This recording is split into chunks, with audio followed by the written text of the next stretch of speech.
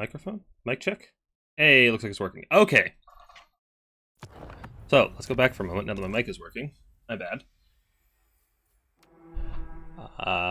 Today is just all sorts of scuffed. I was a little bit late because as soon as I hit go live, I spilled my coffee everywhere and I had to clean that up, so apologies for being a moment late. But yes, so we have the XMT RTK Clan War today. So on screen you have the list of the matchups. We have 7 Domination games, we have 5 land battles, and we have 4 2v2s, which will be in Domination mode. I only have about half the replays today, so the rest will be covered tomorrow evening sometime, whenever they actually end up in my DMs. Until then, we have what, 1, 2, 3, 4, 5, 6, 7, 8, 9, 10 of the replays so far. We get a nice chunk of them out of the way today. Land battles are being played using the Yumai's land battles capture points mods, so it might look a little bit different than what you're used to, but it's largely the same thing. So let's get the show on the road. First up, we have Yumai's versus Rider Rohan. Empire High Elves, which is not a matchup I'm terribly familiar with in land battles. But I imagine, well, never mind what I imagine, because our players have decided to go for something pretty different. I would expect Empire to go for more artillery heavy, but looks like Yumai has opted for a pretty cav heavy build with 4 Reichsguard, which is not a unit you see all that often. Usually when you're elite cav the Empire, you see Knights of the Blazing Sun. So I'm curious why Yumai has decided to bring Reichsguard.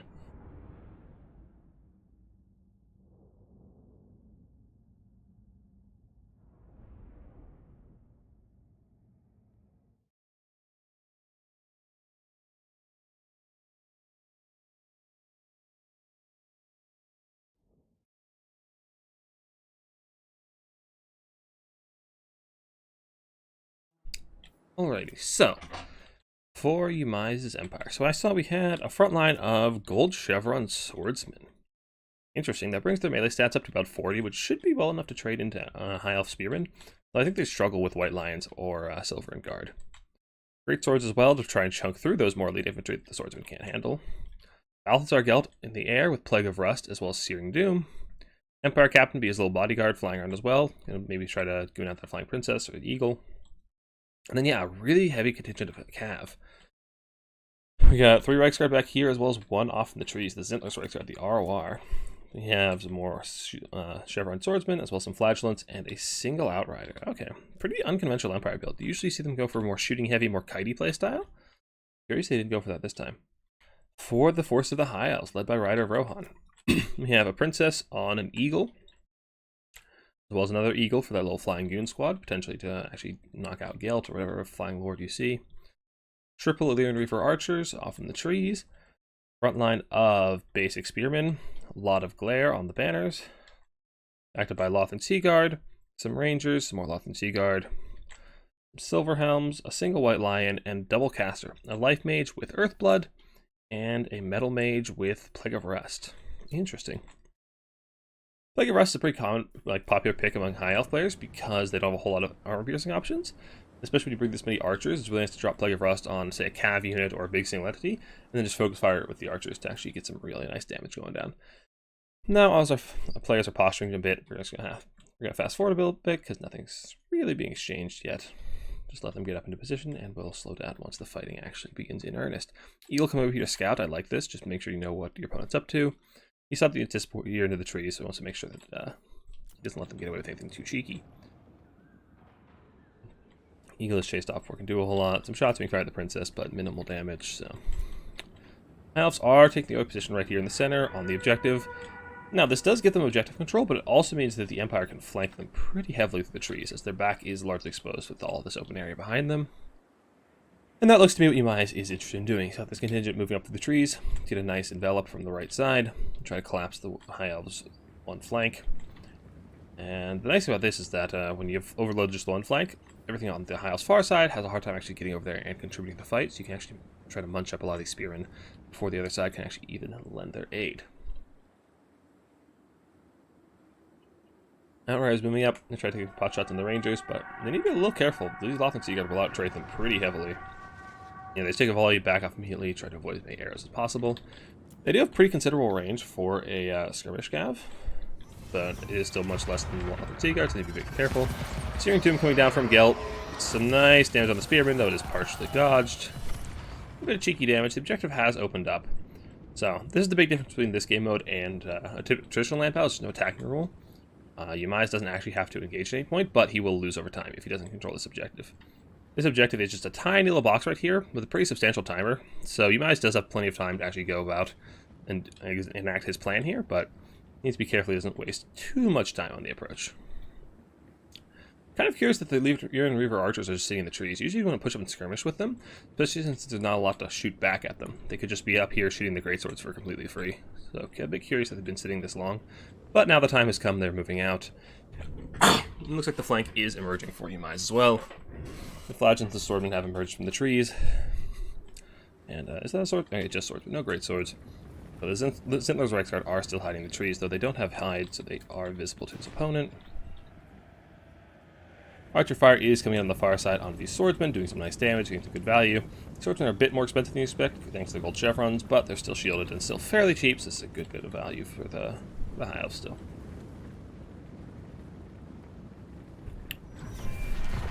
Another Searing Doom coming down the Lothern Seaguard. Swordsmen pushing up, and yeah, just trying to crush this right flank. Well, with the infantry rush, while we have the Reiksguard on the far side. Just trying to charge into soft points, the rangers, get around the side, whatever you can get. You don't really want to charge in the spears. They're spears, they'll poke you, they hurt.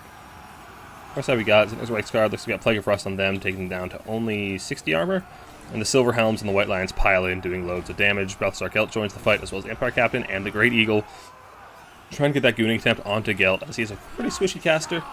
Not a great combatant. Then we have, what's that, an Earthblood coming down. The block going on here on the far side. You know, the Reiksguard is pouring into those rangers, trying to punch through. The right flank's pretty level for the high elves, not surprising the Empire to get most of the resources to the far side, so you don't hate to see it. Reiksguard taking a lot of damage. Another Searing Doom coming down, getting some nice damage on the Lothern Seaguard, but they're still very hale and hearty and ready to go. Flagellants are fighting into the Lyrian Reaver archers, which should be a fairly nice trade for them. They are pretty high damage despite their low armor. Yeah, some of those Reiksguard are getting punished by that Plague of Rust, getting shot by all the arrows they can. The Lyrian Reavers. Outriders are trying to lend their support, but the Zentner's Reiksguard are taking a lot of damage. The Reaver archers are going down, but they're much cheaper units, so you're not super concerned about that as the high elf player. And the middle has broken through. The Reiksguard are just into the backline, but the problem is all the backline are made of spears. Like, it's just Lothern Seaguard and they're braced spears. So I don't know what these Knights are actually going to accomplish here. Yeah, just trying to slowly push into the Lothern Seaguard while getting poked down. Now, they're not AP spears, but still spears are spears, man. Great swords are piling in as well. They'll do a nicer job taking on the Lothern on this side. The fight seems to be going pretty well for the Empire so far, though they are down in value pretty heavily. Outriders are shooting in. Zentner's Reiksguard have gone on top of the Lyrian Reaver archers. Going to shut down some of that shooting. Flagellants pouring in as well. Just tearing apart those Silver Elms who are getting rather low. We do still have two very healthy Singalentis here in the center. Gelt and his little bodyguard are just flying about, trying to lend aid to their cavalry. Need to be a little careful those birds don't get free and come after them, though. That could be pretty dangerous for them. Back towards the center, great swords are just chewing through the spearmen pretty well, but with all the Lothern Seaguard crossfire, they're taking loads of damage for the price of actually taking that fight. And while Empire has taken the objective, there's still several minutes left on the capture point, so there's plenty of time for the Isles still to clear them off and take it back. And the flank is starting to collapse. Looks like the Silver Helms have routed off. The Lyrian Reaver archers are just trying to back out and get their shots off before they die. And the Flagellant swordsmen are pouring in. Another Searing Doom coming down, another Earthblood coming down. And looks like the center is starting to break away. The greatswords are in the backline. They've already gotten only 27 kills. Wow, I thought they've been doing better. Just grinding into the incredibly high MD of the high elves. It's taking forever to kill anything. That's the Empire's big problem here. It's just the super high MD of the high elves. You should probably be shooting them rather than fighting the melee, but well, I thought it would be but Yumai clearly thinks differently, so it doesn't seem to be working out that well for him. The melee defense of the high elves seems to be holding strong, and now the Double Eagle are chasing down Balthasar Gelt, and his bodyguard is nowhere to be found. Where'd the Empire Captain get off to? Excuse me. Empire Captain, he's chasing off the Lyrian Reaver archers. Another Searing Doom coming down. Nice damage on those Lothern Seaguard, but I just don't see a lot of killing power for all these spears. And your Empire swordsmen, even with chevrons, they're going to take forever to kill Lothern Seaguard with their 50 plus MD when their martial prowess is active. Yeah, 53 MD, jeez. Arching and the Empire and the cavalry are just getting worn down, but the value is starting to equalize. Except Balthasar Gelt is getting forced out, and the healing from the high elves is mitigating that a little bit. And this is looking pretty rough for the Empire. There's still a lot of Lothern Seaguard online. A lot of ammo left in reserve. Not a whole lot left for the Empire, just some chaff. Handful of swordsmen and these outriders that have a lot of HP. I honestly wish those outriders had been grenade launchers to try and chew up these Lothern. I'm not really sure what they've been shooting because they still have a lot of their ammo left. I'm going to try to shoot from cab, but at this point, just shoot whatever you can. Get in the back of these Lothern Sea Guard, get in the cab, whatever you can get.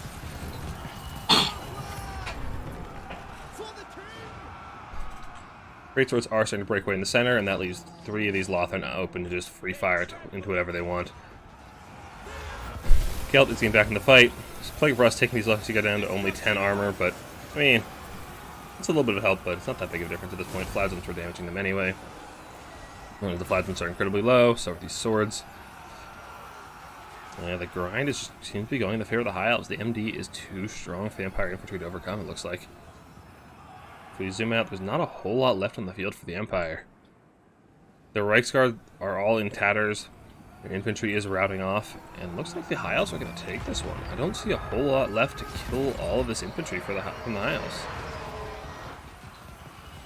Searing Doom's putting in good work, but Gelt is being routed off, and with the Lord dying, that's going to be it for the Empire. And that's going to be the first point going to Rite of Rohan and XMT.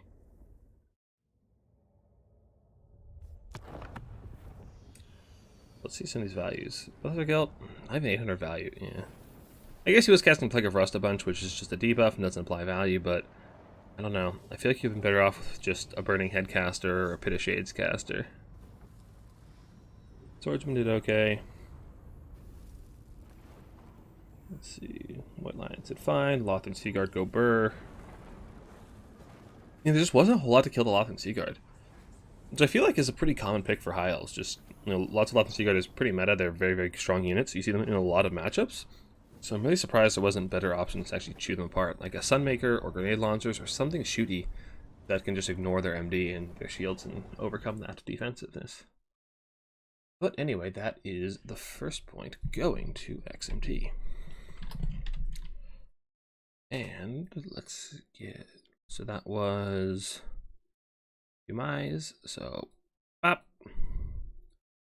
and Rite of Rohan, pop.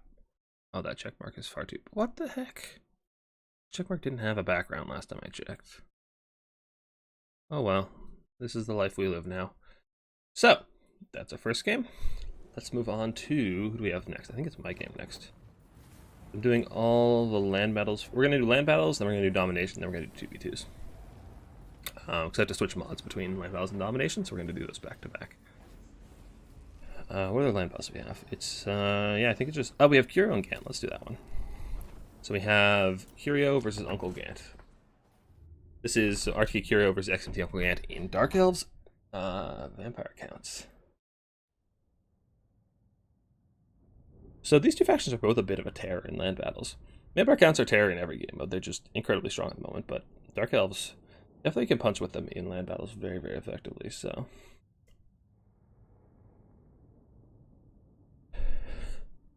now, typically the way I've seen this matchup played is Dark Elves kite pretty heavily with Dark Repeaters or Handbows or Raven's Heralds or whatever. And because of the objective capture point in this game, it actually makes it a little tricky for Dark Elves because you really want to spend a lot of time kiting. But if the counts are on that objective the entire time, you really start to run down the timer. It takes forever to just chew through all the hit points of the zombies and the crypt horrors, but that doesn't actually look like the builds that our players have gone for today. Looks like the Dark Elves have gone for more of a boxy style, whereas the counts have gone for a pretty heavy ghost build. Not something you typically see, and I'm kind of excited to see how it works. So, for Curio and the Dark Elves, we have Malekith, the Witch King. Pretty ubiquitous pick in land battle. He's just an unholy terror, even in domination. Breath attacks, soul stealers, as well as just being a terrifying combatant. He is excellent. Frontline of Dread Spears, a couple of Corsairs, Dread Spears, double Blackguard, and triple Dark Shard. Interesting. Then we have 2 Dark Repeaters and some Dark Riders with shields. Okay, so yeah. Just kind of a Dark Elf box here. Not as tight as you would usually see. Typically, more historically, Dark Elf boxes consist of just a lot of Blackguard and not a lot of shooting, so they have a hard time protecting it. But against this Counts build, there's not a whole lot of mass to charge through those Bleak Spears. Dread Spears. Whatever. Anyway, For the vampire counts, led by Uncle Gant, we have a Necroarch Vampire Lord with just the breath just raised dead and life leeching. Interesting. Not even an invocation. Interesting. Not a lot of healing good here. Usually see like at least an invocation or a wind of death or something, and I feel like he's gonna be really missing out on this. Specifically the wind of death with all these spears to chew through. To back that up, we have double Vargeist, we have the Chillgeists, we have Dire Pack, we have okay, there's a Melkoth caster. A Melkoth caster. Interesting. This is not what I was expecting as far as spell kit. Anyway, a single unit of Black Knights, just the basic ones, no lances or barding, zombies, backed up by Cairn Rays, and a single corpse card Unholy Lodestone. Interesting. Very unconventional vampire counts build. I'm curious to see how it does. So again, we can fast forward a little bit until things are actually happening. It's the beauty of casting off replays, is we can do things at our own pace. Dark Repeaters start shooting the Dire Pack. I like this. Shoot the Dire Pack as they're the biggest threat to your Dark Repeaters. Just get them off the field fast, and then your Dark Repeaters can kind of do whatever they want. Chill guys can be a bit of a threat, but they have... Actually, they're pretty fast. I didn't realize how fast those guys were, especially with the chill... Oh, they're being buffed by smoke mirrors, I see. But yeah. Their chilling aura, though, can be a bit of a struggle. If they do get close on the Dark Repeaters, the Dark Repeaters will not be able to get away. But there's a lot of really good targets for the Dark Elves here to shoot into. The Vargeist, the Chillwraiths, the Dire Pack, and everything here is just good value for these Dark Repeaters. So they're kind of flush with targets here, and they're already accruing a lot of value. Now, no, it is counts, so they can go and heal up that corpse card. Without invocation, they're actually having a pretty hard time. Did I hear a breath attack going down? I don't see breath attack damage. Ah, there we go. Some nice damage on the Dark Shards and a little bit of overlap on the Dread Spears and the Dark Riders. Dark Repeaters coming over to try and punish it. Raise Dead coming down to try and finish off those Dark Shards. Is that Overcast? No, just a basic one. Keep them from firing. Do not get a nice volley in return. Seeing a lot of damage in retaliation. Melkoth is just trying to whittle down these calves so that they don't continue skirmishing and just ruining the Vampire Count's lives. Well, I guess they're dead. They don't really have lives.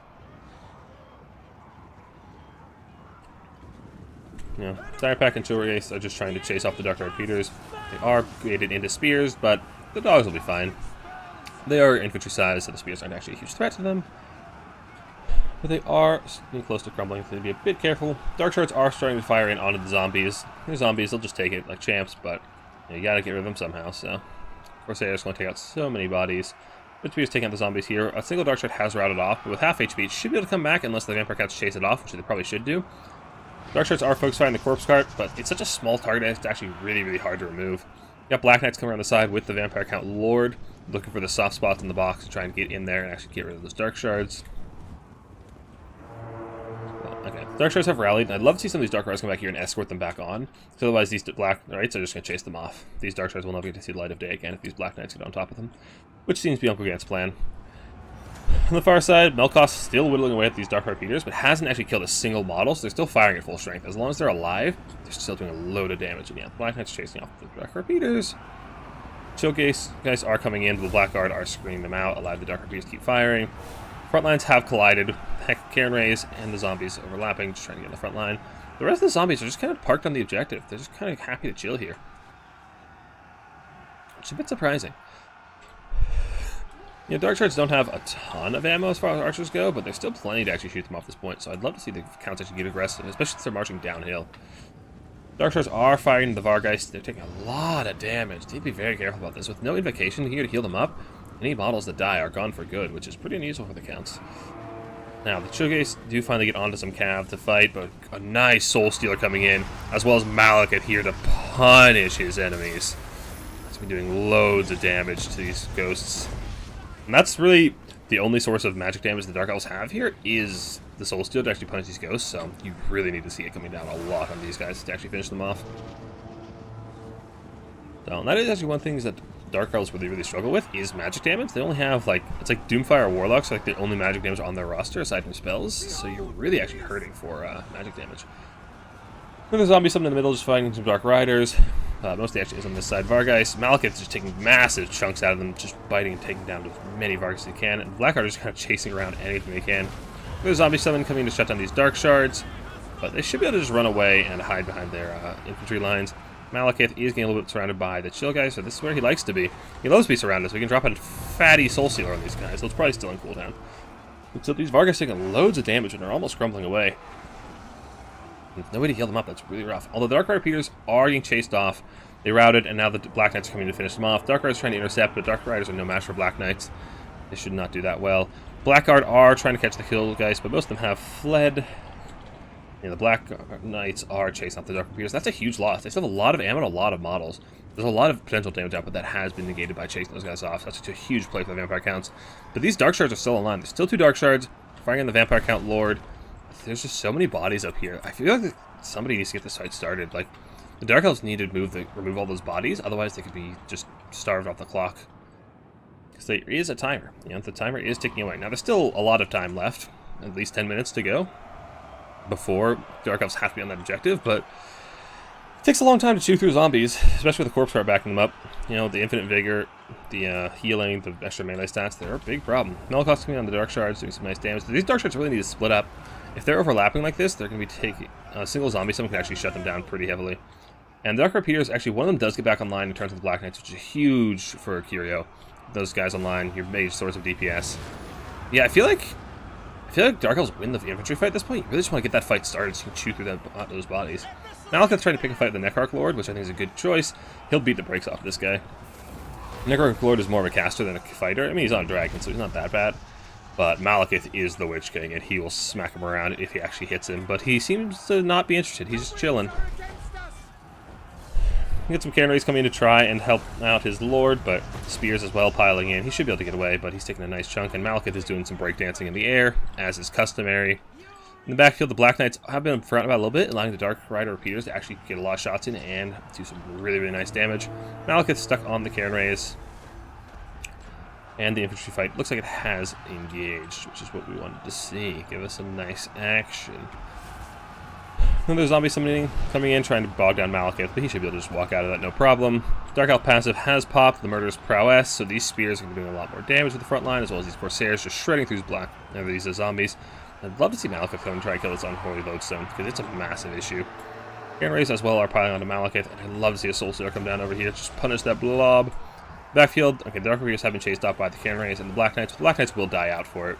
They're only at 500 HP and they are crumbling, so they're going to be not long for this world. So we got more Melikos coming on the Blackguard now. Let's see some... did these guys even use their breath attacks? I haven't seen a whole lot of breath attacks. I guess Malekith used one. Okay, this guy used them. I just missed, I guess.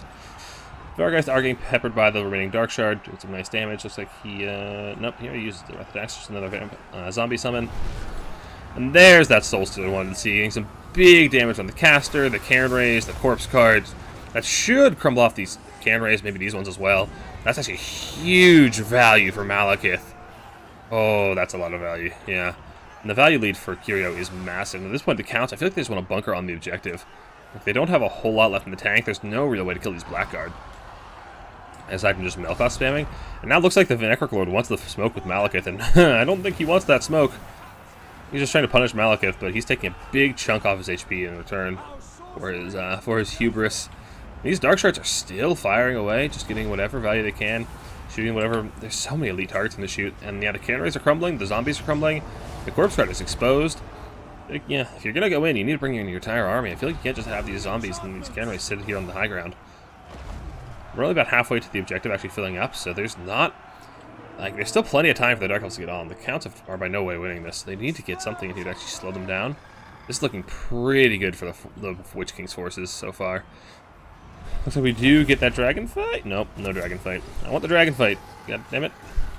There we go. Canaries piling in. Malekith's actually in a little bit of trouble, but yeah, no, he's not. He is Soul Stealer. He's never in trouble when there's a Soul Stealer about. Again, getting nice damage to the Canaries, and he's doing a really, really good job of focusing on those ghosts with the Soul Stealer. So there are some chill guys coming in. If they get caught, Malekith gets caught by them. He's probably gonna have a hard time taking off, but they get pulled into these spears, trying to ride off these Dread Spears. But we have Dark Riders piling in. I'd love to see some Blackguard get up here as well and try to punish this massive blob of large targets. The Counts just don't have a whole lot left in the field. Their zombies are crumbling. Just a few very, very low HP Vargas that are crumbling away and almost gone. The Chill Rate guys, which are around crumbling as well. A single Canary is healthy. And the Vampire Lord, who is struggling. There's just nothing left to kill these Blackguard, dude. There's nothing. I mean, the Vargeist could, I guess, but they have no HP and there's no invocation to heal them up. So, yeah, I think Dark Elves have this one. Malekith's going in for the kill on the Necroarch Lord. Come on, take him down. Don't give us those derpy animations. Nope, derpy animations it is. Well, no joy for us today, but I feel like one Soul Stealer up here in this blob is going to be game over, if Malekith still has one. I've seen like 3 or 4, so there should be one more to go. Even a breath attack on these Cairn Rays could do loads of damage, but looks like he's more interested in actually taking the smoke with the Necroarch Lord, so can't fault him. I also want to see the fight. There's that Soul Stealer we wanted. Now circle around and give us a breath attack, Malekith. Really close it out. Give it to us, Malekith.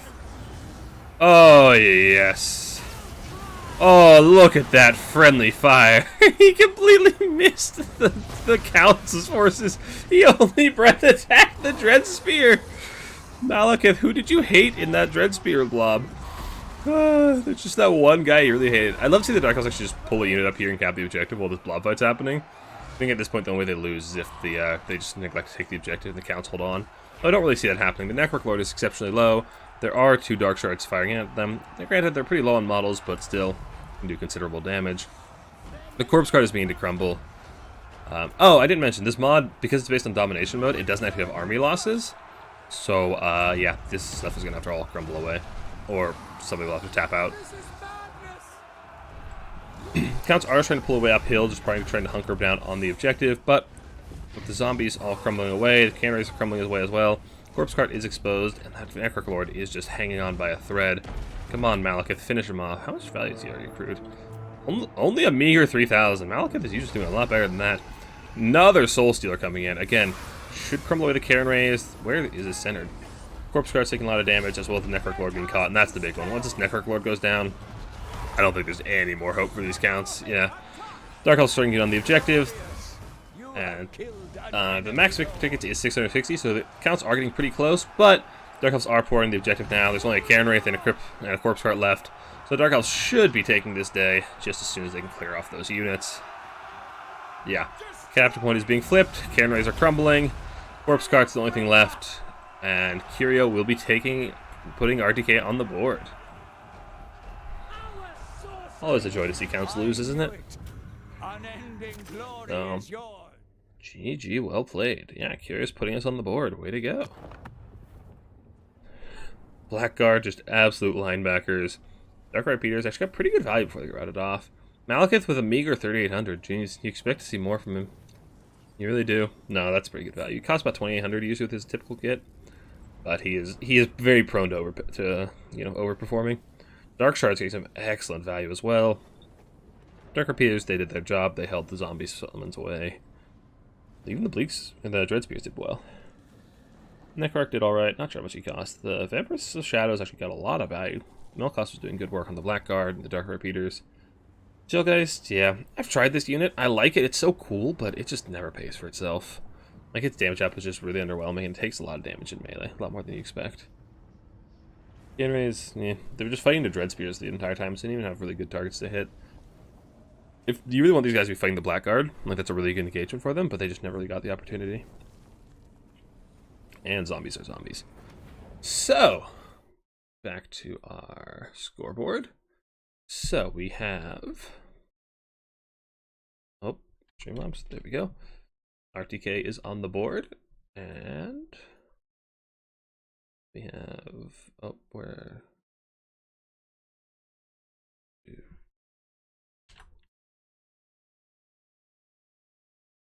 and so that was... Gant versus Curio. Nope, that's not what I wanted.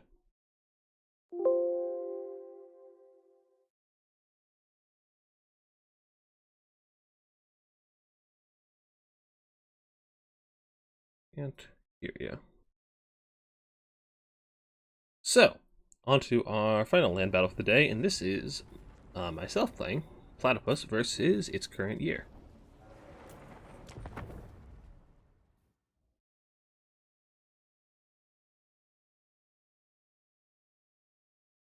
Oh, I forgot to pop out chat. I haven't actually seen what you guys are saying.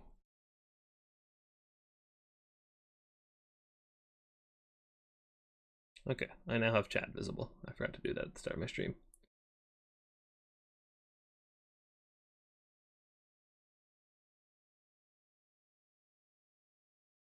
Gotta love Nona Heck November. Lovely.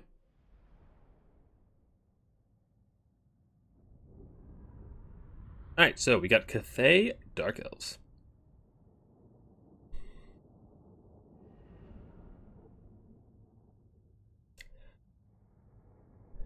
Alright, not a whole point talking about how I typically see this matchup played, because, well, you can see my take on this matchup.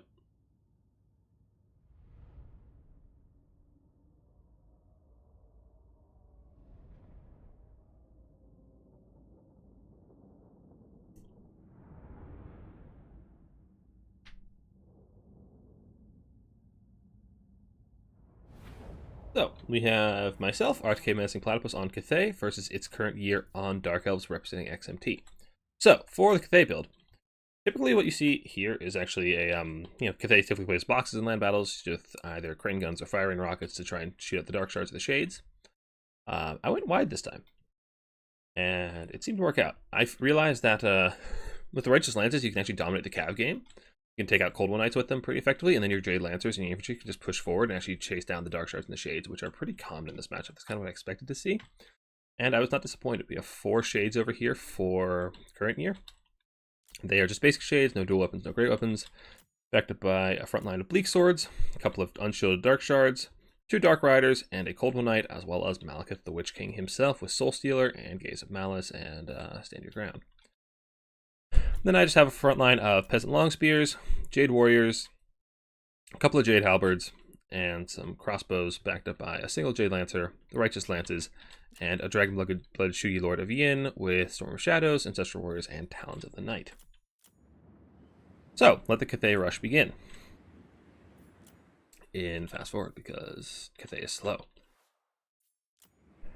So yeah, typically what the Dark Elf build wants to do is just be taking volleys with taking shots with the Shades, and then backing off into stealth and just kind of kiting out a box. But I didn't really give him a box to play around, so it's a little bit trickier to kite when they're running at you full force with the Jade Warriors and with the slow. That's what the slow is for, just to catch Shades or Dark Shards or anything like that.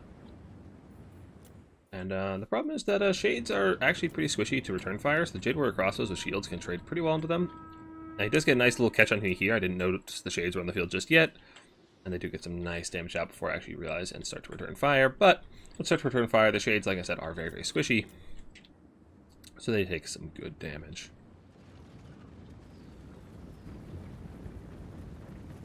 Yep. Dark Riders coming in. On the far side, Malekith is jumping onto Peasant Spears, which honestly is a fine trade for the Peasant Spears. They'll do fine. They'll farm pretty good value. They have an insane monsters at large. A nice Talons of the Night here on Dark Shard, as well as some fire coming in. Unshielded Dark Shards, I feel like, is a bit suspect against the Jade Warrior crossbows to do very, very good damage. Righteous Lances are coming down onto these Dark Shards as well. One right off with the Talons of the Night. Jade Warrior line is just advancing, crossbows firing in as well. Shades are trying to kite, but you really need to split these guys up, because right now they're going to get both run down by a Jade Lancer. You want to split them up so they don't get jumped on like that. Righteous Lances taking more Dark Shards. And Jade Warriors, even without Harmony, do very, very well into Bleak Swords. Bleak Swords don't have great AP values, so any kind of armored infantry does a number on them. Jade Lancers running down Shades. Dark Elf infantry is very, very squishy to any kind of armored cav, so they take a ton of damage on the charge while being shot with crossfire. Cold One Knights. This is what actually I discovered practicing this matchup, is just how fast the Righteous Lancers can kill Cold One Knights. Look at this. Just look at this. Look at their health bar melt. Just look at that. That's half health in like 10 seconds. Yeah, that's a game changer, this matchup I discovered while prepping. So, yeah, and the Dark Elf lines just aren't as wide as the Cathay lines, so the Spears are able to just get back. The back lines are chasing off Shades, and if the Shades are running away, they're not able to fire. Soul Stealer coming in on the Righteous Lances, nice try to punish them, but Malekith really needs to get over here himself and try to punish them with his Cold One Knights, because either one fighting this Righteous Lances on their own are going to have a bad time. Well, the Righteous Lances get airborne again. Malekith lands right on top of some Halberds, unfortunately, so he needs to bail immediately. He's trying to get some terror routes. Another Righteous Lances are coming over here to tear apart some Dark Riders to get the Shades chased off. And the value lead is pretty heavily in the favor of Cathay at the moment. And the Righteous Lances are going back down. And oh, this is just... I love seeing these Golden Knights melt, I'll be honest. This made me happy. But Malekith is here, so we need to be a bit careful. But yeah, Oh, look at that damage. Stand your ground, pops melee defense, so Rich Knights are going to bail. Shades are online over here and are tearing apart some peasant long spears, doing some really, really nice damage, but not a lot of frontline left. And when you're kiting this heavily, you really want to wait for your frontline engagement as long as you can, and just try to get as much of your ammo spent, but I just couldn't really afford to do it with this many bodies rushing forward, especially with the capture point on the field. Bleak Swords can recharge the Righteous Lances. Malekith coming in, just trying to tear out whatever he can, but they're not quite low enough leadership, so he just keeps moving, running from long spears. And the long spears are actually a huge threat for Malekith. They have so much bonuses as a large for such a cheap unit. They'll trade up very, very heavily. Golden Knights are trying to clear off some of the infantry chaff and take the objective, but such a massive value lead. Current year does tap out pretty quickly.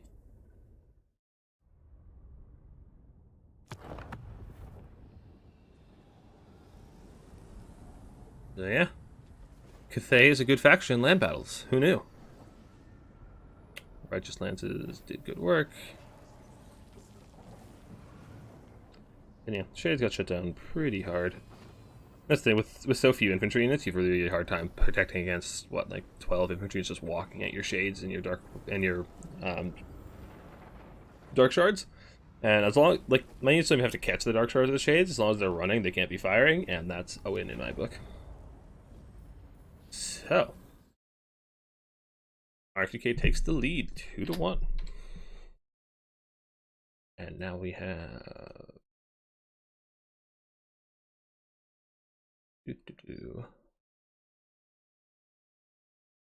I'm really annoyed that that checkmark doesn't have an opaque background, because when I tested it, it did. And now I'm upset.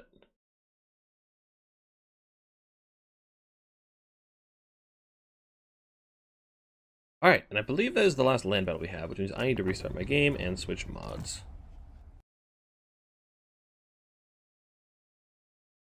So, if you'll just bear with me a moment, as I restart. I'm also going to check and see if we have any of the replays coming in that I should grab. Doesn't seem like it. So yeah, this kind of war is being played over a couple of days. It started yesterday on Friday the 10th, and it's supposed to be done by sometime tomorrow. And tomorrow night we will be finishing off with whatever other replays we don't get to today. So yeah. Typically, Clan Wars are played in one day, just to get it all out and have that more, of a live event effect, but scheduling just didn't work out, because, everybody has lives, so we're able to do that, so we did what we could.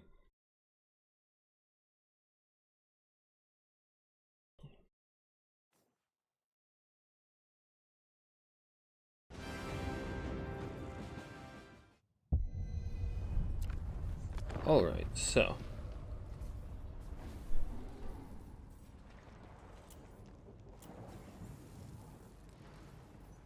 which one do we want to start off with? Let's do... Alright, let's start from the bottom and work our way up. So, alright, Serica, we have... Serica, XMT's Wood Elf main, versus Charx, RTK's Wood Elf main. Got a good old-fashioned Wood Elf mirror. Taco Singer's Limbo is also done, but Taco Parks... Okay, I need to talk to Taco. I don't know what games he wanted to cast. I also don't have the replay for that, so I won't be getting that today.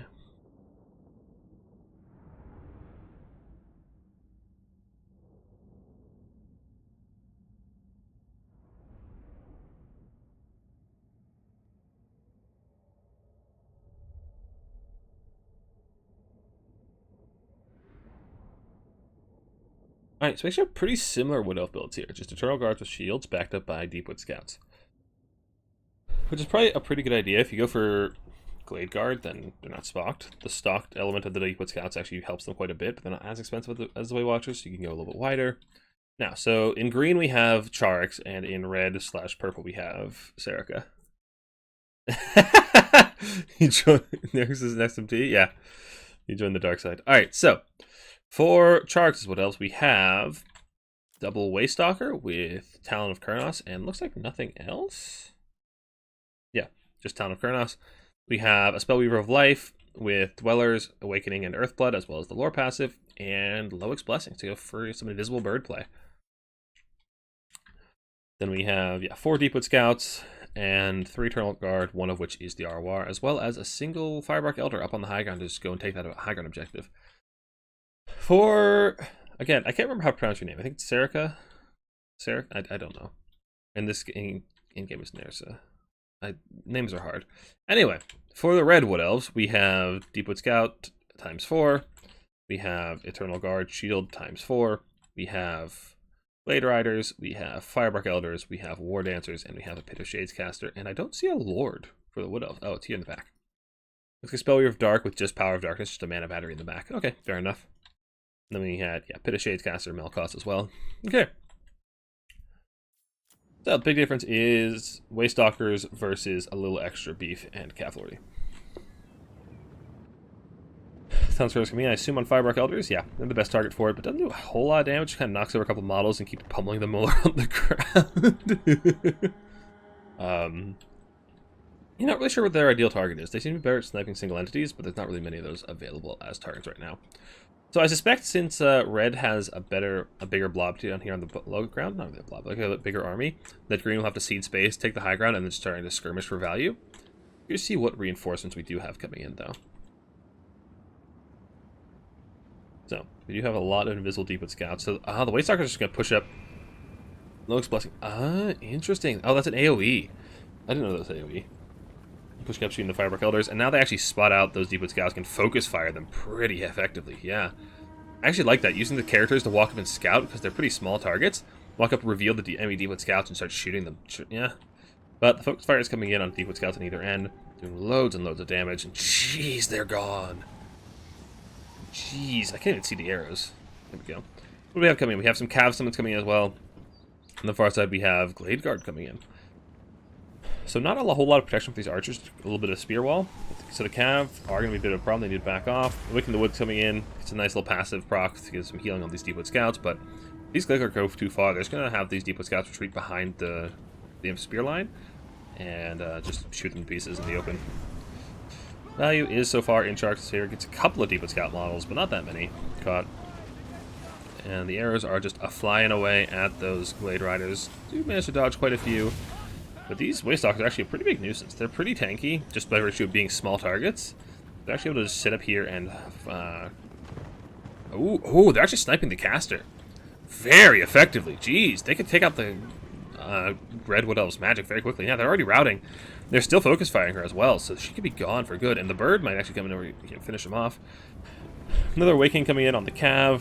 Arrows just flying across. Deepwood Scouts actually pulled back pretty far. We have a nice archer line back here. It's kind of out of range at the moment.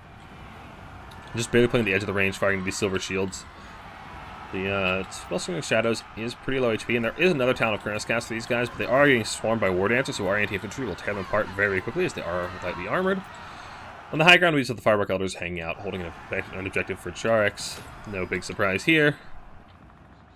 And yeah, now we just have Archer focus fire. My goodness, look at this Archer just coming in and just focus fire. And this is what you gotta do, just focus fire, remove one Archer from the field as fast as you can, then move on to the next.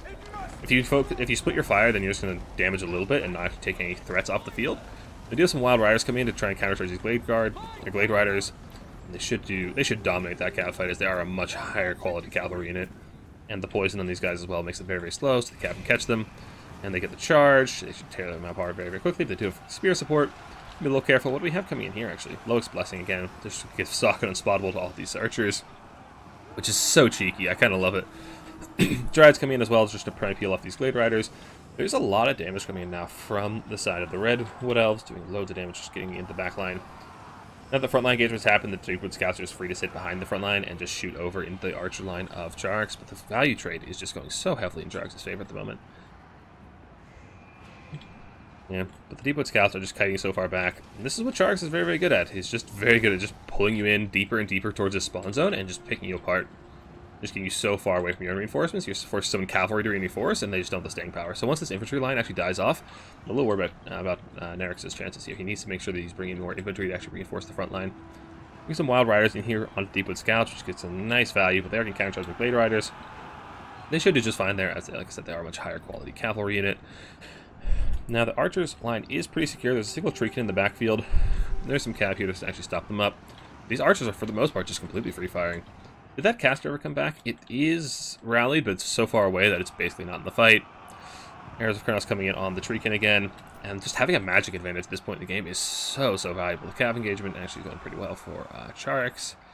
And I am not going to lie, I'm entirely biased towards Sharks here, as he's my clanmate, so I am very happy to see what's going on here. Value lead is still heavily in his favor. He is down on objective tickets, but he's still got lots of time, despite being 2-capped, because he has that Treekin on the high ground, which actually has rotate down towards the center, which does open up a back cap attempt, which Serx just charges for immediately, which I respect. But the Treekin are actually managing to take the objective in the middle. Another nice Awakening of the Woods, doing some good damage. The Firebark Elders on the center objective should be able to dominate that fight pretty quickly. And the Archer line back here is just almost completely uncontested. There's a few War Dancers in the back here, and honestly, kind of love to see them just go in their melee defense mode, just activate Loic Shroud and just stay alive in the backline as long as they can. I guess the melee defense wouldn't help them that much if they're getting shot, but just try to stay alive in the backfield as long as they can to keep shooting. And these Waystalks are actually doing some pretty good work. They got 660 value, yeah, that's 650 value each. I don't know how much they cost. What is that, Pitted Shades? The Pitted Shades caster come back?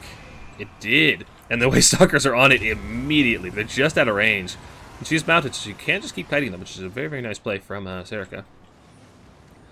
The high ground, we do have some Wild Riders with shields coming in to tear apart these Glade Riders. Don't know how they'll do in the Dryads, but thinking against cycle charts, they'll probably do just fine. Center cap did start to get flipped, but these Firebark Elders have wandered off, so they are not quite capturing it, but the red forces are starting to rout pretty heavily. There's not a whole lot left here in the front line. There are some Dryads getting in the back, and that's actually a pretty tight bunch of archers. If they can get in there, they'll tear them apart very, very quickly. Sharks needs something here to actually come in and protect his archers from these Dryads. It doesn't look like it's going to happen in time. I see. Nope. Okay, you're going to kind of kite it a little bit, but these Dryads are pretty quick, so they should tear apart one of these archers. While the other two crossfire. Blade Guard are just moving in. The bird is getting on top of these Deepwood Scouts, preventing them from firing. Which is a nice play, but Sharks really needs to get on some of these objectives. He is holding the high ground. Yeah, the Wild Riders are doing just fine because the Dryads. Glade Riders coming to clean them up, and the Wild Riders can rotate down the hill. And getting downhill charges in these infantry fights will be devastating. Wild Riders rallying the backfield. We got more Deepwood Scouts coming back in, but the Firework Elders are so tanky they won't be under much threat.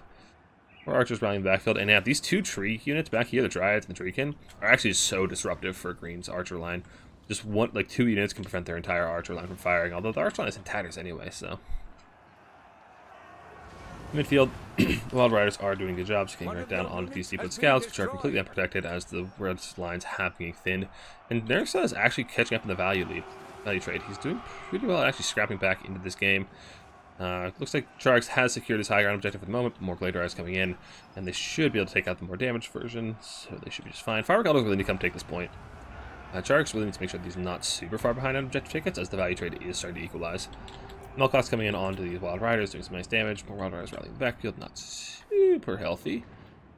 And the Archers are starting to get desummoned, which will give Sharks a bit of money to start to bring Dryads in the high ground and try and get back on this objective, as he tries to juke away from those Glade Riders. And yeah, the Firework Elder is coming back to the center objective. And yeah, if they can cap that, Sharks actually will have a much better time here. Wild Riders are capping this objective. They can't just sit here and get shot. They're not going to. They don't have the luxury of just sitting here and capping the objective. They've got to go onto these archers and actually keep themselves alive. And yeah, Nerix is actually keeping the value trade very heavily in his favor. Once that backline of archers got disrupted from Sharks, there's just not a lot else here to generate value. There's not a lot of melee units on the field, which he's giving him a very, very hard time to actually get back on these objectives. He's relying really heavily on just Cav, which can only do so much. There's not a lot of melee units left here for the Green Widows.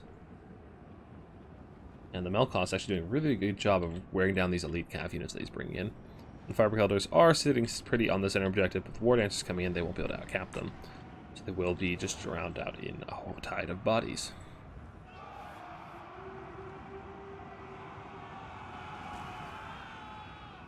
Glade Riders getting the backfield, but they are being countercharged by their mirror.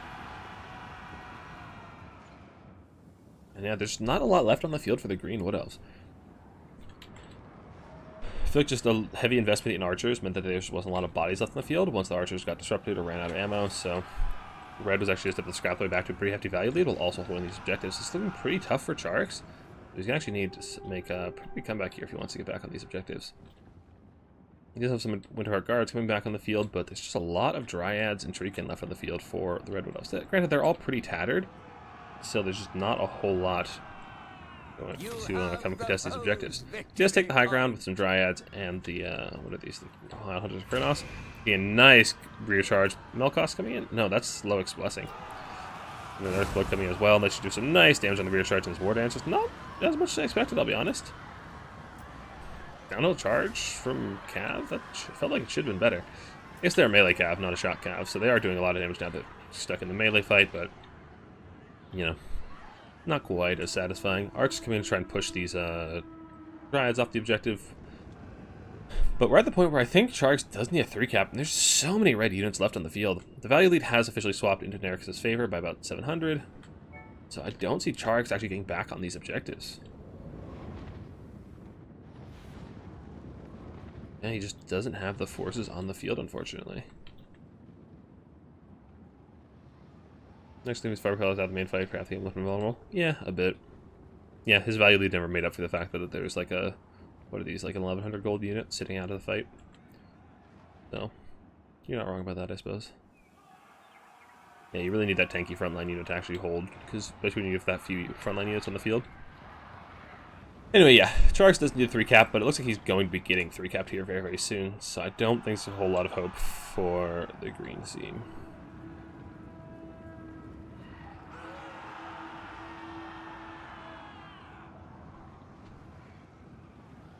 Well played, Nexa, yeah. Miss playing on Arnheim? Lots of shooty too. Why would you miss playing on Arnheim? I'm not a huge fan of this map. I feel like if the Waystalkers actually managed to finish off that caster, then maybe Green would have still in here, but with his Pits of Shades and the Melkoth still just chewing apart his infantry, like, yeah. I don't know if, I feel like if he just finish off that caster, he'd be in a much better spot, but as is, no dice. It doesn't seem that there's a whole lot of infantry and charges to build in general, so there's not much to actually throw on these points to actually get some cap weight. And there's only a handful of points left before this will end, but I think at this point, Ceres is a pretty dominant position. I don't really see Sharks getting back in here, so yeah. To try this term, who's the harder wood? Indeed.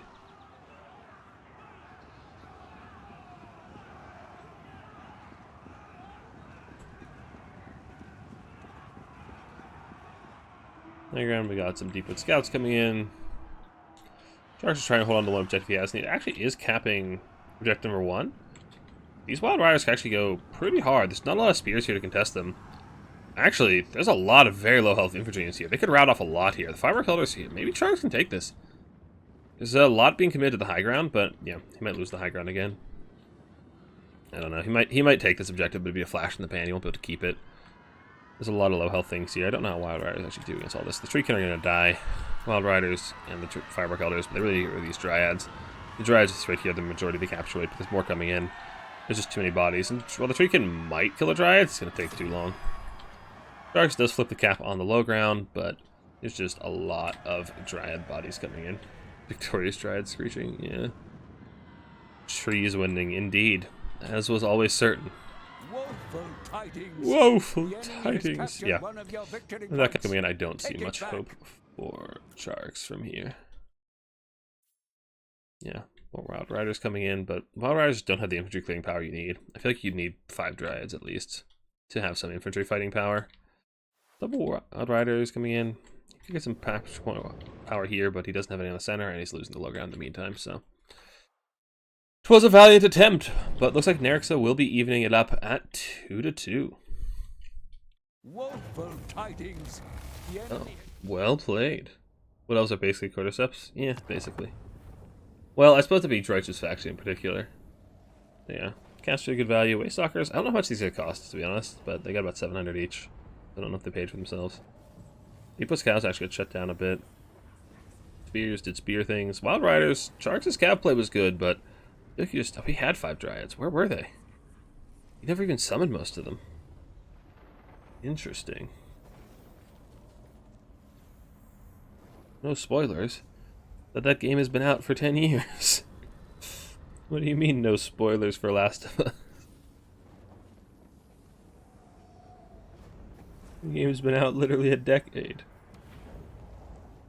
Alright. GG, well played to our Wood Elf mains. So, go ahead and pop and pop. I'm really actually very frustrated that that checkmark has a background, because it didn't when I tested it. I went through so many checkmarks to find one that actually had a transparent background, and now this one changed on me, and I'm very upset. Anyway, so that was Chark Serica. So now we have Alls versus Uncle Gant in Norska VP.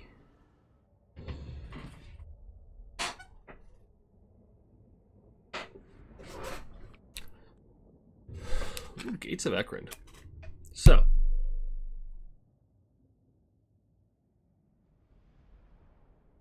this matchup, in my experience, has been pretty Coast favored by virtue of bats, gun bats.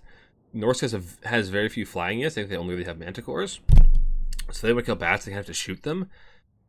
And gun bats actually trade surprisingly well into skirmish cav. So they actually have a very, very hard time shooting them. Unless they bring foot jabs. But you can't really bring a lot of foot jabs into a faction that has a Silastra spam.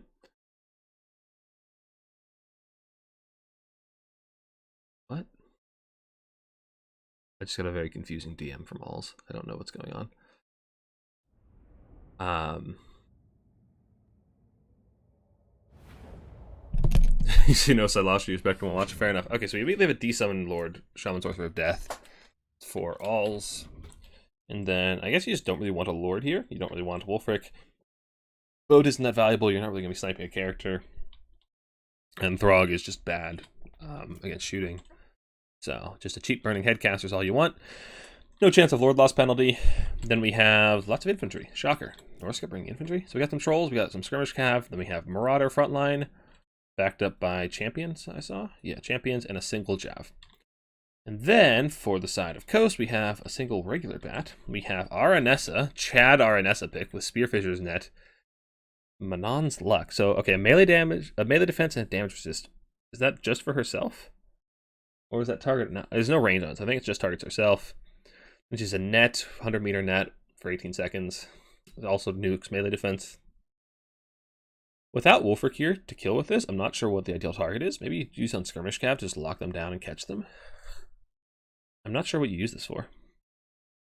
Like, what's the ideal net target for from the Norse guys? Like, most of their Norse guys is melee units anyway. Maybe use on skin wolves to get a charge, but you don't have a lot of ability to charge with, so I'm not really sure what you want to be netting. I guess the idea would be Wulfric, but he's not here, so. But Arness can actually do pretty well against Wulfric. She has really nice melee stats, and I think she has the highest bonus versus large in the game at 43. Like, against a large target, she has 108 melee attack permanently. So, yeah, she's actually a really good dueler. Like, her melee stats are actually kind of cracked, but she doesn't have that much HP, so she's a little bit in trouble there. Anyway, Aranessa backed by a Deathcaster with Doom and Darkness and Soulblight. Interesting. Soulblight will help a lot in the melee grind, which seems to be what Coast are going for, with the Cyrene frontline backed by Depth Guard and Animated Hulks. So I'm not surprised we see a lot of melee units, not a lot of like bombers or pistols, because this is a heavily forested map, as you can see here. Which, side note, having trees on this map doesn't make any sense, because if you're building a fortress, the first thing you do is chop down trees outside your front on your front lawn so you can shoot anybody attacking. Like, from a lore perspective, this forest makes no sense. Also, these are dwarves, they love cutting down trees. But, like, why would you not just cut down the trees? Like, leaving trees gives anybody trying to siege your city a great amount of cover. And not to mention resources to build siege towers and whatnot. Anyway, rant over. Yeah, the trees really negate a lot of missile play here on this map. So it does tend to be a pretty heavy melee grind map. So I'm not surprised we're seeing a pretty heavily melee build from VP. More bats coming in. Curious to have regular bats without gun bats. Usually you only bring regular bats in this matchup as... Well, bats use it two purposes. One is protecting gun bats, the other is disrupting missile pieces. You don't really expect a lot of missiles out of Norska. I guess you have a single Jav here they can go after, but against Norska you really expect... or if you're protecting gun bats, then... There's not a lot of protected gun bats against Norska. Maybe there's to get a scout, which I kind of like, scouting these trees. You can actually see what your opponent's army is, but you only need one for that. So I'm not really sure what the purpose of the bats here is. So anyway, very simple opening for both players, just advancing through the trees. Advancing through the trees gives you a lot of rotational power, because you can choose at any point to go to either side, and your opponent can't see you doing it. Bats going to the skirmish cav. The thing is, bats are a disruption piece. Their melee attack is abysmal. So I won't actually kill these skirmish cav. They'll just keep them busy. Dogs come in to try actually be that killing power, but this close to Norska spawn, this is a pretty ambitious play. Pretty ambitious. Anyway, Jav's being spotted. And yeah, spears coming to intercept the dogs, which is perfect intercept from Alls. There, and now we have pistol bombs being summoned. Ah, there's the deck droppers. There's the gun bats. What do we have for Norse reinforcements? A Manticore to come and get on those gun bats. Perfect, just what we want to see. Scurvy dogs are already starting to lose their leadership. It's like Dawi offered a strategic advantage to bold stunties. Exactly, like, why would you let trees? Like, I realize it's just a design choice from the map makers, but like, it kind of upsets me. It's completely unreasonable that it upsets me, but it upsets me. Okay, Norse gets something over here to cap objective number 2, and yeah, this is what I was saying. Like, there's all these stock units in the forest that your opponent can't see, so at any point you can really commit to a fight on either side, so it makes it really hard for your opponent to actually commit either side to take a fight, because they don't know where your forces are going to be. And they can be anywhere. Anyway, Sirens coming in. Sirens are actually going to be pretty hard for Norse to kill in melee, but they do have Burning Head, so ye old Burning Head has been known to kill Sirens pretty effectively. Arbats coming in, Jabs as well. Jabs actually tear apart these animated hulks, so these Sirens should actually try to slip through and get on them, or the bats as well. Well, bats, can we see what they're coming after? And yeah, this Manticore needs to get on those bomber bats before they kill the Jabs. These Jabs need to be protected. Protect the Jabs! And yeah, Jabs have such crazy DPS against large. Uses of flame cans make the forest reasonable all of a sudden. Yeah, I guess. Nice Burning Head coming here, roasting those Sirens as well as the Depth Guard. Not a whole lot of damage to the Depth Guard, as they are pretty heavily armored, but still some nice damage. Manticore screwing out the gun bats. Jabs able to just fire in, and the fight in the forest section should go pretty well for Norska. The trolls are a bit hampered, but the champions are just absolute chads with their melee defense at over 50. Norska holding both at 2 objectives at the moment and are trading up very, very heavily. A melee grind against Norska without bombers is a tough prospect. Their champions are just such linebackers. So hard to take out, especially with the troll support. And look like Norska is holding 2 objectives at the moment, but they are a little slim on the right side, so should be losing that pretty soon. Manticore's getting shot by pistols, but thanks to his wonky animations and his rampage, it's just going to sit there and not do anything. Okay, it's on the bomber bats. Its rampage exactly where all would want it to be anyway, so not that bad. We do have... Oh, that's Wolfric. You don't see this icon on Norska usually. So we do have Wolfric coming in. He's got boat. He's got no Hunter of Champions. Just a cheap Wolfric with a boat to try and kill off some Depth Guard. And does some nice damage to those Depth Guard, though they are pretty low model count, so it's pretty hard to actually kill off that many of them with spells. Doom and Darkness on the caster. I guess Arnessa's trying to finish him off, but with Wolfric here... I don't know, Wolfric might actually lose to Arnessa. I don't know, he does have a lot more hit points than her, especially after she takes some damage, but the blob fight in the trees is going pretty well for Norska. Looks like the Death Guard are getting worn down by these trolls pretty heavily. Animated Hulks as well, the Sirens are crumbling away. So the fight in the open is going pretty poorly for Norska at the moment, with the gun support and the bats actually doing pretty well. Wolfric's coming in to actually beat on some Death Guard though, and Arnessa is chasing that caster. I didn't see a net go down, but she did use it, so it was used at some point. And Arnessa is just hunting that Shaman Sorcerer. The thing is, even if she kills it, the Shaman Sorcerer costs like 400 probably. Well, I guess he's on a horse, he needs lore pass, so he's like 600. We have Salt Lord's Cutlers coming in, but the Manticore should be able to shut that down very, very quickly. And we have a lot of Norse infantry in the trees. It's just really, really hard to clear out without these bomber bats online. And I feel like you need something to shut down that Manticore. Maybe, I don't even know what you bring to shut down the Manticore. Maybe just more pistol mobs? Maybe a Terragoose seems pretty expensive for that job. But they are going to be able to do really, really nice damage if they're allowed to just sit and shoot. These guys are the ROR, which means they are AP and Armor Sundering, so they'll absolutely tear apart these champions. So yeah, they need to be shut down very, very quickly if Norska wants to have a fun time. RNS and some dogs are starting to cap object number 2, but with spears coming in, as well as, what else did I see back here? More spears. Lots and lots of bodies being pumped on the point. Coast is going to have a hard time clearing them all out. So they need some kind of, ideally explosives to actually come in and clear all of these infantry, as they just don't have them on the field. And look at that friendly fire, as well as doing a lot of damage to these champions, so it's probably worth it. Sacrificing a pistol mob to kill a champion is easily worth it. 300 gold for over 1,000. You take that trade. But the Manticore is just eating bats left and right. It's already got 400 value, and it's just shutting these bats and really doing what Norska needs. Like, Norska's biggest weakness here, like I said, is the bats. So if the Manticore can shut them down, you're happy to just spend 800 to shut down those bats. Norska is making a push for objective number 1 already. They're trying to go for the 3 cap, which with this much infantry left on the field, pretty much uncontested, they could definitely take it pretty quickly. These are still, a lot of these are champions, aren't they? Marauders, Horsemen, okay, let's see, Marauders, a couple of champs.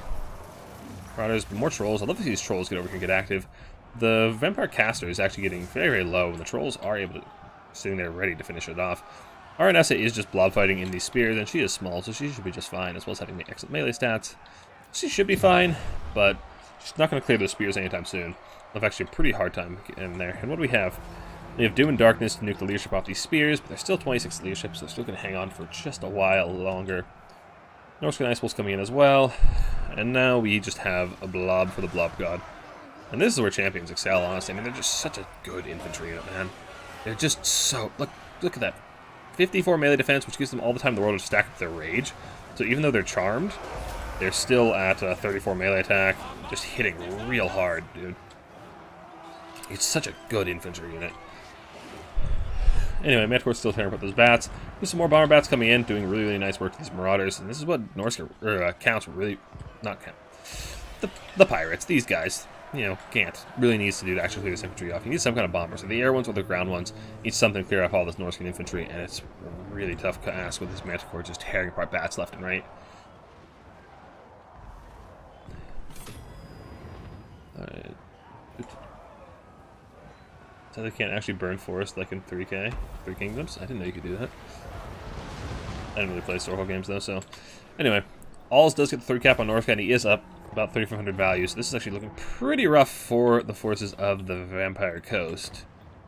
But we do have some Depth Guard coming in, and Depth Guard are... You know, if champions are good infantry, Depth Guard are probably great infantry. 1,100 gold for 71 weapon strength, plus most infantry. See, that's such high melee stats.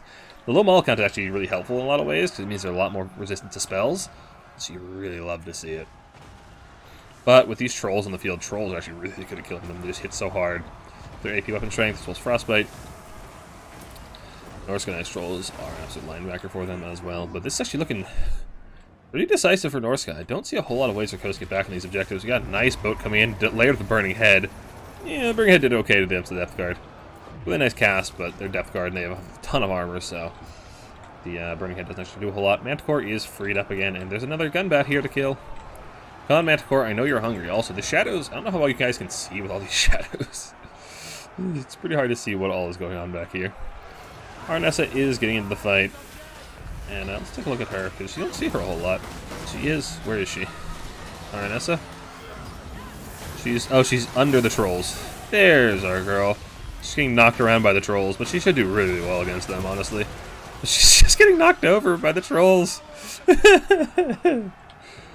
Okay, value lead is starting to creep back in the favor of Gant. And the pistol back cap is actually doing pretty well. The spears are unshielded, so they're taking a lot of damage. Once they get in the melee, pistols in melee are just so bad. I mean, that's not what they're meant to do, so it's understandable, but they're so bad. Anyway, a lot more reinforcements coming in for Norska, some skirmish caps, some more trolls, some more dogs.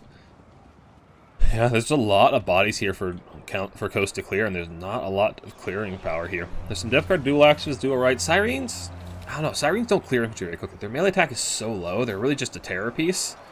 Like, they're alright speed, and they do charms, so they're really actually pretty hard to kill. They're really sticky, but they just don't kill things very quickly, so I don't know, I don't love the Siren spam. Like, I like 1 or 2 as a terror piece, and, you know, as a quicker unit, because Coast kind of lacks mobility. But, I don't know, they just don't have a whole lot of killing power. This one got resummoned, and it's still only at 400 value. It's taking a load of damage from just trolls and champs. So, Wolfrich is over here in the Shadowlands, grinding as the Animate Hulks and Depth Guard being shot with the pistol bats. But the Manticore is in the bat blob, doing its best. This Manticore is such a good boy. He's shut down so many gun bats for Alls this game. Although these deck droppers are almost out of ammo, but with 1,000 capture points to only 300, Coast does have to 3 cap, and I just don't see it happening from this point. Like, there's just so much ground to make up. There's so many Norscan bodies. The thing is, Norska can just start desummoning all these low health marauders and cycling them, getting them back on the field, back at full HP, just throwing the bodies down. They don't even need to commit to these pistols on the far side, although honestly, just an Ice Wolf over here could tear apart a lot of them. Yeah, this is looking pretty doomed for Coast right now. The lack of a good blob punching spell also really hurts. I feel like you just need something like Pit or Wind of Death or something to actually clear out all these champions and marauders, because that's kind of Norska's MO, is just infantry spam. They have some of the best infantry in the game, so you know they're going to bring a lot of it, so you need a lot of anti-infantry when facing them. Manticore's back. This Manticore has been such a Chad this entire game. He's been going this whole game, 1,100 value, just shutting down all the bats. Really enabling Norska. And Arness is getting ground down in the blob. It's actually gotten a pretty decent amount of value, but it's not enough, and she's getting surrounded by dogs and champs and trolls. Look at all these trolls, man. Look at all this ice. Approaching 1,300 points, and yeah, I don't see a way for Coast to get back on these all 3 objectives in the next 2 minutes, which is about all the time they have. So, the blob fight continues, and it goes nowhere quickly for the Vampire Coast. Dogs are trying to take a back cap. Nice attempt. The Ice Wolves do come in, and they should be able to tear apart the dogs and the pistols pretty effectively. The blob fight continues. North's going pretty well. Pistols turn on the dogs. Dogs should be able to tear apart these pistols pretty quickly. Yeah. Yeah. I knew it. And that is going to be Glory is yours. Norska taking the W for RTK. Always going to be short-sighted. Short-wired as well.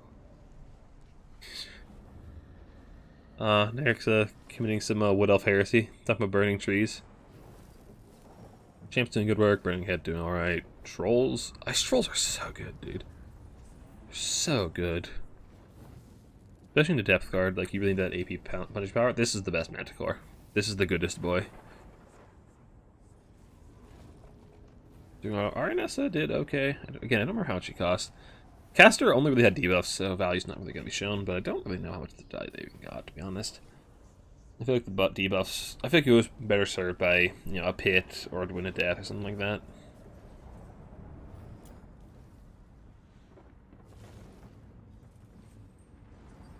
Yeah, Bomber Bats did alright. Bomber Bats did really well, actually. But that will be alls, taking another point for RTK. Very nicely done. And now that is alls, taking a win over Uncle Gant.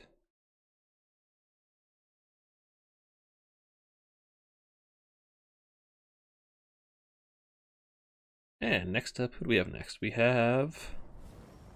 Nope, that's a 2v2, which we'll get to later. Alright, look at that one. So next we have Dwarves Lizard, F-Pod versus A-Move.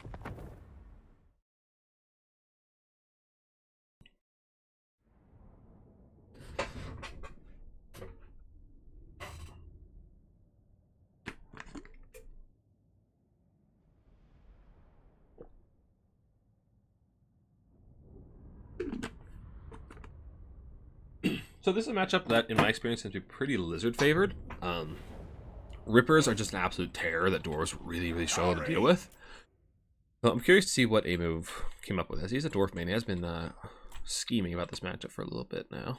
So we got Thorek, Rune of Doom, Wrath and Ruin, Hearth and Home, Ancient Lore, and Locus of Pat. Oh, that's one he just always has. You have a Gyro Bomber. Interesting. Not exactly what I would have brought, to be honest. I'm a little concerned about trying to contest the Air Force against Lizard, who love to spam Rippers in this matchup. Like, Rippers is just an unholy terror.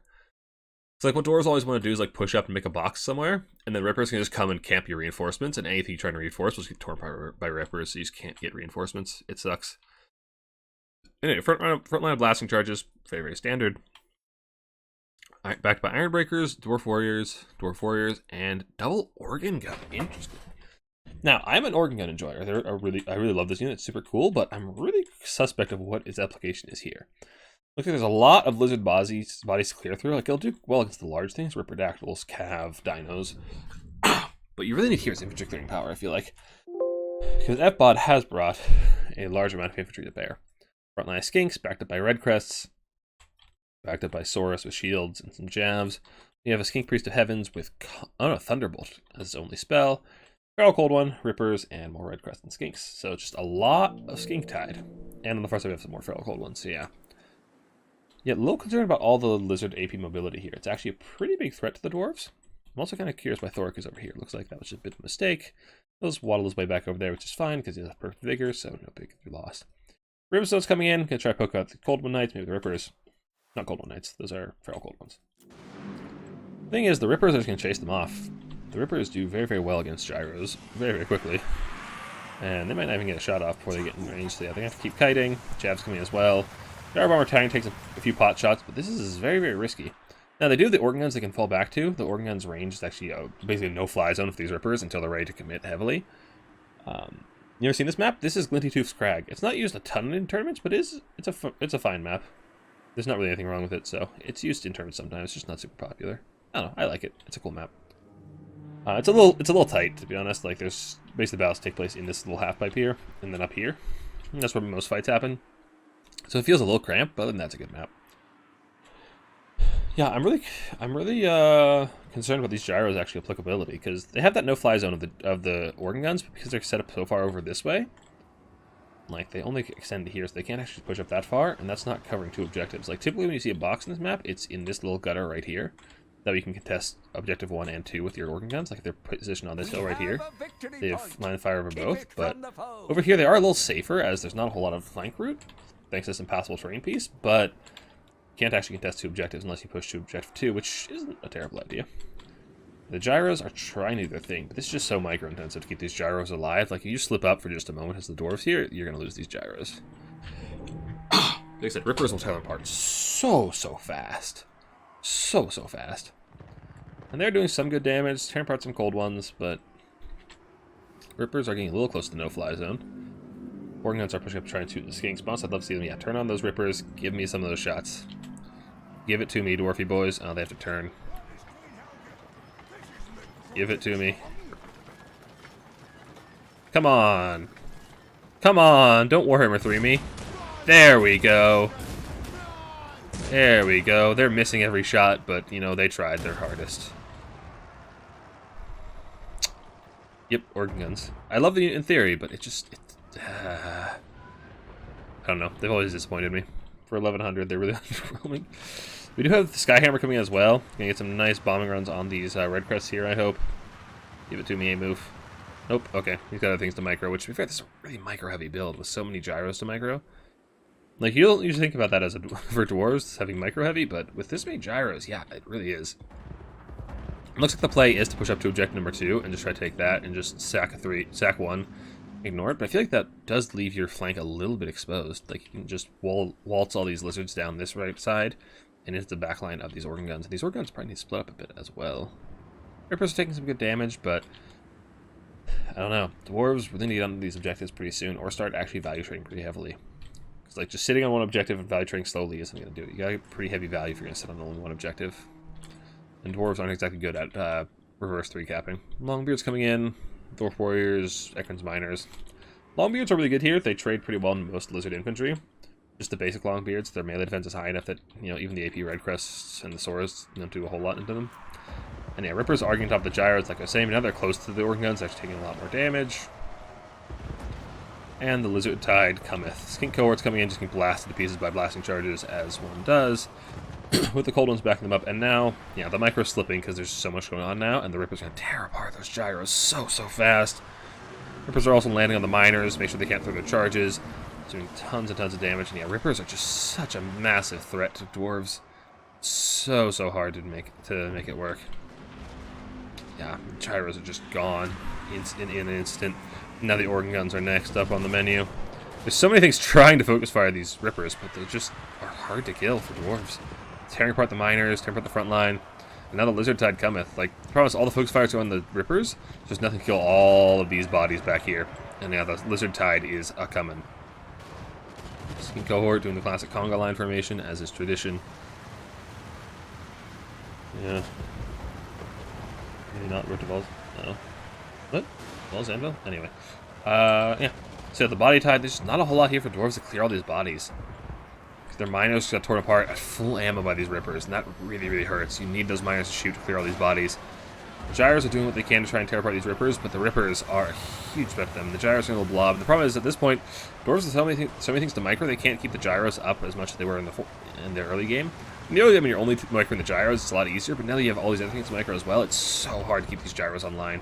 Organ guns are still firing, one of the Rippers is routing, but the other ones are starting to rampage onto these, no, those are fair cold ones. They're still tearing apart miners, blast charges, Ekron miners, got off one volley, and without the miner blast charge to actually shoot, these lizards are just not going to die. There's so many Saurus, so many skinks, so many bodies. Of course, we do have a bit of a Longbeard backlap, I assume, no, a basic Dwarf Warrior backcap.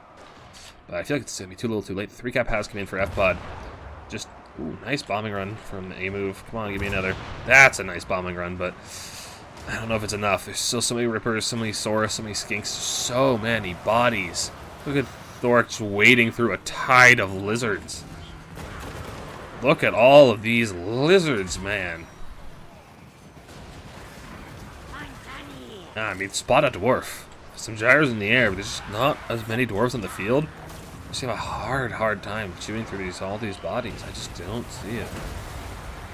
Nice Thunderbolt coming in, tearing apart some Longbeards. Longbeards will trade really well, like I said, into all the Lizard infantry, but not when they're outnumbered this heavily. Come on, give me some more of these Skyhammer bombs, though. This is the one thing that could actually clear out some of these blobs really nicely, but the Rippers on them, I think they have to be out of melee to drop it, don't they? No. No, they can use it out in melee. Come on, give me some of these Gyro bombs. There's a nice bombing run. There we go. That's all the bombs, though. So now I'd also like to see this Skyhammer being desummoned. And just get some more bombs back. You need the infantry clear. What reinforcements do we have coming for the doors? We got some Slayers coming in, but if so far to march uphill. And they may be fast for a dwarf, but that doesn't mean they're going to get here in time. Just look at the tide of red. Look at the tide of red. Thoric is just trying to hold down the fort in the center, but really love to see Thoric near his own units to provide them perfect vigor, because these guys have perfect vigor, but yeah. He move taps out, and I don't blame him. I didn't see any real way for dwarves to come back in that one. Yeah, it's a rough matchup for dwarves, to be honest. The Rippers are just so hard to shut down.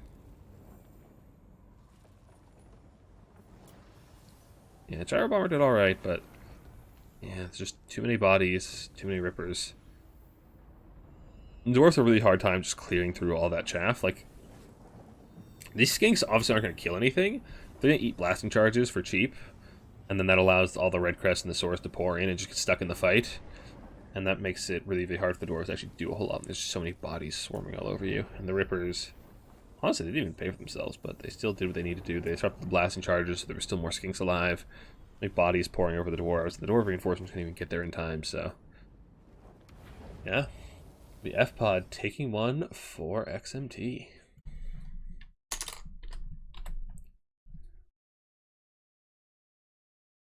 Alright.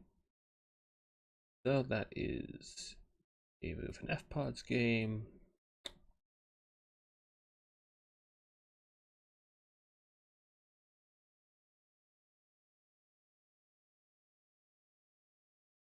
Alright, so now what do we have? Is that all the 1v1s we have? No, shut. I thought we would straightforward matchup to handle. I guess that's that. Yeah, it's a pretty good matchup for Lizards, I'd say. Alright, looks like we have... Oh no, we have a couple more 1v1s.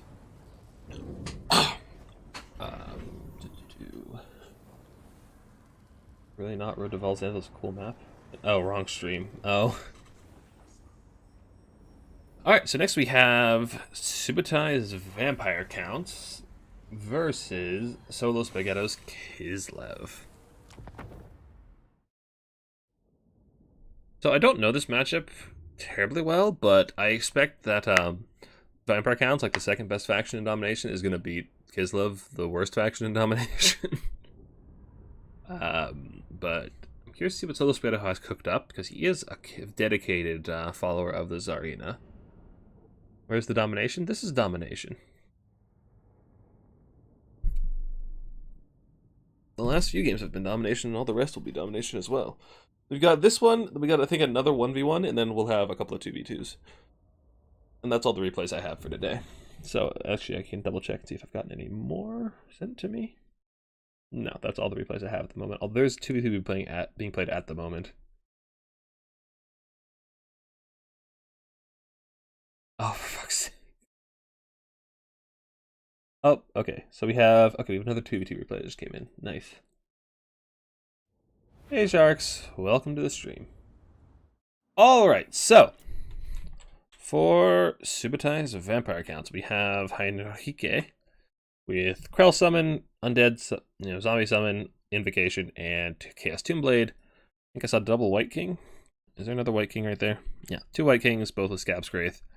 And we have Skeletons, Zombies, Stearnsman, Graveguard, Corpse Cards. Okay, it's a very inventive count build. It's, Zombies, Graveguard, Corpse Cards, Kemler, double White King. Kind of surprised not to see a whole lot of Crypt Horrors, but I guess against all the shooting and the spears, maybe not. Alright, for Kislev, so the Lord is the Frozen Heart of Winter, the ROR Elemental Bear, which I don't hate. Honestly, the Bound Heart of Winter is actually really good against counts because they blob up so much. But I worry it's not actually going to be enough damage to cut through the healing. Backing that up, we have Patriarch. Big single like that pair really nice with the healing from Patriarch, so I don't hate to see it.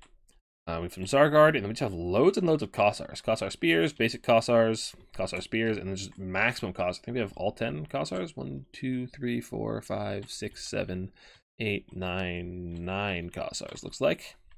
Not quite maxed. We don't actually have a caster yet, so I expect to be summoning out an Ice Witch here pretty soon.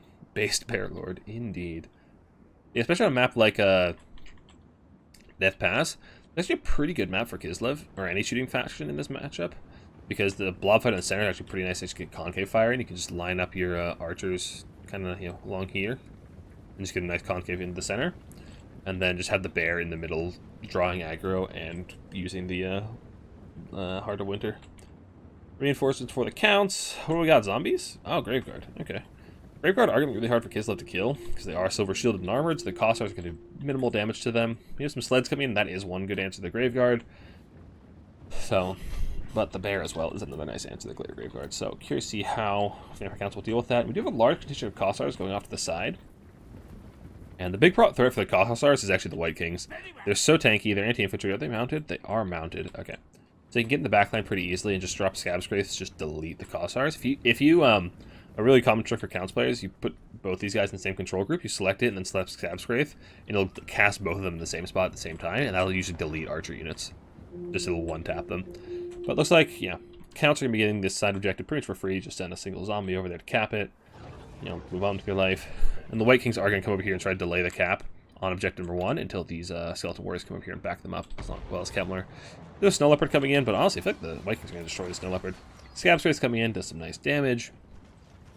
And yeah, this is that concave of fire I was talking about in the middle. Just look at all those overlapping arcs of fire, with the Zargard to just be an anchor on the point, as well as the bear that will come in eventually. White Kings are not really bothered by this arrow fire. They are heavily armored, as well as shielded, and have a lot of HP.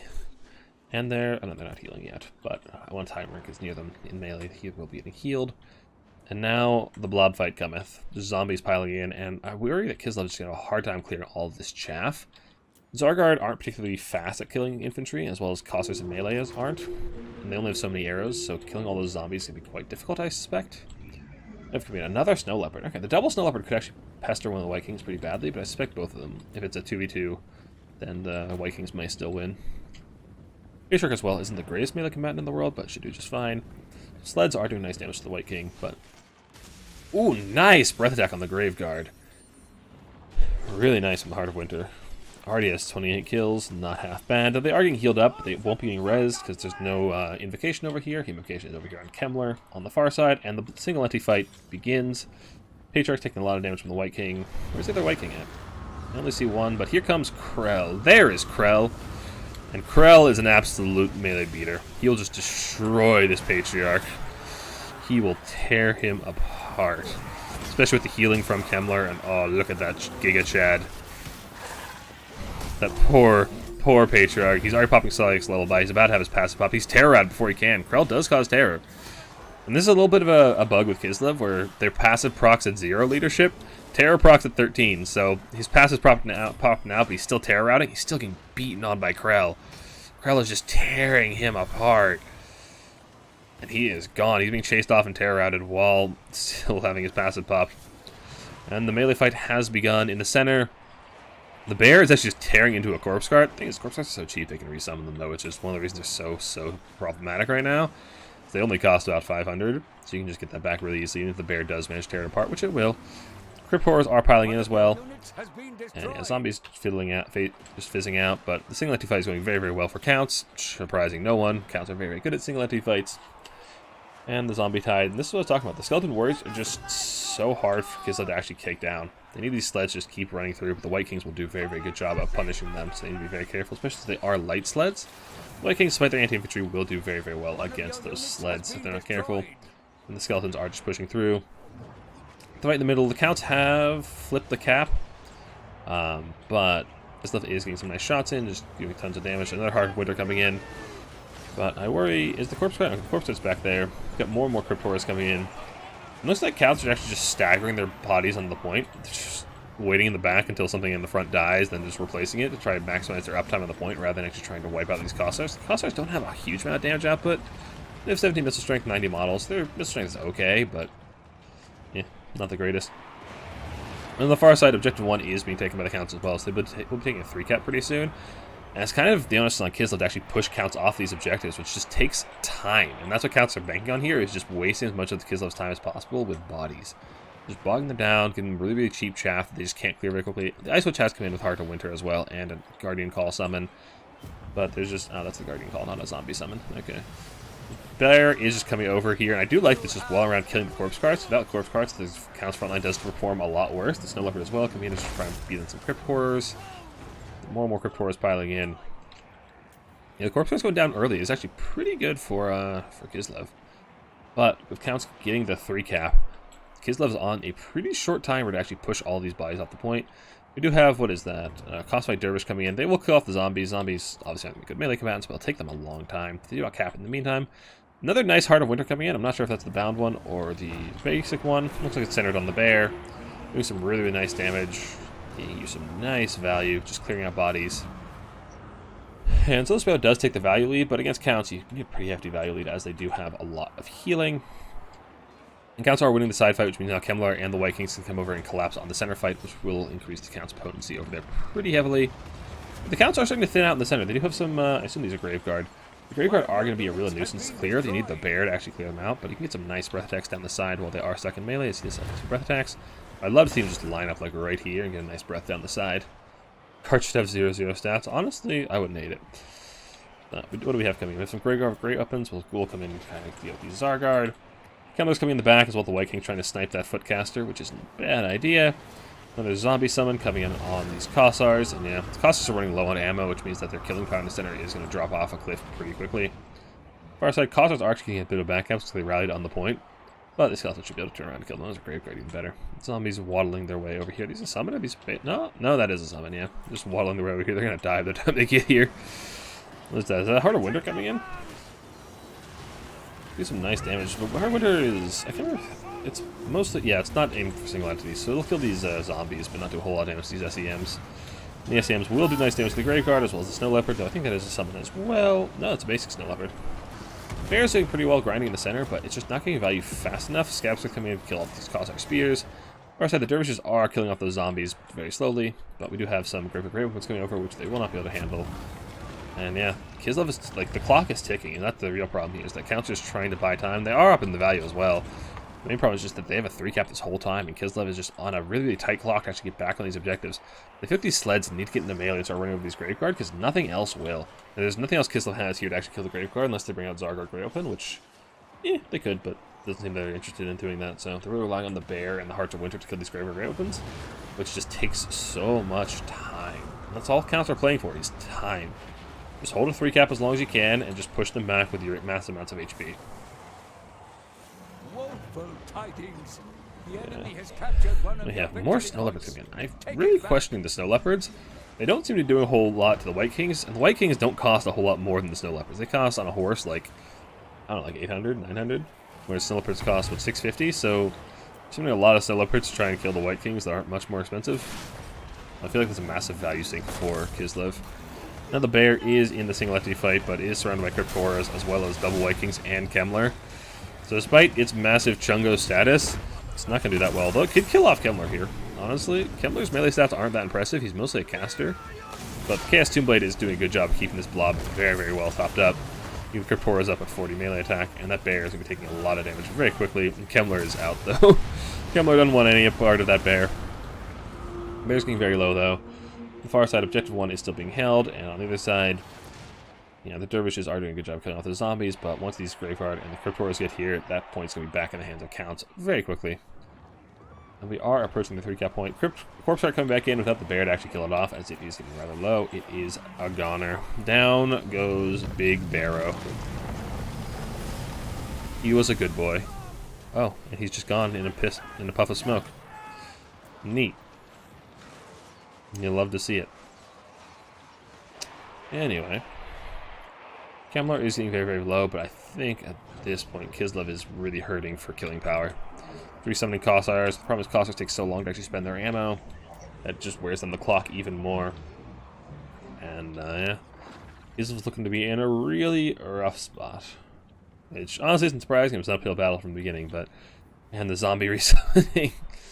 There was just so many hit points, and Kislev doesn't have a good like lawnmower infantry unit, short of Zarga Great Weapons. So there's no worthy hope of shooting through all those hit points, and Solo Speedo realizes that and taps out, and the glue reigns supreme.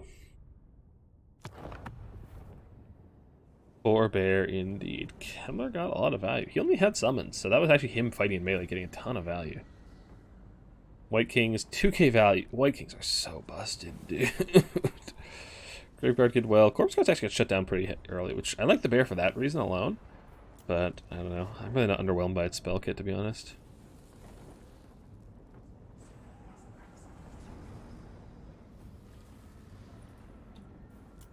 Alright. We got some good value on the sleds, but I think they're cheating the single entities that didn't die, so I think that's a lot of fake value. Alright, that is Subutai, putting another point on the board for RTK.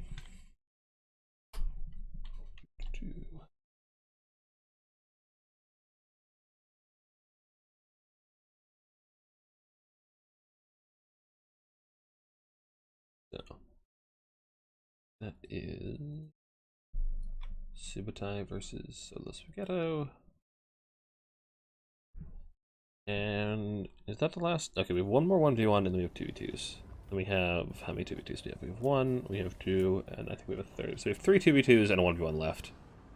But I am going to use the rest real quick, so we're going to go a quick break. And then we get back, we'll finish up the last 4 games.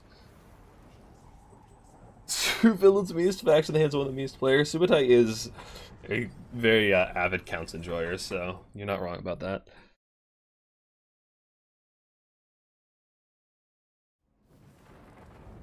Alright, I'm going to use the bathroom. I'll be right back.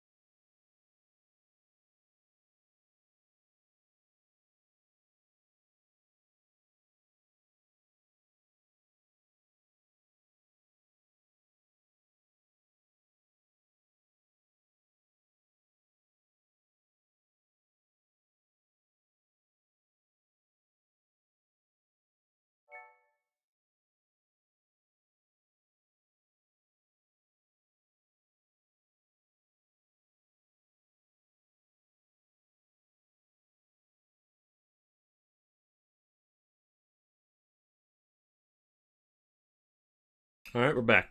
So, last 1v1, although I think Houseman's playing 1v1 to get Taka very shortly, so I might have that one as well by the end of the day, but we'll see.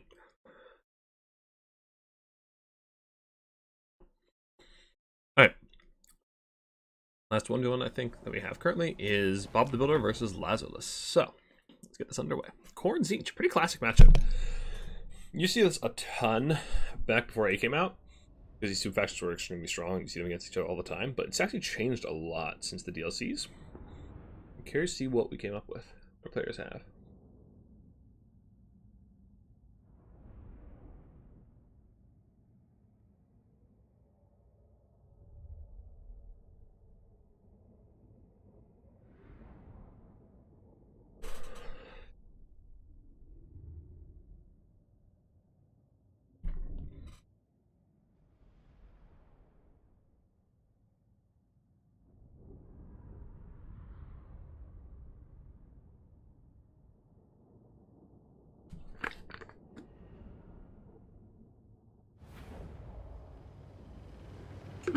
Alright, let's see what we got. So, for the forces of Zinch, we have a village build. Okay, so we have a village with Zinch's Firestorm. Alright. Nice anti-infantry clearing spell, though a little random. We got double Chosen Halberds, Flamers, the spawn of Zinch, Chaos Warriors, and a Chaos Knight. Talk about an elite build. Versus RTK Lazarus and a pretty typical RTK Dude Wall. We got Valkia with Demon Shield, Spear Slopnir, and nothing else. Frontline of Marauders, backed up by Chaos Warriors, backed up by Minotaurs. Alright, this is a wild Zinch build. Also talk schedule for 8 EST. So we're not going to get that tonight. We'll cast it tomorrow then. Alright.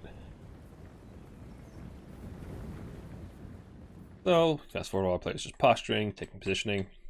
I suspect what's going to happen here is that Zinch is just going to park this halberd blob right here in the center and dare Khorne to come and take it. Just going to kind of walk up and poke with the flamers as the infantry isn't actually fast enough to catch the flamers. They'll walk up and poke and then kite back into the halberds every time they get chased. When Fleshhounds summoned are exactly here for that point, just to chase the flamers. Valkyrie is going to come in here and try to take some pokes at her, but she needs to run away before she gets caught in the spawn. Run, Valkyria, run. Makes a little bit of damage, slowed a bit, but she should be out of there just fine. Fancy one, Khorne Zinch? Yeah, a bit of a classic here in Domination. We got come in, we got the weird spawn coming in, excellent choice. Not a lot of Khorne's roster is ITP, so having that nice sustainable terror source is very, very nice. Flamers going in, bathing the Khorne Marauders in that warp flame of Zinch. Oh, this unit is so cool. I love this unit so much. I'm happy to see it back, even if it is being aimed at one of my clanmates. Naki's coming in, trying to get on top of those flamers. Just be a little careful, just get pinned in by the spawn here.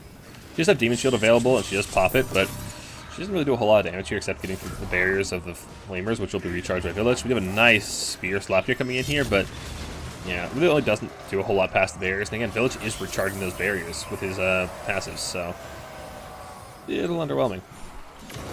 Naki is stuck in here. Her Demon Shield has worn off. Her armor is sundered, but halberds aren't going to do a whole lot to her, as she is an infantry-sized model and does have good melee defense. But she doesn't want to be stuck in here alone. Fleshhounds are trying to dive on top of the flamers, but they're getting a bit caught up in these Chaos Warriors and these halberds. And these halberds will tear them apart. I mean, just look at these Chosen Halberds. Chosen Halberds are such a cool unit. I love the Zinch Chaos Warrior color scheme. So good. And then Village himself up there, all proud, just tearing apart these Fleshhounds of Khorne, one of those fearsome units in the game. Now the Khorne blob is just walking over to objective number 3, trying to take that. In the meantime, Fleshhounds are fighting Chaos Warriors, which is honestly a fine fight for the Fleshhounds. But you can get a second one up here to recharge them. They'll actually probably kill a Chaos Knight, to be honest. Flamers out in the field, bathing Marauders and Chaos Warriors in flame just once more. Fleshhounds have died off. More Fleshhounds coming to try and catch those Flamers, but they are quick. They do a spawn here to peel them up as well. Fleshhounds have a little trouble getting those Flamers when they're just stuck in the halberd blob. So that's probably going to be another Flamer sacrificed to the Lord of Change. And look at that healing, the berry healing coming from the Village. I think that's what that effect is. This Village with his, what is it, Twisted Twin? No, not that one. Yeah, Paragon of Change, just replenishing the barriers of all this spawn and those halberds. That actually makes this a pretty potent blob with like pseudo healing on that barrier recharge. One of your Valky's stuck in fighting Village. And Village is actually a pretty fearsome duelist. Like, he's got really hefty weapon strength. For a caster, 55-55 isn't bad. He'll actually do pretty well into Valkia.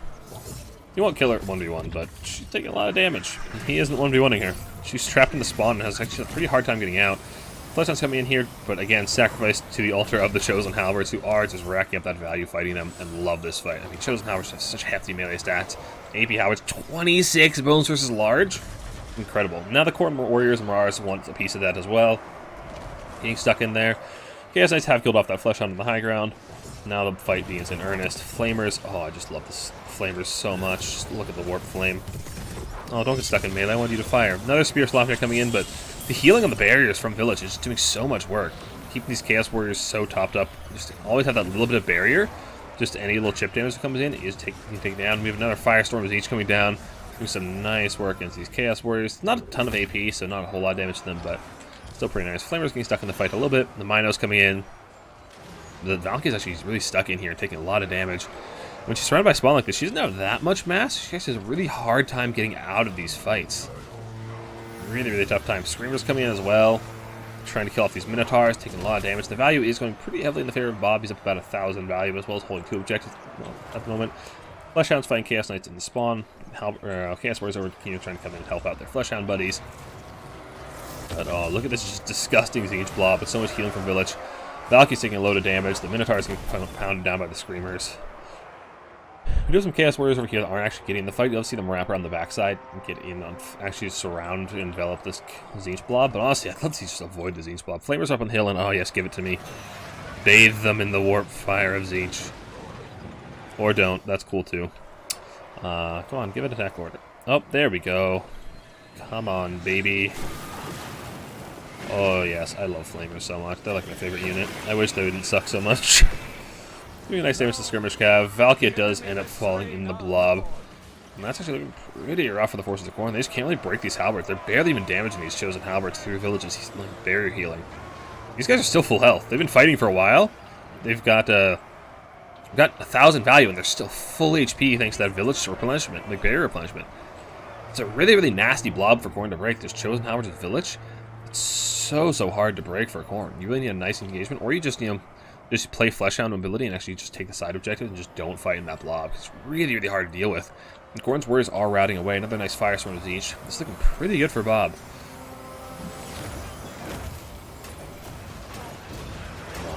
Oh yes, that's a nice damage. This thing is a little random, so it can be a bit of a liability.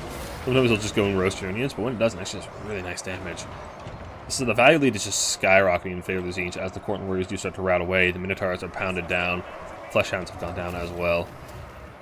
Looks like a pretty decisive victory for Zinch so far in the center blob fight. They are taking the side as well with some Forsaken.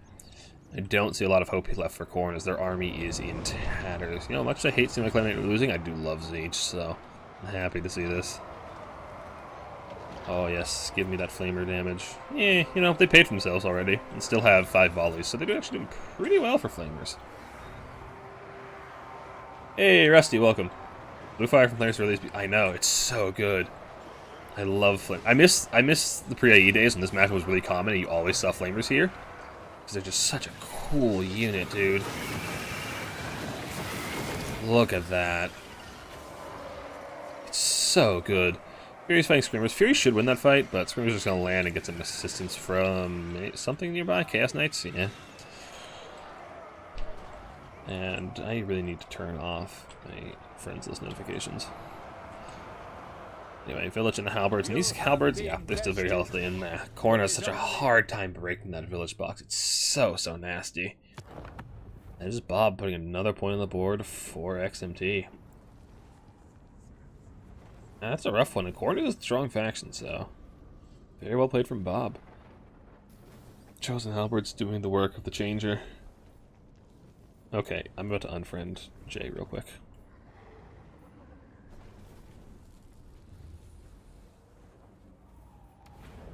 Alright. Hold on one moment.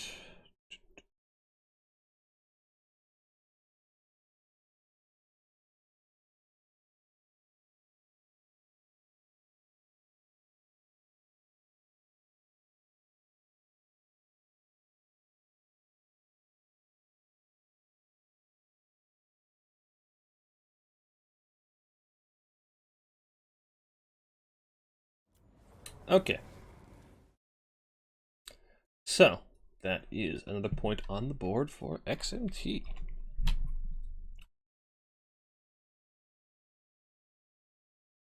And that is... Which game was that? That was Bob the Builder versus Lazarus.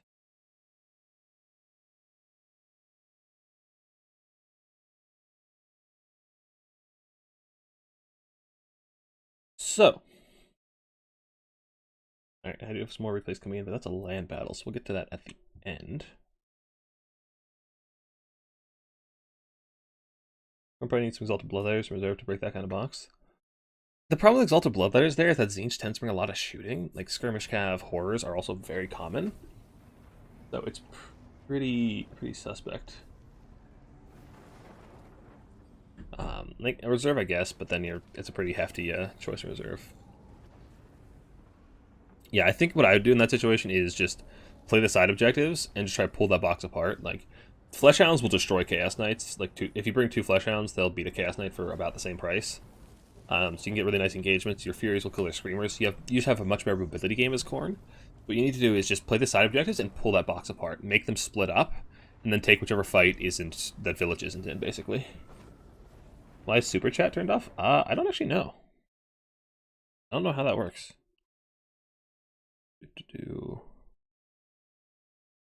I have no idea. I'm pretty new to streaming on YouTube, I'll be honest.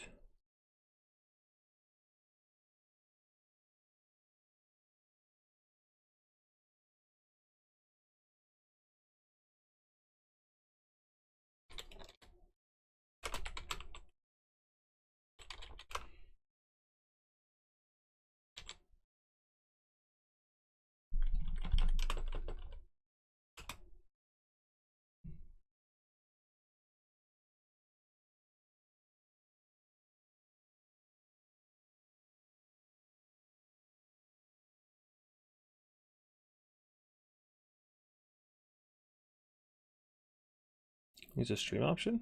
Interesting.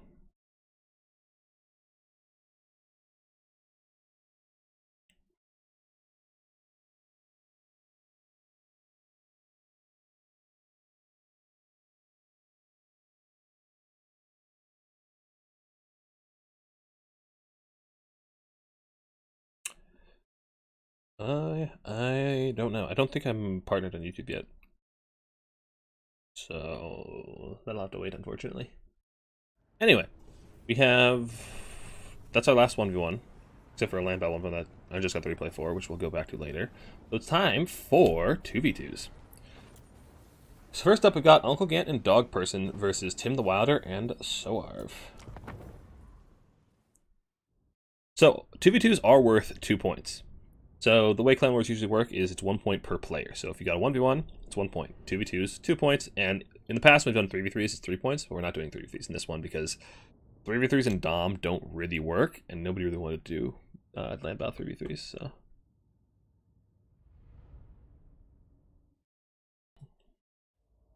So we have Doc Walk versus Norska Slanesh. So this should be an interesting one. Doc Walk's actually a pretty potent combo. Having Be'lakor is just so good in general, but especially into Slanesh, where you can actually remove ITP off of Slanesh's entire roster. Not all at once, but like you can actually tear out Slanesh units. It's really potent. So it's actually pretty nasty. Oh, by the way, all these matchups were fairly blind. Everybody submitted what they wanted to play to whoever was the person that was coordinating it, and then the people coordinating it actually set up the matchups trying to get pretty fair matchups. So most people didn't know what to be playing against when they picked their factions. All right, so for Doc Walk, led by RTK Tim the Wilder and RTK Swar, we have Be'lakor, Dark Master, Pit of Shades, Lord of Torment, Whispers in the Darkness. We have Festus the Leech Lord. He has Stream of Corruption and -Man Pestilence, just trying to passive spam. These kind of passives are really effective in 2v2s, where they're global passives, so it gives healing to your entire army and your allies' army. So as opposed to a 1v1 where it's affecting your army, now it's affecting twice the units, it gives you twice the healing, so it's really potent. For Doc, we have a lot of pink horrors, we have some Exalted Plague Bearers, and I think that's it for Doc. It looks like Walk is providing the front line of Chaos Warrior Great Weapons, which do trade pretty well into Slash Chaos Warriors and Norska champions, because neither one of them don't have good AP options.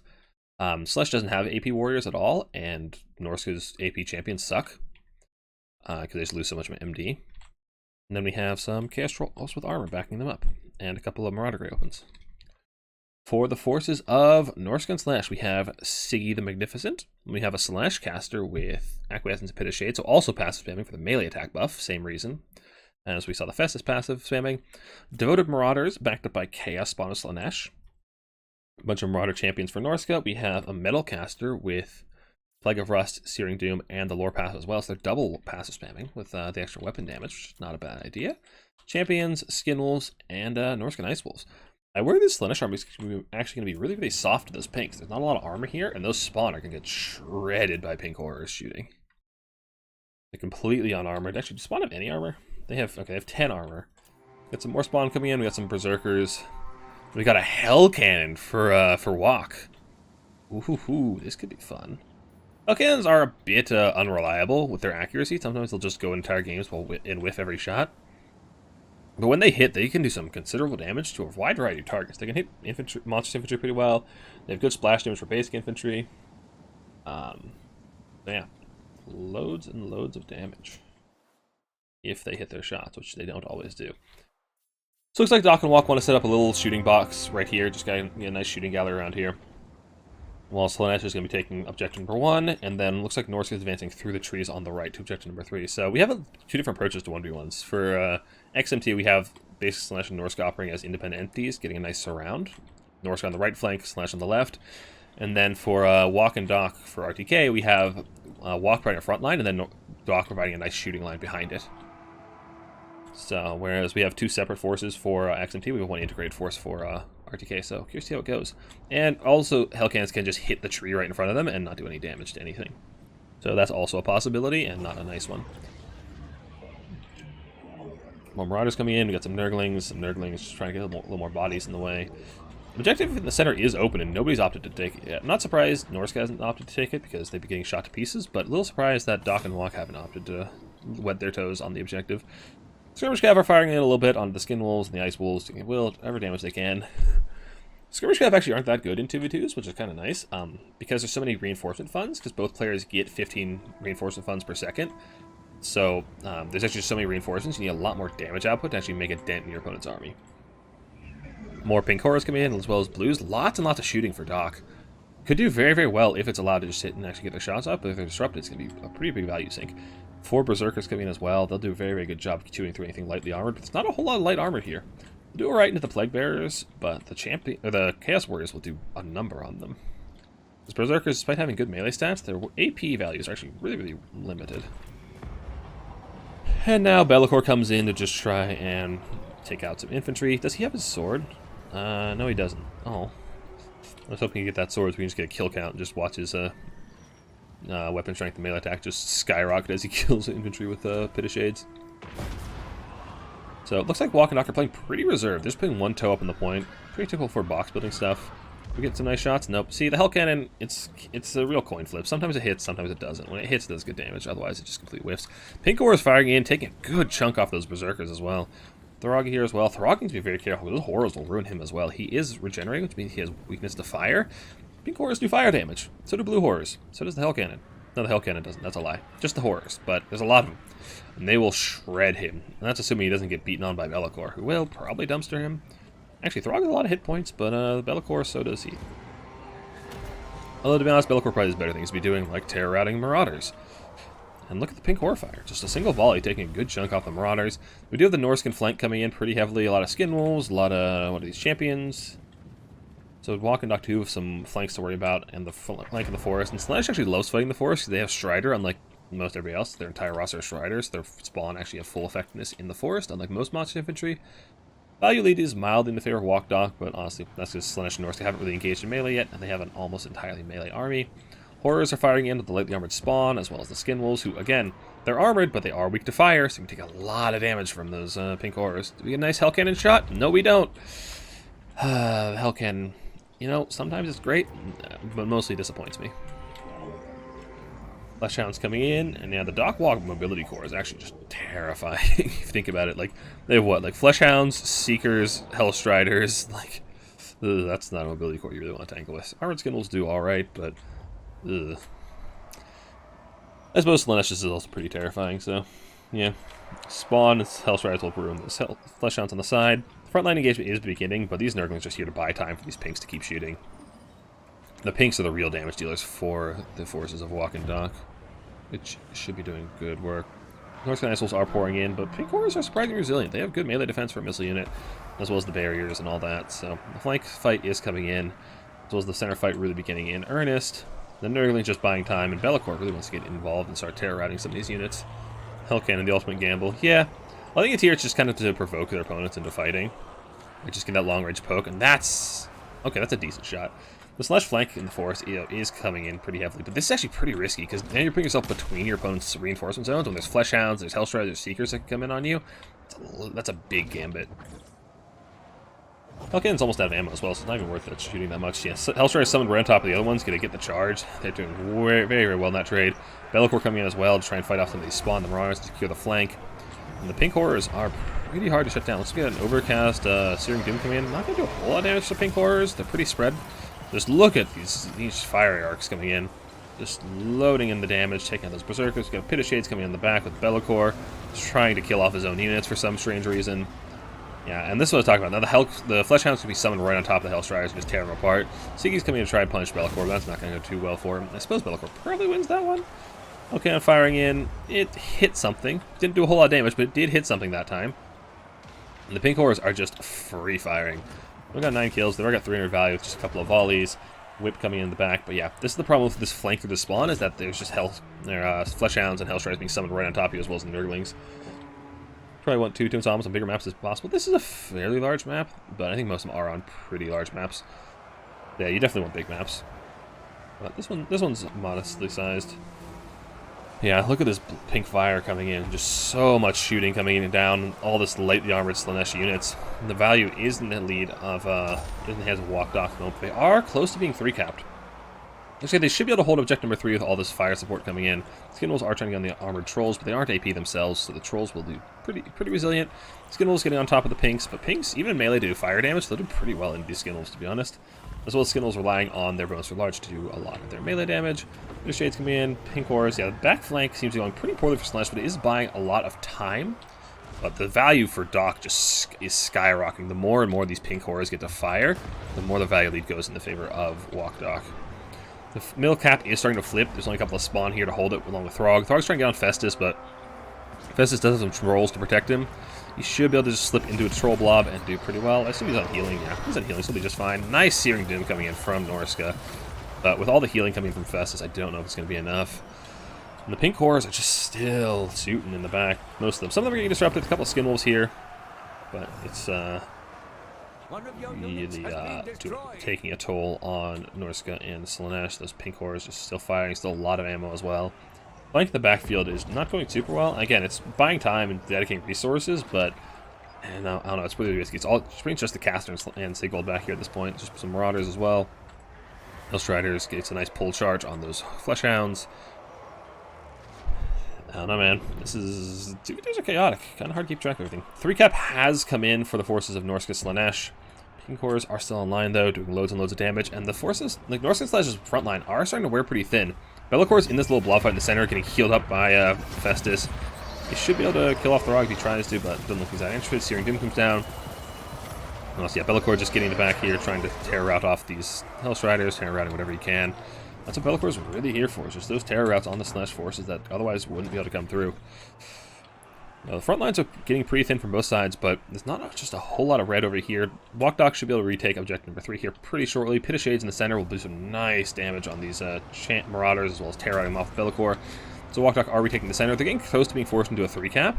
Yes, they might be there already, but at the moment they're doing just fine, and they have still plenty of time, and they are retaking 2 objectives very rapidly, so they might be able to just barely squeak out and avoid it, but I think they do have 3-cap at this point. But they're in a pretty good spot. They're getting a lot of value out of these blues and pinks. They're retaking objective 3 pretty decisively. There's not a whole lot left here for the red team. Objective 2 is going to go pretty soon, but there are still some spawns just holding them off the point. Just barely. Look at this pile of bodies around Festus. Throg is just trying to get on Festus, but he's got trolls protecting him. He's got the healing. So just find another really nice. These searing moves have been really nice. Really nice cast. Throg's getting shot by pinks, and again, he is weak to fire, so these pinks will tear him apart. He needs to be very, very careful. Hellstrider's coming in. I feel like our players are getting overwhelmed with micro. There's so many things on the field, so much going on. It's really hard to keep all of your units active at the same time. So Sigvald is still sitting back there, just sitting on the spawn. And I couldn't help but feel like if he was over here attacking Festus, lowering the melee attack of all these trolls, it'd be a much better use to Sigvald, I feel like. And now the right flank is coming in with a bunch of mobility for Walk Dock. Just trying to push their way onto objective number 1, as they do have to 3-cap at this point, but they have taken back both 2 and 3. They are slowly pushing back the Norscan Tide. More infantry coming in for Slaanesh and Norska, but I don't know, this firing line of pinks is just completely uncontested. They already have a ton of value. Coming in, yeah. It's looking pretty rough for actually Slaanesh and Norska. They're in a little bit of trouble. Their front line is completely crumbling. Just look at all the blue and green units coming in. There's nothing over here to protect Objective 1. They're just trying to hold the tide in the center, but in the center fighting into Festus and Be'lakor, it's so rough to do. Looks like Festus has... Actually, is he swapped onto... Is he healing? Is he damaging? I don't see either effect, to be honest. Festus? Ah, he's damaging. Okay. I'm not crazy. You're crazy. But yeah, Sigvald is still just hanging out in the spawn zone, just kind of being tied up by a single Marauder, which I can't help but feel like that's such a waste of Sigvald, to be honest. I feel like you'd rather have him in the center fight with his debuff aura and his damage output on Festus or Be'lakor. Nice Pit of Shades. Is that another nice Searing Doom? Haven't seen a lot of army abilities here from Doc just yet. Not sure if I'm just missing them or if they're not being used. I can't imagine he hasn't charged them yet. Be'lakor has been doing a lot of work. Yeah, Be'lakor's been doing loads of work, so he's definitely charged them. Now, the Hellstrider flank is coming in to try and get on these objectives. Fleshhounds and Nurglings and Skirmish as well coming in to support. Value is actually pretty even, but it doesn't feel like it. It really looks like it's in the favor of Walk and Dock. Like, there's probably a lot of value, sunk onto killing Be'lakor. Like, damage on Be'lakor is healed up. But just a lot of healing in general from Festus, keeping the Walk Dock roster in the game. And now we just have a load of stuff coming in, and both sides realize that if Red Team can hold Objective 1 for a few more minutes, they'll win. So they're just pumping everything they can over to Objective 1. Objective 1 is the only objective that really matters at the moment. So look at just all the bodies swarming on Objective 1. Look at this blob fight. Oh, the mobility blob. If Be'lakor gets over here, though, this will swing really, really fast. The terror routes alone will just make these Hellstriders trade so much worse. Trying to get on the Skirmish Cav now. A nice weak target, but now you're turning your back to the Hellstriders, which have devastating flankers, so it's a little suspect. Where is Be'lakor? Throg is right on top of Festus, trying to take care of him, but not doing a great job of it. Where's Be'lakor? There is Be'lakor. And yeah, now he'll come in and start terror routing these Hellstriders, and this mobility fight will swing very, very heavily in the favor of Doc. That's the problem here. Slaanesh just hates fighting Be'lakor. His ability to remove ITP just takes away one of the biggest strengths of their whole roster, and does loads and loads of work. More infantry coming in, but these pink hordes are still firing. They still have ammo. They're still just doing a lot of work.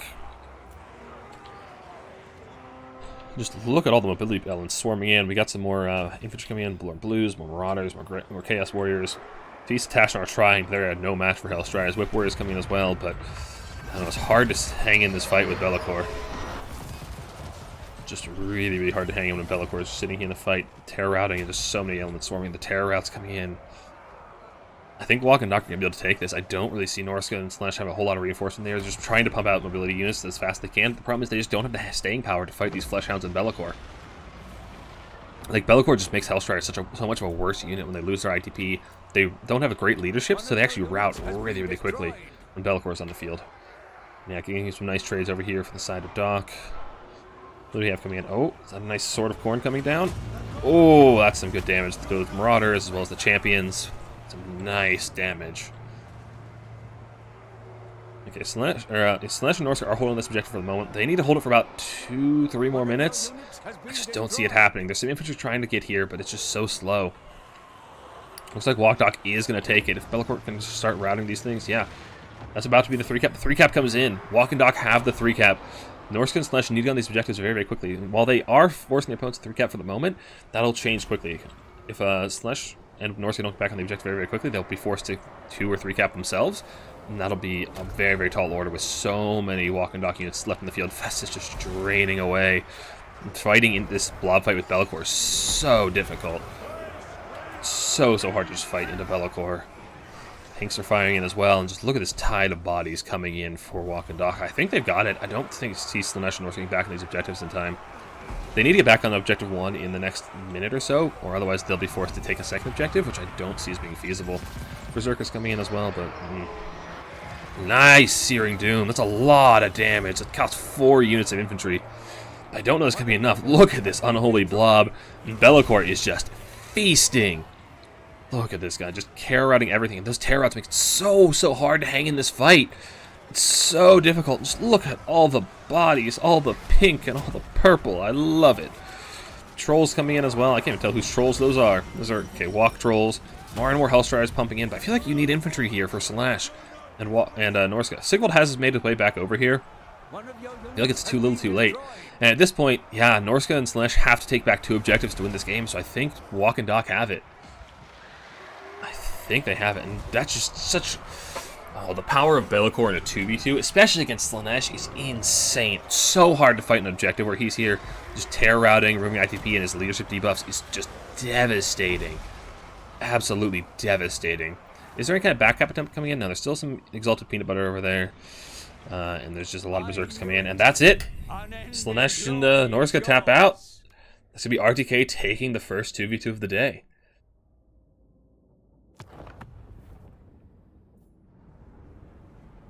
Bellicor, not even a whole lot of value, but the terror routes were just so worth it.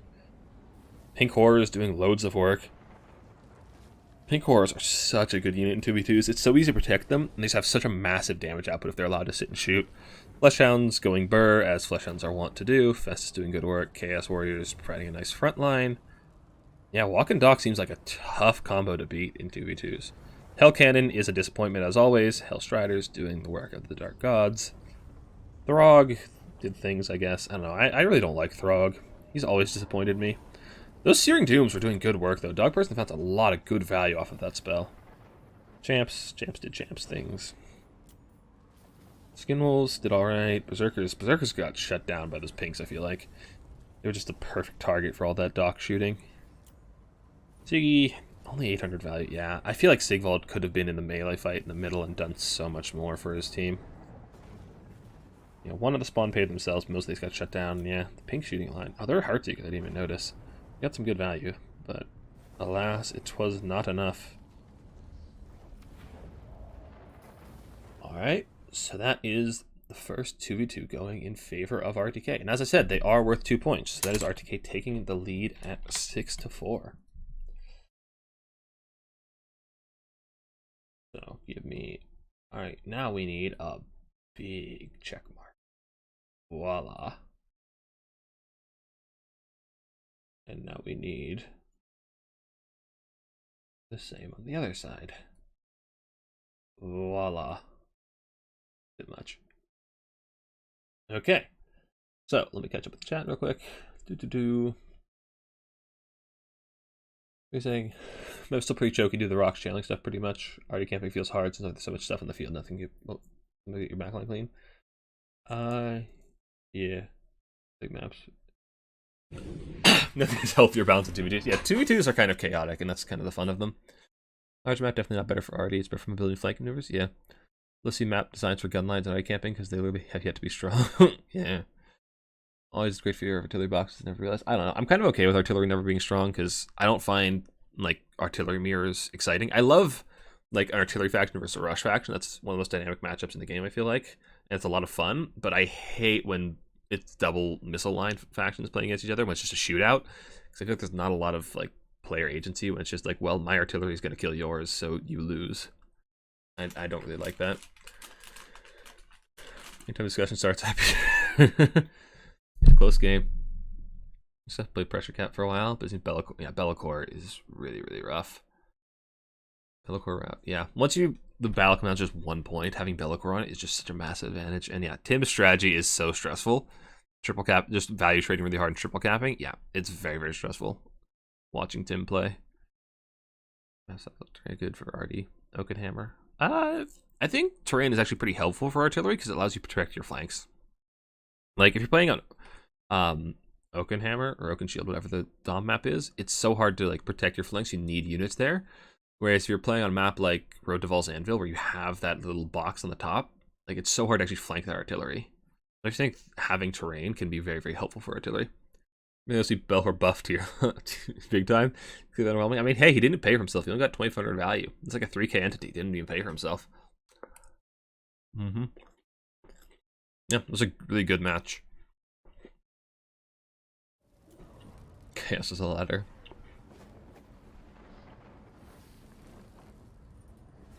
Coast Gamer until the fights used to be hype. I disagree. I don't know. Maybe watching it. I don't like playing those kind of matchups. Anyway. Bob and F Pod with Bob and Empire. Yeah. So next we have Bob and F Pod on Empire Walk versus Hippo Housecat on Ogre Lizards.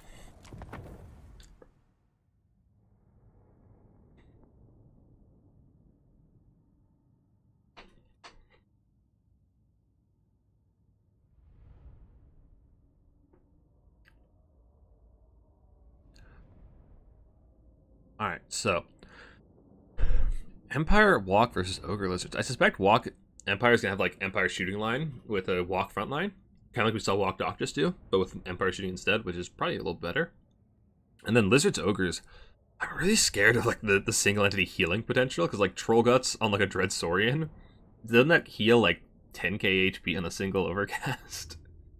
Like I could see that being really, really dumb. Although with guns it could be a little bit sketchy to bring a Dread Saurian, but like all the Lizard single entities with Troll Guts, or even like regrowth on the Ogre single entities could be really nasty, or Rev Crystals with Crushers could be really nasty as well.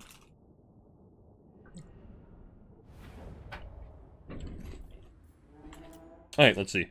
So, RTK Lizard Ogres. We got a front line of Chameleons. Well, Skirmish Corps of 4 Chameleons. With Swords, Warrior Shields backing it up. We got Double Hunter on Stonehorns. Are they invisible? They are invisible. The Slaughtermaster, the Great Maul, just Troll Guts. We have a high magic slot with Tempest. Fiery Convocation. Bound Banishment. Okay. I kind of like this. Fiery Convocation. In 2v2, like, Fiery Convocation is used a lot in 1v1s because it's so slow to cast. But 2v2s are so chaotic that it's really hard to have that like precise micro to dodge spells like this and just notice it in time. Then Tempest, I guess he's probably just scared of Bellicor.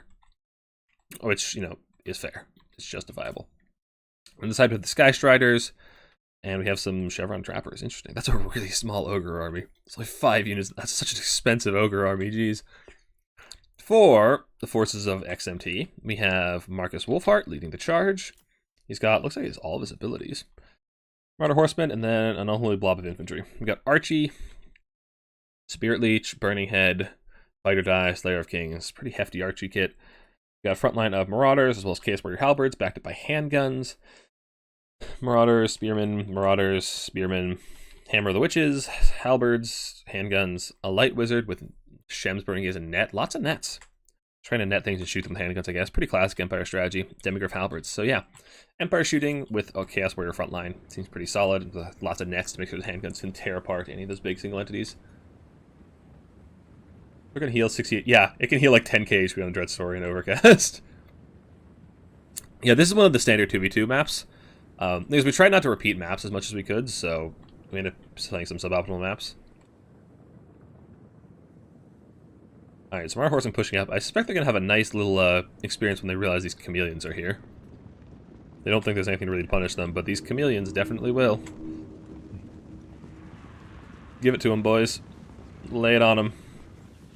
Oh, yes. Oh, yes, the ambush. The Camo Skink ambush. Oh, Camo Skinks are so troll. Those are Horse Masters as well, so that's 800 value down the drain. You know, that's what you get for face checking into Chameleon Skinks. There. That's a Horseman gone. That's an early value for Housecat. The Chameleon Skink ambush has been successful, lads. What I'm really scared of here for the red team is actually the Chameleon Skinks just parking on the center objective and capping it. Because that forces them to bring a lot of troops up. Because they have like 4 invisible units here. You come all the way up here with a lot of your infantry to actually cap that objective back. Which means you can't just, like what the Empire wants to do here is just sit in a box, like here. Like set a box right here, have something like a halberd over here, and just shoot the center. But if the Chameleons are the center, you can't shoot them. Because they're invisible. So you gotta actually push up. Is that a Luminarch? That's the R. That's a third net, by the way. Which is perfectly legal. It's domination. Like, there's no rules about that. But just a third net is really funny to me. What's this do? Ward save. That's, I guess it's an aura. Yeah, this will be really good at killing the big dinos if there were any. There's those stocked Stonehorns, but Don't know if the Empire side actually knows about it. Looks like we got another Crusher coming in. Yeah, Crusher Great Open coming in. Demigriff Halberd. Oh, those are the same Demigriff Halberds we saw. Horse Masters do rally with a good portion of their models left. They still have some killing power. So we got double Rev Crystals. Just heal up. Probably Saurus, maybe the big guys. How much healing did they actually do? What's the percentage? It's 0.5 for 20 seconds. Wow, so that's 10%. Okay, it's 10%. That's not bad. But 7 uses, so keep the hunters on Stonehorns pretty topped up. And yeah, the Camo Skinks are able to just cap so much. And they can these invisible Stonehorns just to walk up and start shooting Archie. And yeah, look how far forward the walk front line has to come. That actually leaves their backline pretty exposed to this ogre flank that looks like to be coming in. I never noticed they can't fire in the forest there. Yeah, the sword actually is able to stay pretty far back. And yeah, the Empire shooting actually isn't able to find any good targets just yet. What else we got coming in? Red crests for the lizards. We got some Chaos Warrior Great Weapons as well as some trolls coming in for the walk. We got coming in another Saber Test pass. So ogre flank seems coming on the right. Kind of surprised those crushers going back towards the center. Skirmishing is happening. Archie's just trying to spot out the Command Skinks, get them off the points they can cap. Spearman with shield. Ooh, a nice net from Marcus, but not a whole lot here to punish them. The handguns don't actually got great line of sight, and even if they did, these guys have 40% missile resist. So they should be able to get out pretty unscathed, aside from the friendly fire. Although a burning head might change that. Oh, that's a nice head. That's some good head, yeah. Ooh, double kill. And gets the terror routes. Archie does give the good head, so. Marauders getting shot up by ammos. Crushers coming in to punish these Marauders pushing up too far. Handguns are just bound out of range, so Crushers going after Archie now. Archie actually needs to be very careful. Crushers with Grimmins will tear him apart. That's actually a really rough spot. There's no healing for him either. So any damage you see on Archie, like what you see is what you got as far as his health bar. Hellstrider flank coming in. Saurus should be able to actually trade into them just fine. Even without spears, Saurus are just the tanky boys, so they should be just fine. How's that Ogre flank coming? Nothing really happening over there just yet. But now that Walk and Empire have the center objective, Lizards will need to advance here pretty soon. Skirmishers pushing in, doing some nice damage to those Chaos Warrior Halberds. Luminarch does have some line of sight issues, also shooting at the Saurus Warriors, which I feel like isn't a great target. You really see shooting low model count units, like the Crushers, the Stonehorns, or the Rev Crystals. But, yeah. I don't know, the Rev Crystals probably not that valuable of a target, because they're so tanky and pretty cheap. But the Stonehorns, once you see them, they're the absolutely valuable target. Saurus are starting to pour onto the center. Value is pretty heavily in the favor of Lizards at the moment, but that's just the other skirmishing. And Crusher flank. Okay, there are some halberds, but they're halberds. They can just be walked around. Here to net go down. Saurus are actually getting top of the Demigriffs with Saber Tusk into piling on as well. What else we got here? Hellstriders. Saber Tusk will tear apart Hellstriders to get the charge. Demigriff halberds are a different story, however. They're going to be kind of a tough customer to take out. Stonehorns are charging in the back, trying to get on the handguns, shut them down. One of them, that's what's netted. The Hunter is netted, but honestly, they'll be just fine. There's so much healing for it. There's 2 Rogue Crystals and a Troll Guts. It'll be just fine. Stonehorns are just king-banging the Luminarch. Another net comes down, and they're just getting shot at and hammered by the Silver Bullets and the handguns and the Hammer of Witches. The Hammer of Witches is firing at a Rev Crystal. Just got Pterodon Riders coming in. I really like Pterodon Riders in 2v2s because they can just walk up, drop their rocks, and then desummon and get their rock drops back, because in 2v2s you get so many resources, like you often can't summon your entire army. Or you can summon your entire army and you need to resummon things as fast as possible, so getting something like that, it just walks out, gets its value, and then leaves. Another nice burning head coming in from Archie. Oh yeah, Archie gives the good head, like I said. Oh, that's some good head. I'm sorry. I'm an adult, I promise. Stonehorns are getting hammered by the handguns, but I think you really need to focus fire one and kill it off. Nice Shems coming as well, but yeah, the Troll Guts. Lizards do take the objective, but the Troll Guts is going to do so much healing to the Hunter, mitigating a lot of the value they have achieved, which is mostly on those Stonehorns. That's like 2,000 values on the Stonehorns alone, which is a large part of their value lead. Meanwhile, the Lizardman frontline is actually doing pretty well at actually pushing out these Chaos Warriors, which is not something you see a whole lot. Chaos Warriors tend to do pretty well into Lizards. Now we have some Sky Striders fighting, just trying to push past Demigriff Halberds to get on top of the handguns, shut them down as fast as you can. Fiery Convocation does nice damage, wipes out a Chaos Warrior Halberd, and gets half the health off of the Silver Bullets. Really, really nice damage. Stonehorn getting on top of Marcus and the Luminarch. Needs to be a little careful, it's a little low on leadership and HP. I'd love to see it come back into a Rev Crystal or a Troll Guts as soon as it can. Where's our other Hunty boy? Crushers in the backfield as well, getting on top of the cannons and the Huntsman. That's going to be some nice damage. Perfect, that's exactly what we want that. Free coming militia coming in, they're going to have a hard time chewing through the 120 armor of the Crushers. They have Amatar coming down, but they're exactly where they want to be, so they don't really care about that net too much. Sky Strider's in a little bit of trouble. There's a lot of healing that needs done for the Lizards and the Ogres, but should be just fine. Yeah, here another Burning Head. That's a no. Oh, that's so juicy. It's triple Saurus Warrior, but there's still so many bodies on the center point. That said, Hellstriders do get a bit of a back cap. There's not a whole lot of Saurus here to actually recap that. It's a nice cheeky play from Bob Dead Builder on Walk. What do we have? Oh, there's the other Hunter. Looks like he routed and came back, so. But the Lizard Tide seems to be inexorable. And while they're doing a good job of punishing all these single entities, the infantry is just working its way forward, and there's not a whole lot to kill it. The handguns are really good at killing single entities, but they really struggle to kill infantry. They struggle with line of sight, they struggle with shields, so they're actually not going to do a whole lot to these infantry, which means you really, really need Archie to get those nice burning heads, which he has been doing, but it doesn't seem to be enough. There's not a lot of infantry killing power here from the Empire, which is fair. Like, when you see Ogre Lizardmen, you expect a lot of, like, single entity healing bullshit. Which, to be fair, there was. But there's also just so many Saurus and so many bodies to remove, which is what we saw earlier in the Lizards versus Dwarves. There's just so many bodies that are hard to remove, and Lizards are really, really good at that, just overwhelming you with too many numbers. Now, the back cap is a little bit problematic for the Ogres and Lizards. They need something to come over here and get these Hellstriders, which, you know, is a tall order for a lot of things. Ogre Bulls will help out a bit. Some Saurus and some Chameleons is actually probably your best bet, because Saurus will trade well into Hellstrider Spears. Hellstrider Spears do a surprisingly terrible job of killing infantry. Rev Crystals are just tanking a lot of fire. You know, they're pretty cheap and pretty tanky, so you don't really mind them being shot too much. So that allows the Hunter to just go around and rampage. But I feel like Ogres and Lizards, if they're going to push up this far, they really need to have the objective in their back pocket. As well as maybe even try to get the 3 cap while they're pushing their opponent this far back. Because they are trading pretty heavily down in value. The Empire and Walk have to do a really, really doing a good job just shooting everything they can that moves. Like, this crossfire is just so good. Oh, that's a nice fiery convocation. Oh, yes. Also, that Hunter doesn't care about the net. Oh, that spell does a lot of damage. Silver bullets are gone, probably for good. Freecon Militia are chunked out pretty heavily. There's some Chaos Warhounds coming in. Not really sure what their goal is here. There's not a whole lot of soft targets on the Lizardman Ogre side. Yeah, we do have some more infantry coming in to try and get that objective back in their pocket, which is good. But the value lead is still pretty heavily in Red's favor, but I think that's a lot of it. A lot of it's just been healed off. Hunter's been healed a ton, almost near teal cap. Don't know where the other Hunter Stonehorn ended up. But yeah, Rev Crystals are getting just popping heals everywhere. Not sure where they've been going, to be honest. I haven't noticed them. But they've definitely been using them off cooldown. Then Archie's actually taking a ton of damage from these. Oh, those are Maneater Grey Opens. Yeah, they'll tear them apart. Archie's actually in a lot of trouble here. So by Saurus and Maneater Grey Opens, he could die. If Archie dies, it's a huge hit to the front line leadership, which is really, really important for the Walk side. Okay, the back cap is finally reversed. But that's still a lot of objective tickets in the hands of the red team, which does give them a lot more time to value trade. Archie's free. He should be able to just run away and be fine. Hunter is routed, but he's near his heal cap. So, the thing is, in a 2v2, you have so many funds that there's a good chance the Hunter gets resummoned if he actually routes off the field. Desummons coming in, they need to be... Desummons are actually really important in 2v2s. You really gotta cycle your infantry very well. Or use your units in general, because like I said, you get supply capped very often. Another fiery convocation coming in. It's some nice damage. The one that just clips takes like 40% of its HP. Rev Crystal's starting to get chunked out pretty hard. Those halberds, as well as aspiring champions, doing pretty good work on it. It's routing off now, but the Empire's having a hard time getting on this objective. And at this point, I suspect there's going to be a lot more Lizardmen infantry reinforcements coming back on. Yeah. But I don't know, there's not a whole lot of Lizards and Ogres left on the field. This is actually a pretty tight game. The value's pretty close. This, like, just because of all the healing from the Lizards. These Maneaters are going to be torn apart. Just look at all the handgun and the pistol fire coming in from these Empire units. Maneater Grey Ones aren't armored, so they're just taking tons and tons of damage. And there's the other Stonehorn, just running through the Chaos Warrior front line, getting chased down by Archie.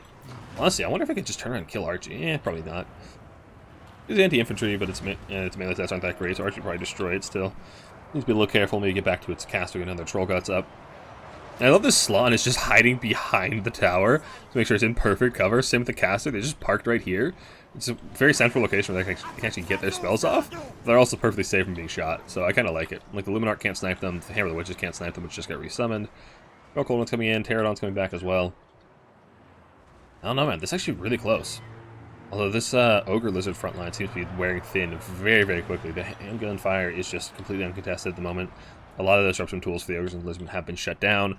Just free firing for the moment, and the cap is starting to flip in the favor of the red team. But there's still some Saurus hanging on, and I suspect there'll be some more Saurus being resummoned here pretty soon. Now we got some more Pterodons coming in. Really need Saurus, but I don't know if they're available. Saurus take a long time to actually get back in your summoning pool because they have good leadership and they're tanky. But you really need the back. We have some Red Crests in the backfield, getting on top of some grenade launchers, as well as some handguns, or Free Company rather. Just going to do some good work, as they have pretty good leadership for Skinks. They can be pretty sticky, but I don't know, man. Looks like we do have a back cap coming in from these Ogre Bulls.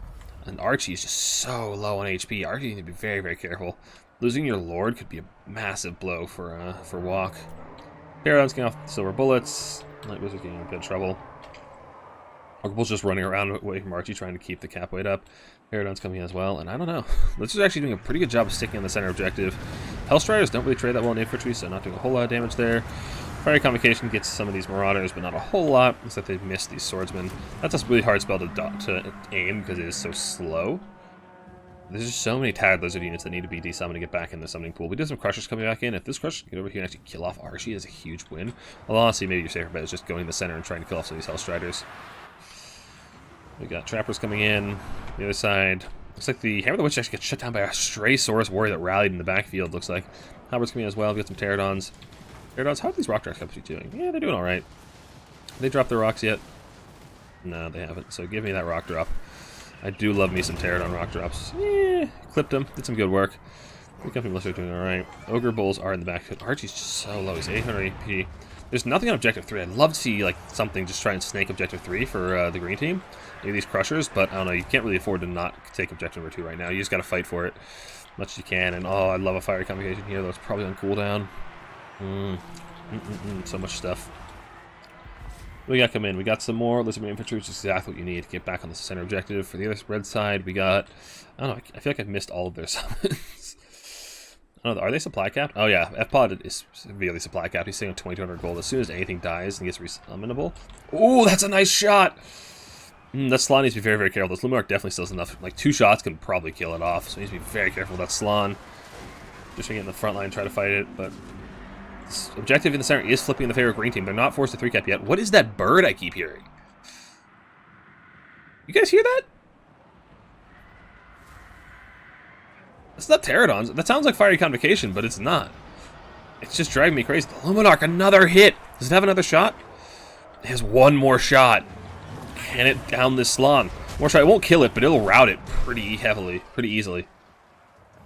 Can it nail the shot? Oh, the Lizardmen do flip the cap, but oh, looks like we got a Shems coming in as well. That Luminarch shot now will kill it. Can the Luminarch get the shot? There it is. It got the Slan. That's a huge hit to Lizardman leadership across the board, especially with the back cap coming in. That could actually flip the whole. That could actually break the whole point open. So there's not a lot of warrior chaos infantry on the field anymore. I don't know what happened to Archie. Okay, Archie's still alive, but he is routing actually. Is he? Is he routing? I don't know. There's no forces actually left in the center to actually push the center objective. Luminarch needs to be desummoned, and that's the problem with the Empire right now, is like their only reinforcements are missile units. They just don't have melee infantry, and they're so heavily supply capped, so all these missile infantry are still alive and just shooting and not really accomplishing a whole lot. They need to get on this objective, and they need to get on the objective now. There's a backup attempt coming in with Hellstriders. There are Chameleon Skinks answering it, as well as some Mantier Grey Weapons, which should tear them apart pretty quickly. So Lizards need to just hold on to that back objective, and they don't need a 3-cap just yet. If Lizards and Ogres can hold on this objective, they don't need a 3-cap. They just need to hold on to what they've got for the time being. Is there any pressure on the back objective? No. 3 is just ignored. It's all about the center, and there's no Chaos Warriors here. There's just no Chaos Warriors in sight coming in. It's just Empire Spears, which will not deal with Saurus. They won't deal with Crushers. They won't deal with that Stonehorn. Okay, the Stonehorn shattered. But they won't deal with this stuff. The Nomblar Trappers, the Saurus Warriors, will just outclass the Empire Infantry easily. That's looking pretty rough. They need this back cap. If they can get this back cap, they can win. But if they don't get this back cap, I think Green has it. They are getting the back cap. Are there any cav coming in? No, it's just Crushers, or Mantiers rather. Some dogs coming back over here, some Ogre Bulls. Because Mantiers, okay, the Hellstars are routed. If these Mantiers get on the point, I think it's over.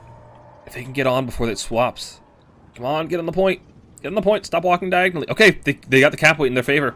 Okay, I think Green Team has it. I don't think Red can get back on these objectives in time. They just don't have the forces to actually bully their way through all these Saurus and the Ogres.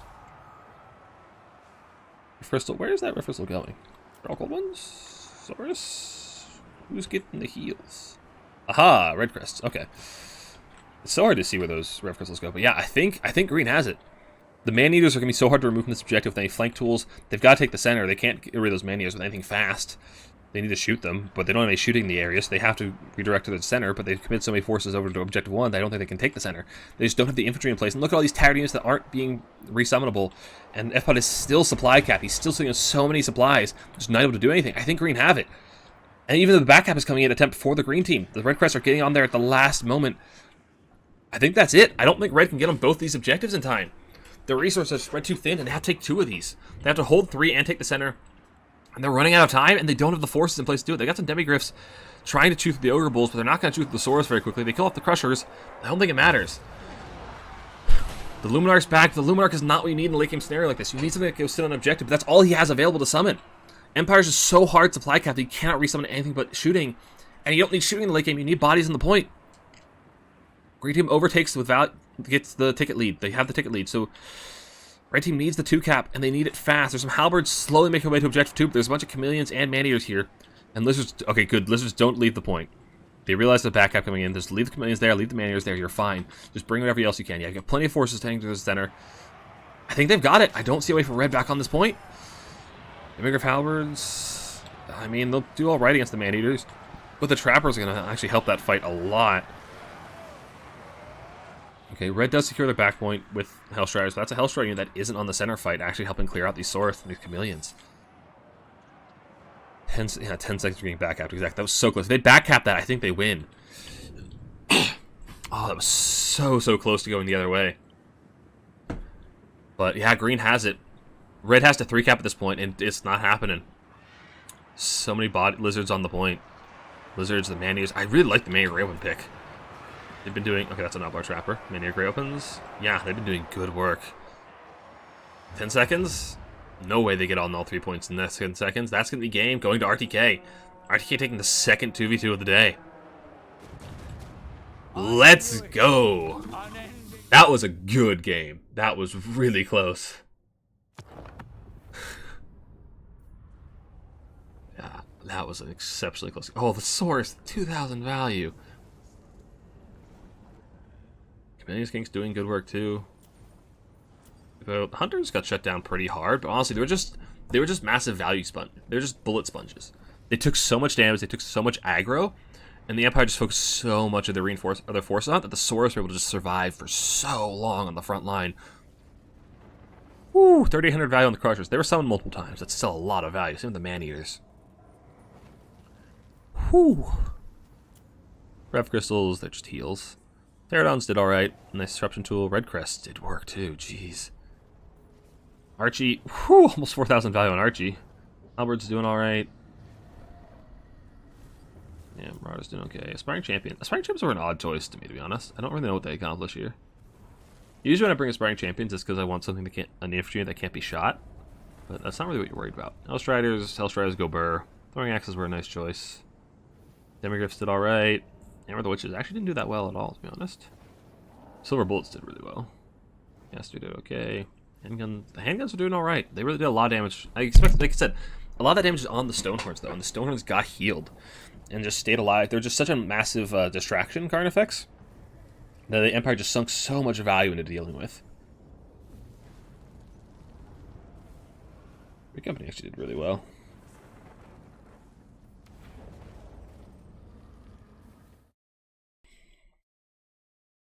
I see you guys in chat popping off, so let me update the scoreboard, and then I'll catch up with what you guys are saying. That's another 2 points to RTK, and RTK is starting to run away with this lead.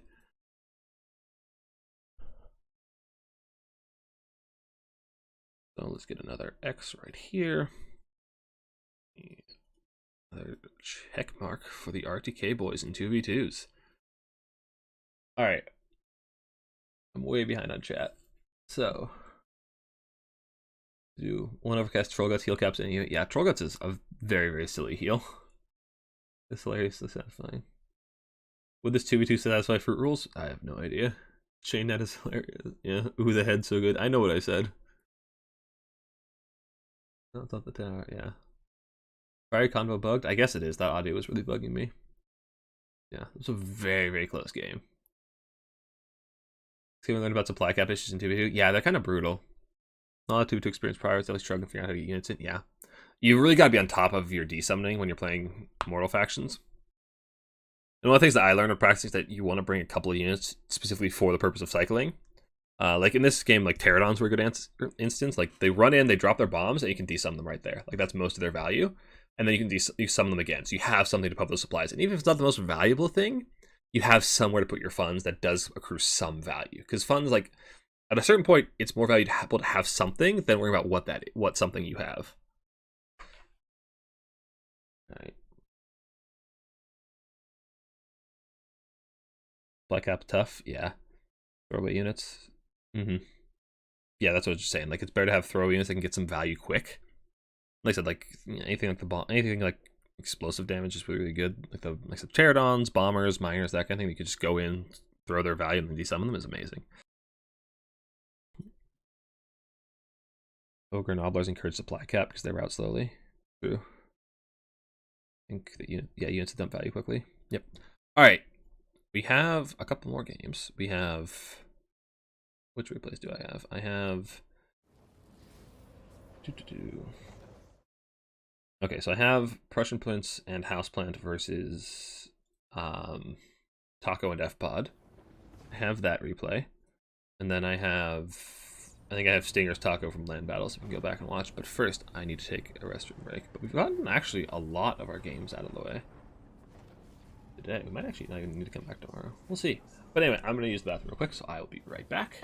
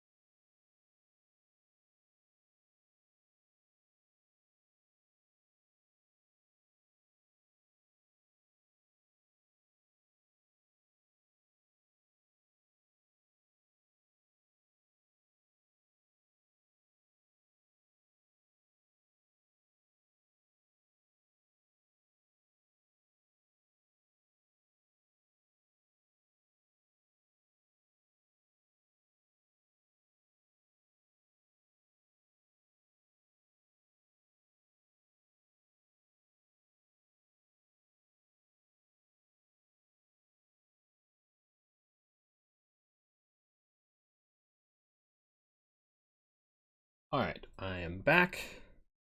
Let me double check, make sure I've casted all the replays we currently have.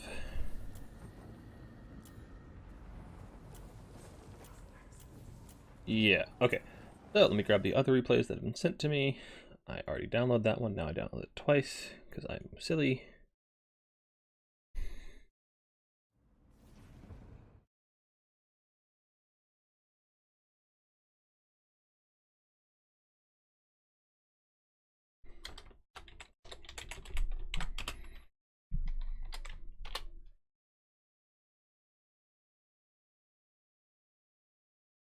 All right, let's grab these replays.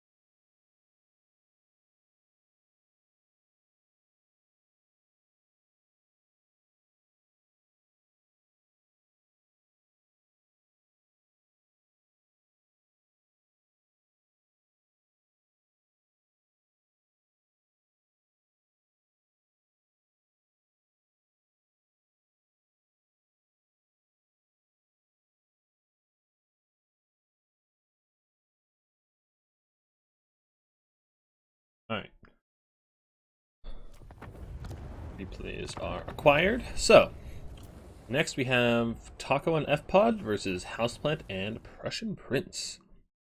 So it's Nurgle Brett versus whatever the other factions were, because I missed them. TK Grand Cathay. So we got presumably a very rush-heavy 2v2 versus a very shooting-heavy 2v2, which I am here for. 2v2s are great format. They're a lot of fun. They're a little chaotic and can be prone to some really silly combos, but they're a lot of fun. One of the things that made 2v2s really fun for Clan War is that the way Clan Wars work is that each clan can only use a faction once in any of the game modes. If you notice, we have no repeat factions for RTK and no repackaged for XMT. So it's interesting deciding what factions you want to allocate to 2v2 and what you want in 1v1s. Because, like, you know, with... Oh, my game crashed. Oh, well. So, like, if you see, like, on the left sides, it's all this. We never repeat factions. On the right, there's no repeat factions. So, like, a faction like Counts, you don't want... It's really good in 2v2, but it's also god tier in 1v1s, so you never want to put it in 2v2s. And then there's factions like Nurgle, which is terrible in 1v1s, but it's really, really good in 2v2. So it's really fun, like, you're deciding where to put everything. Yeah, there's loads and loads of matchups. It's really fun figuring out all the combos you can do. Because there's some really silly combos. I don't know if the 2v2s are the most competitive, but they're definitely a lot of fun. Alright. Let's try this again.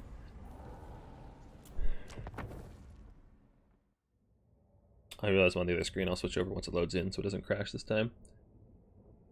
Yeah, if a faction is used in a 1v1, it can't be used again. For each clan. Like, XMT gets one use of Wood Elves, and RTK gets one use of Wood Elves. So, yeah. That's how the clan war works.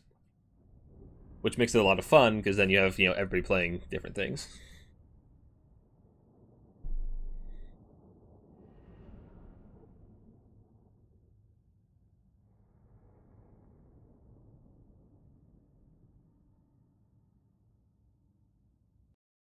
My game crashed again. What the heck? Is it a different game mode? Or game version? I have the map pack on.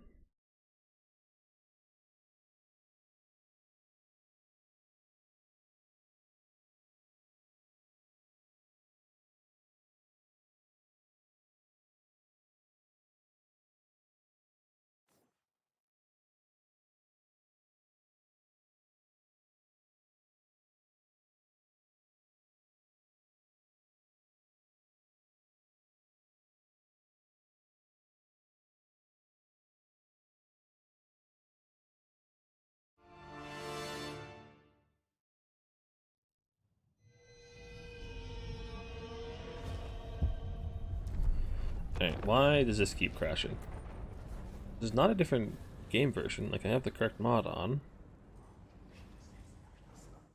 Is it gonna work? If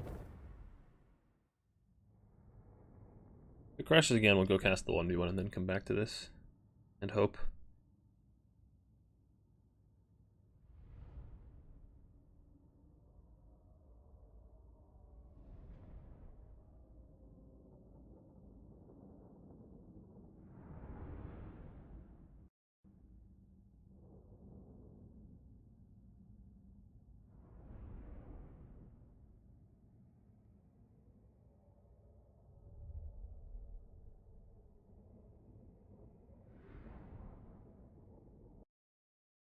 Keeps crashing. That's so weird. Alright, we're gonna cast that 1v1 instead for the moment.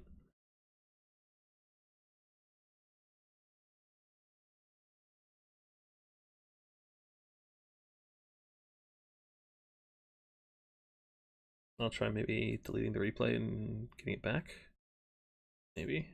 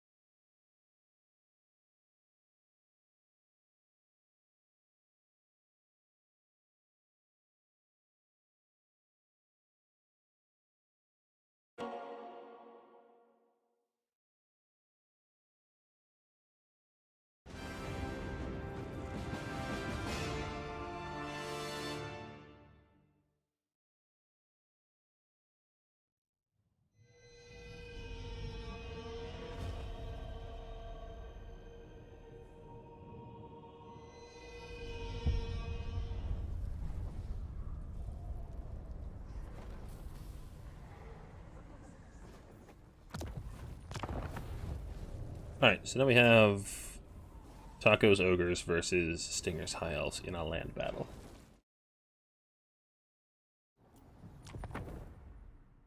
And hopefully we'll try to get that 2v2 replay figured out so we can have that going. So Ogres High Elves is actually a really interesting matchup.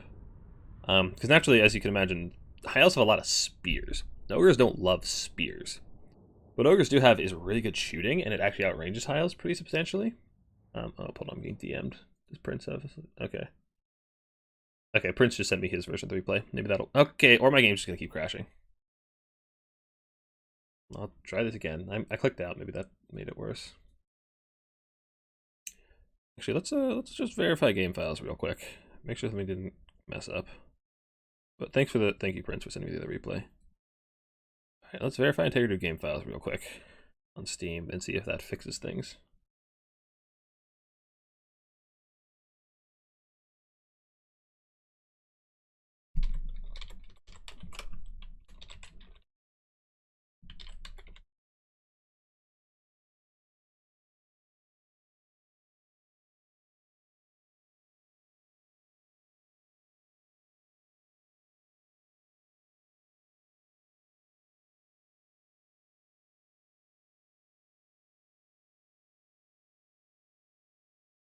All right, this is going to take a moment, so you guys just get to hang out with me for a bit.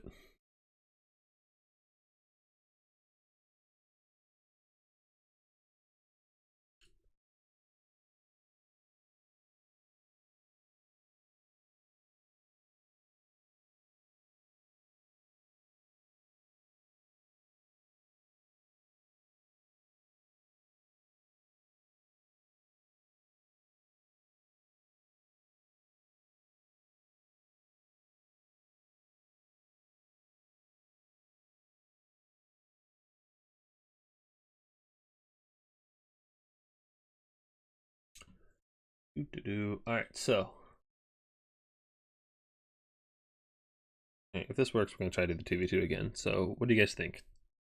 Tacos, Tomb Kings, and F-Butts Cathay, or Prussian Princes, Bretonnia, and Housebutts Nurgle? Who do you guys favor? I've actually found that Nurgle is like surprisingly good in 2v2. So you can pair them with something like Bretonnia that supplements their weaknesses. Because Nurgle's obviously their weakness is mobility and shooting. And you can have a faction like Bretonnia who brings along peasant archers and good calves, so they can actually supplement that a lot. And then Festus actually provides a lot to his team. Like just the healing, the passive spamming, it's really, really good.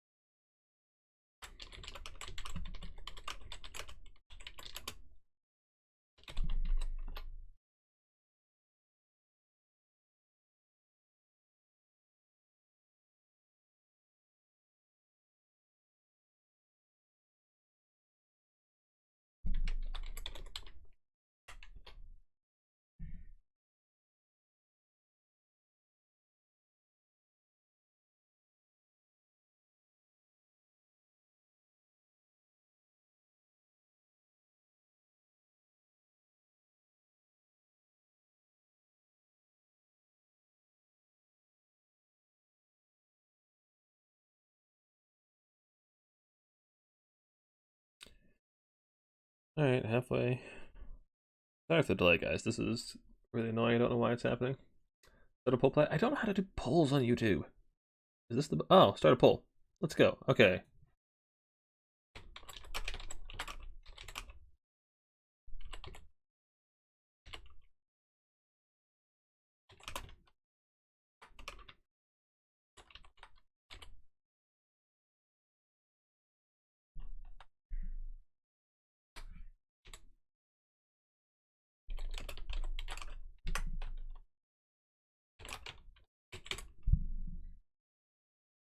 Alright. Who you guys got? You guys backing?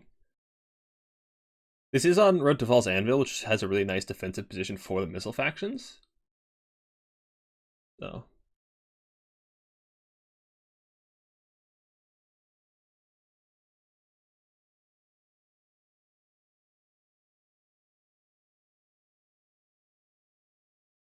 Alright, 69%, nice. Almost there. You guys have a lot of faith in Houseplant's Nurgle, apparently. Houseplant is an OG Nurgle player. He's been playing it almost since launch. He's very, very good at it, so...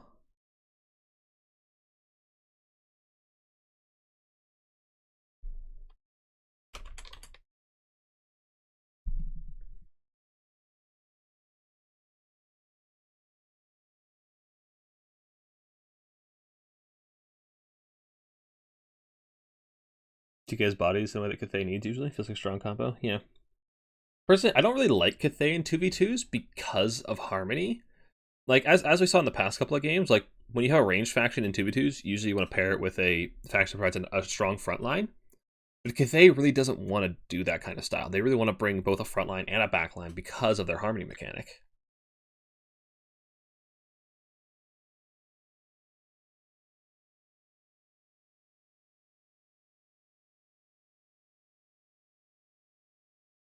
Right, I'm receiving tech support in DMs.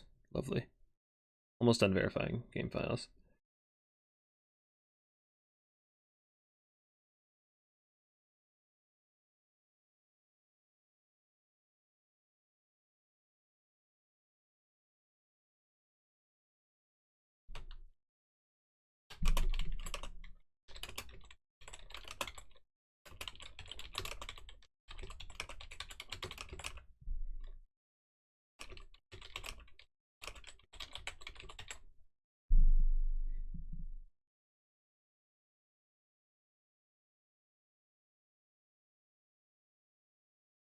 All right, almost done.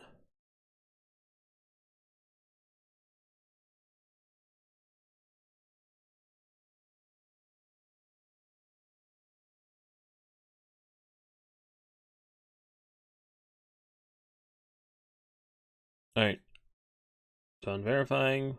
Let's launch the game. Oh, now it's patching. Okay, so there was something missing. 23. What the hell? What the hell? All right, Steam is being very mean to me. Let me just show you what I'm looking at here.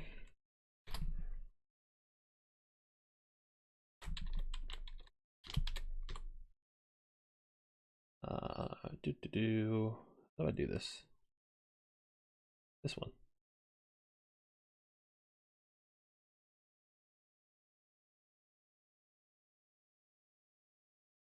Yeah, so there was something missing spontaneously, apparently. It'll be a couple of minutes to fix. So hopefully we can get the show back on the road pretty soon. And finish off the games we have for the night. Sorry about this. I don't know why this happened. Like, it was working perfectly fine up until that game for some reason. Ooh.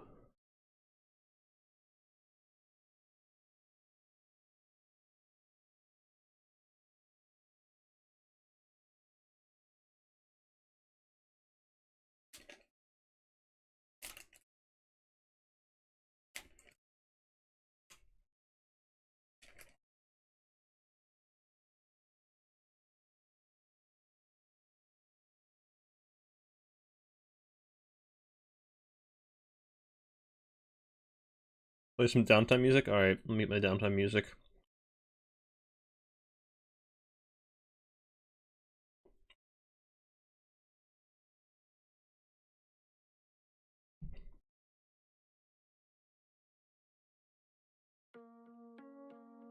Here's our downtime music. Nice and copyright free. No hope for Taco and F-Bod? Oh no, I was actually playing this matchup to help Houseplant and Prince practice, and we were going pretty even. Like, the map really favors the, like, artillery box style. Pull is rigged. Oh. I don't know the result, so I don't actually know what happened. Yeah, no spoilers, please. This is a spoiler-free chat. I mean, it's generally a pretty safe bet to bet on Houseplant, although Prince is pretty rusty. He hasn't played a whole lot of Warhammer 3.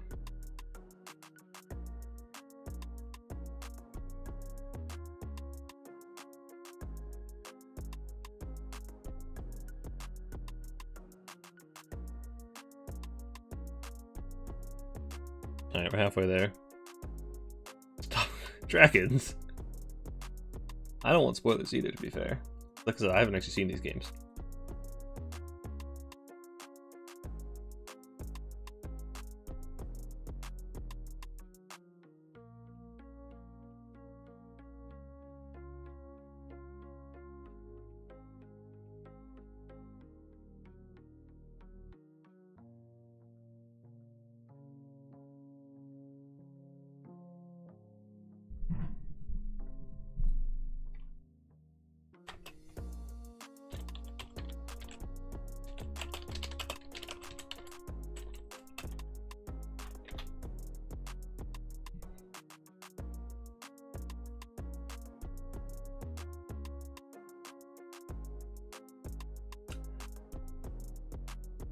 Alright, so for everybody who wasn't here at the beginning, so the format for this was a lot of, basically everybody showed up with a faction they wanted to play, and the matchups were more or less blind. We submitted the faction we wanted to play to the guys coordinating it, and then they made matchups. One guy from XMT and one guy from RTK agreed on mostly fair matchups to have, and there was also no repeat factions for the clans. So both clans had to use at least 19 of the, I think it's 19? I don't want to count right now. Like 19 out of the 23 factions. So, Dragons, go play the VP or something? Yeah, Dragons, go play your game and send me the replay. We are still waiting on your VP versus Dog Person's Beastman.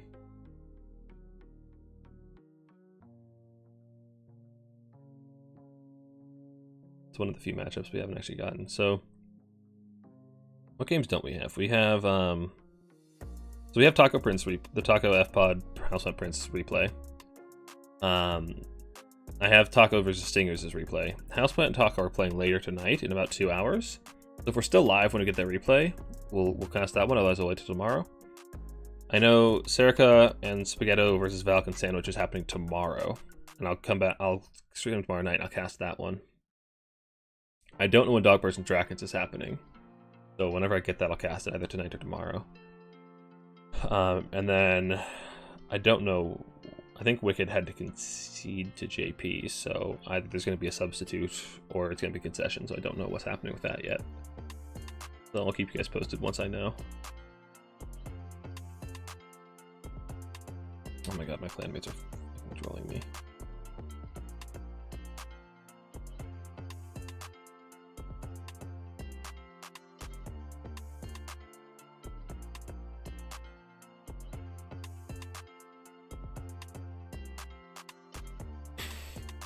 God damn it.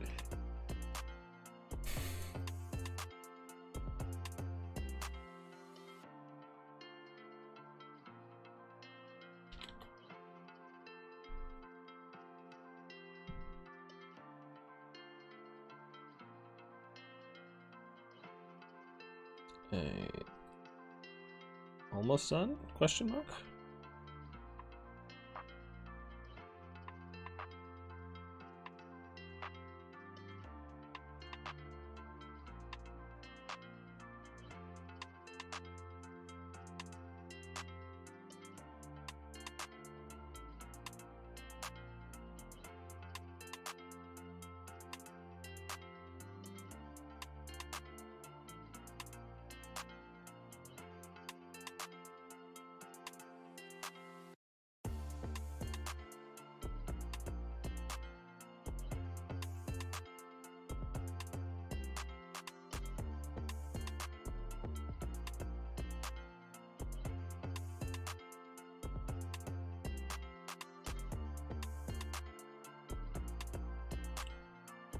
Okay, almost done.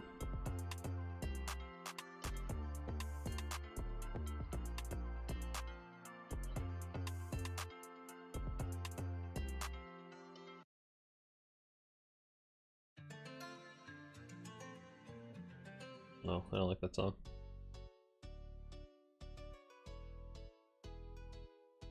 Alright, it says just about a minute more and we should be good to try again. Again, I don't know why this happens. That's really frustrating.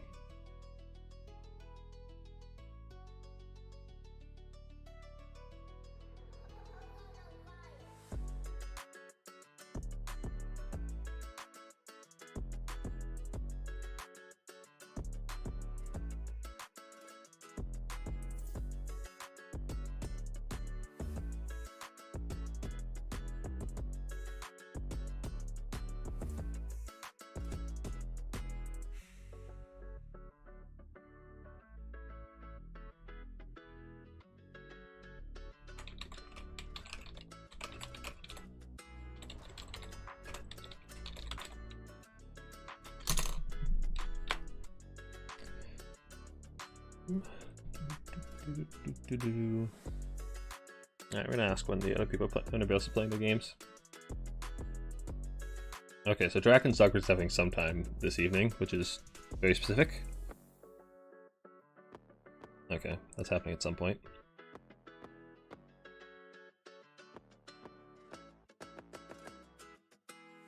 So thank you guys for sticking with me through this. This is, again, not what I planned.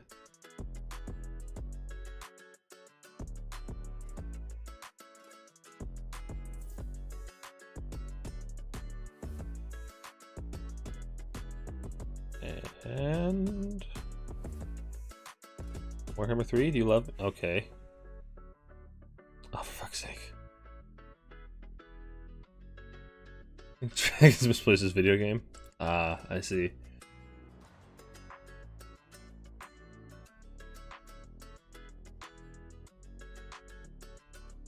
Happens to the best of us. Uh-huh.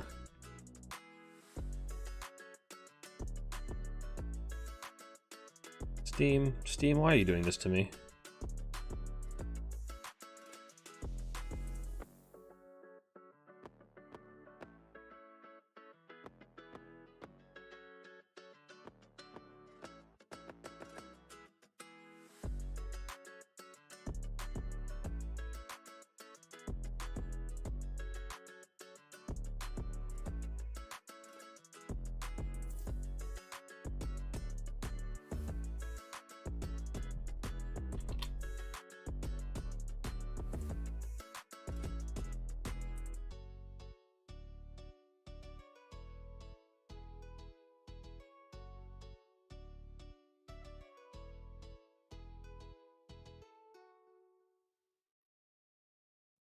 I verified game files on Steam, Nursa, and now it's re-downloading the files that were missing. So there's something wrong with my game. Use a circular USB stick to play your Warhammer games? Who are you making fun of here, Drakens?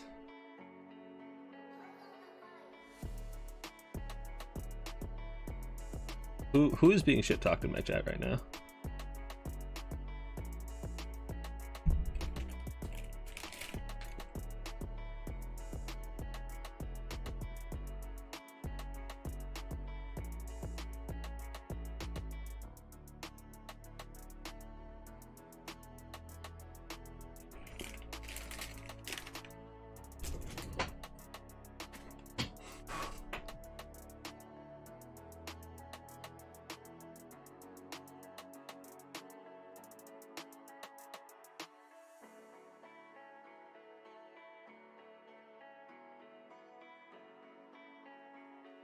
Oh.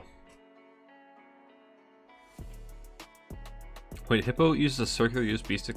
He is working on a circular USB stick. Why? Why? Why would he do that to himself? Something to look at? What, Jay?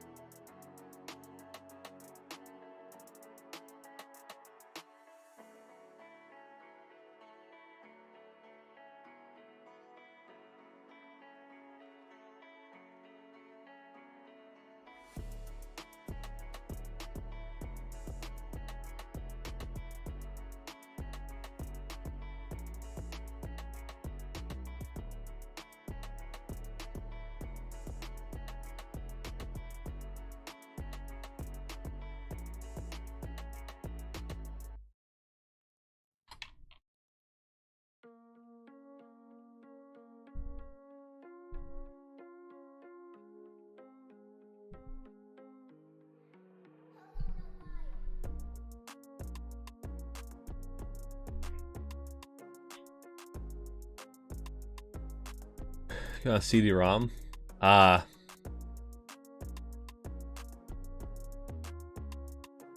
Drakens is in fact a baby, so fair enough.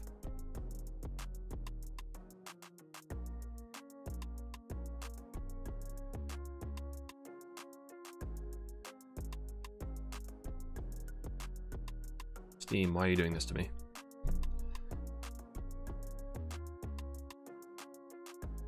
Is it ready?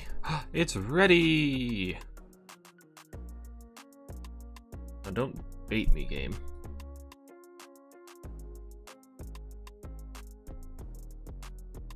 Please work. Please work.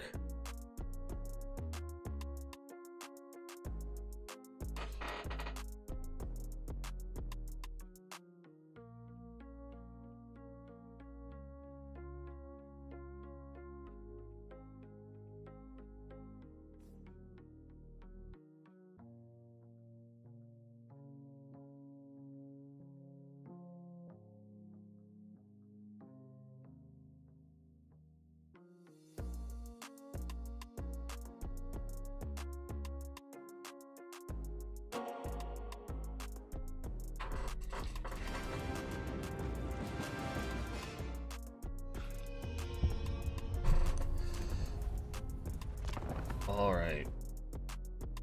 Come on, 2v2.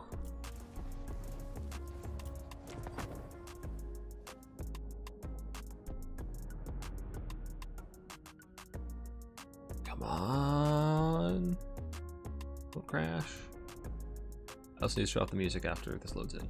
Remind me, if I alt-tab, this might crash again, and we don't want that happening.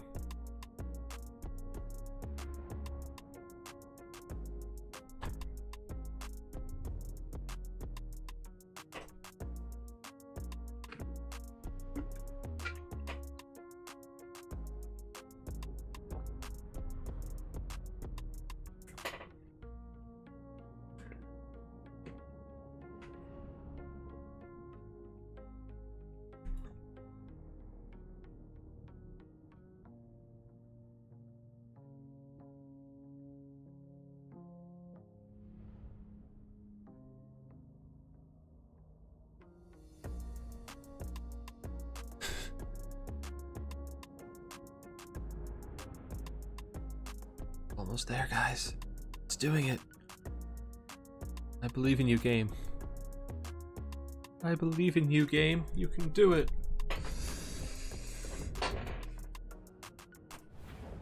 Hey! We got games. We got games, folks. Alright.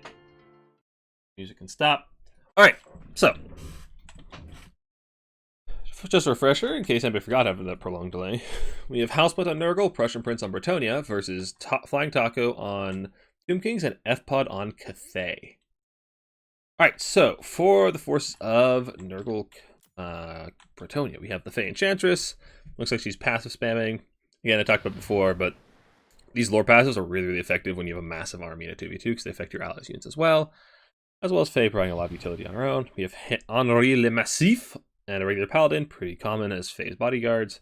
A couple of Knights of the Realm, and then whatever's over here. We have double Blessed Field Trebs. We have a Foot Squire, we have a Grail Relique, and we have, for Nurgle, we have Festus the Leech Lord, also passive spamming. Again, it basically is the same effect as the Lore of Light passive, and it just stacks on that extra healing map wide. It's very, very effective, as well as Festus providing his own healing, which is very, very common. We have a Cultist. Cultist debuff aura is very, very nice in the big blob fights that are very prone to happen in 2v2s. And then we have a Chaos Warrior frontline for Nurgle. Great one choice, makes a lot of sense. You're probably expecting some Jade Warriors from Cathay, so having the AP is very, very nice. Now, for the forces of XMT, with Not Flying Taco and F-Pod. We have Skeleton Spears. We have the Eyes of the Desert, very, very common choice in Bretonia. Just they kill Knights very, very quickly. And we have the Sphinx of Uzkep. Is that?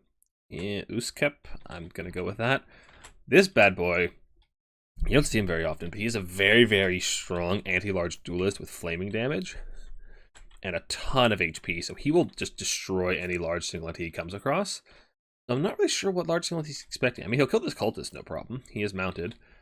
But maybe Faye? Maybe he's trying to just dig out Faye and get her out of the blob fights? Or maybe just worried about fighting knights. Maybe just there to fight knights. I'm not really sure what the goal is with him. Righteous Lances are also very, very good at killing Bretonian Knights. They land on them, so they guarantee the charge bonus. They'll do very well into Questing Knights, even Grail Knights they'll do just fine into.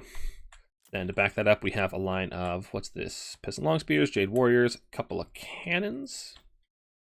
More Jade Warriors. We have Arkan the Black, Spirit Leech, and Biuna. as well as several of his other bound abilities. We have Skeleton Spears, we have Peasant Long Spears, we have Zhao Ming, the Iron Dragon. Haven't seen this bad boy in a while. Dragon's Breath. It's nice for clearing out the peasants. I'm not going to do a whole lot to the Chaos Warriors. He also has Warding Iron for that AoE ward save, and he has Transformation of the Dragon, so pretty light on the kit for Zhao Ming. Then we have Jade Warrior Crossbows, more Skeleton Spears, and more Jade Warrior Crossbows just to provide harmony. Alright, pretty straightforward build. So a lot of single entity power on the side of Tomb King's Cathay. A lot of very, very elite units. What are USB 6? Okay. Okay, guys. Alright. So like I was saying, I did practice this matchup against Houseplant. I was playing Cathay with one of my clanmates against Houseplant and Prince. And one thing that Houseplant loves to do is just walk this cultist up and try to get it shot to farm the summon. Although he actually looks like he opted out of bringing it this time. Okay. I guess I avoided shooting enough that he decided it wasn't worth it. Cannons are firing down onto the single entity blob. Bretonnians are trying to cap this point with their SEMs to force the artillery battery out of here. Because basically the last thing you want to do as Nurgle Brett here is force onto this tiny area, because you have to come straight into the front into brace spears and Jade Warriors. So what we want to do is cap these 2 points down here and force them to come down the hill, and then that opens them up to getting a better engage down here, as well as getting a flank opportunity from the low ground. I think Uzkep, however, could turn the tides. He'll probably beat the crap out of Henry and the Paladin. Honestly, I feel like these characters are here a little bit early. They could just hide out of line of sight and just wait to do this. But, you know, it works out. The Tomb Kings are dedicating resources down here, which does leave their lines on the top a lot more flimsy. The Trebs are firing in, and these Chaos Warriors are just staying back here behind the slope of the hill. A, they're out of sight, and B, they can't be shot by the cannons. Like, it's entirely possible that the red team doesn't even know these guys are here just yet. But Tomb Kings are set up on the low ground with some spears, as well as the Sphinx Seduce Cap, which can be very, very hard to dislodge for Bretonnia. Bretonnia really struggles to kill these large single entities. And I doubt Nurgle brought a whole lot of SEM killing power either, so it'll be a little tricky, although the Cultist Double Paladin could probably do some pretty good work against it. I just don't know if it's worth your time. Low ground point is going to the Bretonnian Knights.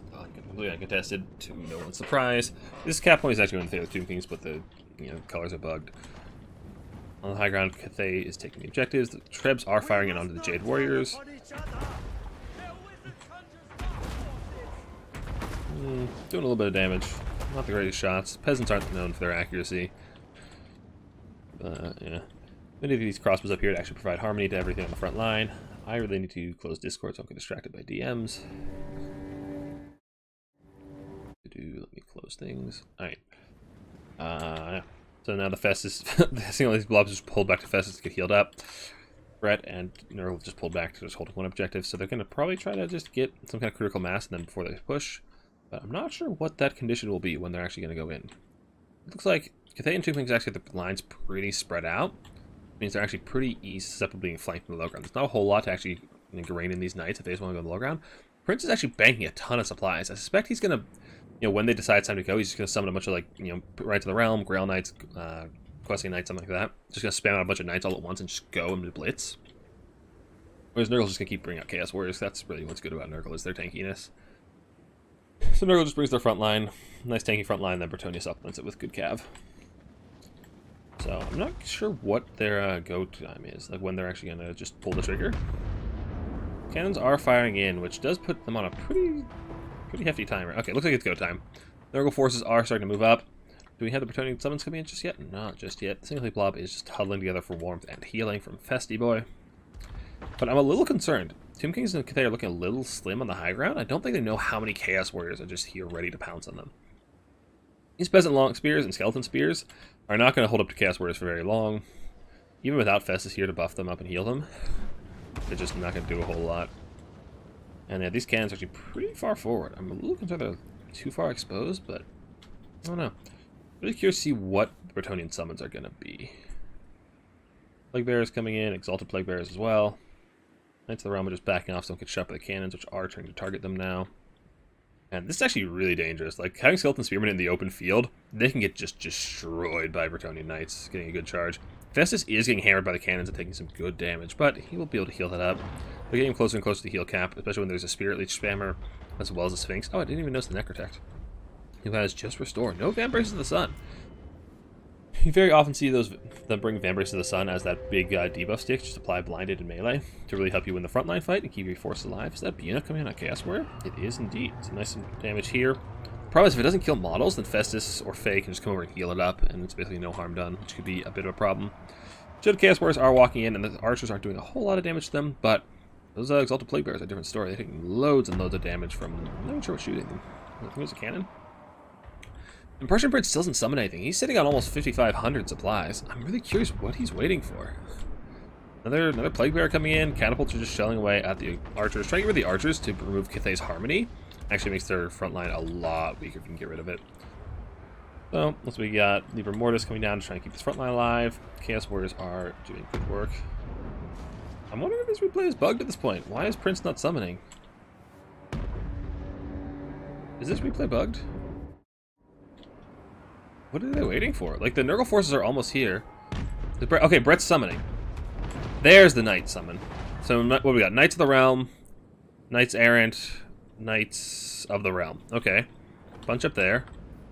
More Grail Knights. They're just coming for a massive alpha strike on the high ground here. They found holes. They're just going to charge right through here, right around the side. Just start tearing apart this front line. They can bunch right through these Jade Warriors, get these cannons. There's not a lot here to stop them. There's one Righteous Lances. There's some Jade Lancers coming in, as well as some Ushabti. But most of their big cav killing power is on the low ground, because that's where the Bretonnian cav has been this whole time. Festus is in the open just getting shot, and Faye needs to get in this fight as well. Nerds actually having a hard time getting their single entities into the fight because those cannons just pot-shotting them, but I mean, as long as Festus is alive, he's still a threat. Like, he's just doing so much to support his army. And now the Knights are just streaming in. Iron Gunners on the field as well, but I feel like the Knights are just kind of late. A lot of the Chaos Warriors have been, you know, broken off, terror routed already, just lots of damage taken, but the Knights are coming in, the Furies as well. Furies going straight for those Iron Hail Gunners, which is exactly what you need. You really need to shut down those Iron Hails. Buna coming down on those Knights of the Realm. No, that's a Spirit Leech. And just, yeah, now the Knights are just streaming into the backline. And this is what Prince is good at, man. He knows how to micro his Bretonnian cav. You run the backline, bouncing straight into the cannons. The Cathay backline is suddenly very, very compromised, but I worry that the Nurgle front line is just too much in tires to actually follow up. The Knights are getting torn apart with the Sphinx of Uzkep, as well as the Righteous Lances going down on some of them. More Knights coming uphill onto the cannons. Jade Lancers streaming in to try and stop them. But the grind is going fairly well for Nurgle and Bretonnia. They have some Footscars here as well. They're taking the objective on the top. They've got the objective on the low ground completely uncontested. It's a nice... Oh, that's a Chalice of Potions doing some good damage to the Skeletons, the Jade Warriors. The cannons are being shut down. The Archers are being routed. The Iron Hail's taking loads of damage. Zhao Ming is coming over to try and peel off this back line. But the Bretonnian Knights are just swarming. And there's so many of them. They've got those passive heals from Nurgle and the Fae. Loads and loads of damage, and now Zhao Ming is trying to come to the aid of his people, protect them, but these are right next to the realm. They'll trade just fine those big single entities. Right Slits are doing a good job. On the front line, the Skeletons are starting to crumble, but they're buying so much time, and this single entity blob is going to do work. It's basically a double Mortis engine. Well, Festus isn't Mortis right now, he's healing, but still. Loads and loads of damage. The backline is being shut down pretty heavily, and Cathay is losing grasp on the high ground, but they do have a lot of reinforcements coming in. The problem is that none of these Knights in the backfield, they can camp the reinforcements very, very effectively. Because just look at this downhill charge damage on these on these Nehekara warriors. Do loads of damage. Yeah, Tomb King's infantry is so soft to Bretonnian cav. They have very, very little mass. They just get lanced down so easily. What kind of summons do we have coming in for... Prussian Prince is banking a lot of supplies again. I'm not sure why. I wonder if he's just not super familiar with Domination. He's behind on summons. Looks like Cathay and 2K are already both out supply cap. Three of these coming on these questing Knights who are stuck fighting Tomb Guard Halberds, which is not where they want to be, especially with the Righteous Lancers on top of them as well. But, yeah, I'd love to see Faye and Festus just moving towards the center, just getting these massive mortars and good damage. Stream Crush coming in, that passive him doing good work.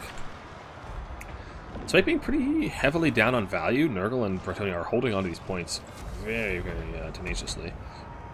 Double Necrotech coming in. Do enemies have Embrace of the Sun? No, just the Restore. Interesting. I guess that helps heal up the Necrosphinx, which is pretty big, but I don't know. Festus is starting to now flip the cap in the center. They got a nice blob of Chaos Warriors and Plague Bears, as well as the healing from Faye, and Festus doing really good work.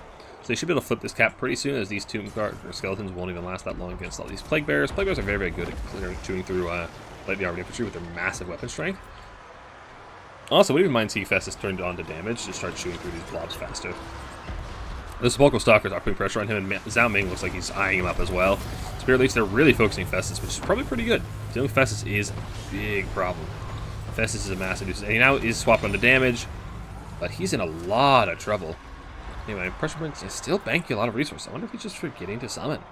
On the high ground, Cathay's backline has been entirely routed by the Bretonian Knights. And the low ground, the grind is just going very, very poorly for Cathay and TK. Cathay's front line without any harmony is not doing very well into the Mortis blob. Festus is routed and running away, but he is healing up, so he should be back before long, but that Necrosphinx ain't interested in letting him come back.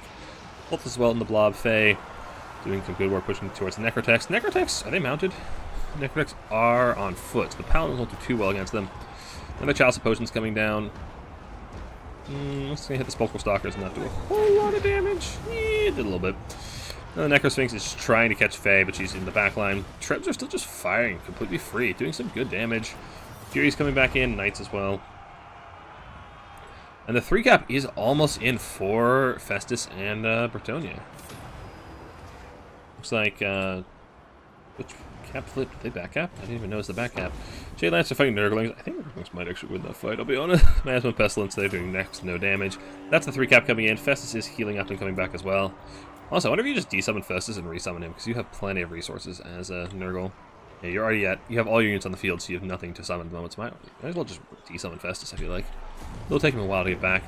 Value is very heavily in the favor of the red team, but the Nurgle healing as well as the Fae healing is just doing so much work to keep them in this fight. Plague Bears just running rampant on the high ground as well as the Foot Squires. These Foot Squires have been fighting since the beginning of the game. Well, since the beginning of the fight, with this Grail Relic and just doing really, really good work against the Tomb King infantry line. And yeah, the missile line is just completely falling apart. The Bretonian Knights Vanguard, or the initial charge was just devastating. Doing very, very good work. This is Corruption. Faye is getting punished a little bit by Arcan, Righteous Lances, the big single blob, but I feel like it's just too late. They're just all over this map. It's going to take so long to get all of these hit points off the field. And I suspect Nurgle is going to be, as soon as something's available, they're resummoning it. And we have more Knights coming as well, Questing Knights. And now the real problem is, if these Questing Knights just swing around and start intercepting these Skeleton Spears, it's so hard to get reinforcements, because as you saw, the Tomb King infantry is so soft to Bretonian Knights. So they can just intercept the reinforcements, just lance them down. You need to have some kind of mass to actually protect your infantry and your missiles on the way to the fight against Bretonia. It's so tough to deal with. Festus is back in the fight. He's healing up everything here. The Nurgling's alive. The Chaos Warriors. I really love to see a blob punishing spell, but there's just none available. I'd love to see a War Whoop coming for Cathay, honestly. A Compass could help do so much damage with bound comets and lightnings into these Nurgle blobs. It could be absolutely disgusting. Yeah, still a very solid hold on the high ground. We got the Spear Wall coming up. They're just braced and waiting. They're waiting for the right moment to go in, but they're just getting pushed by the Plague Bears. Just, Nurgle's just a relentless tide moving ever onward.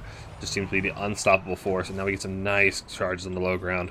Oh, give it to me. Oh, yes, that's what Cavs should feel like. Instantly routing, well, crumbling.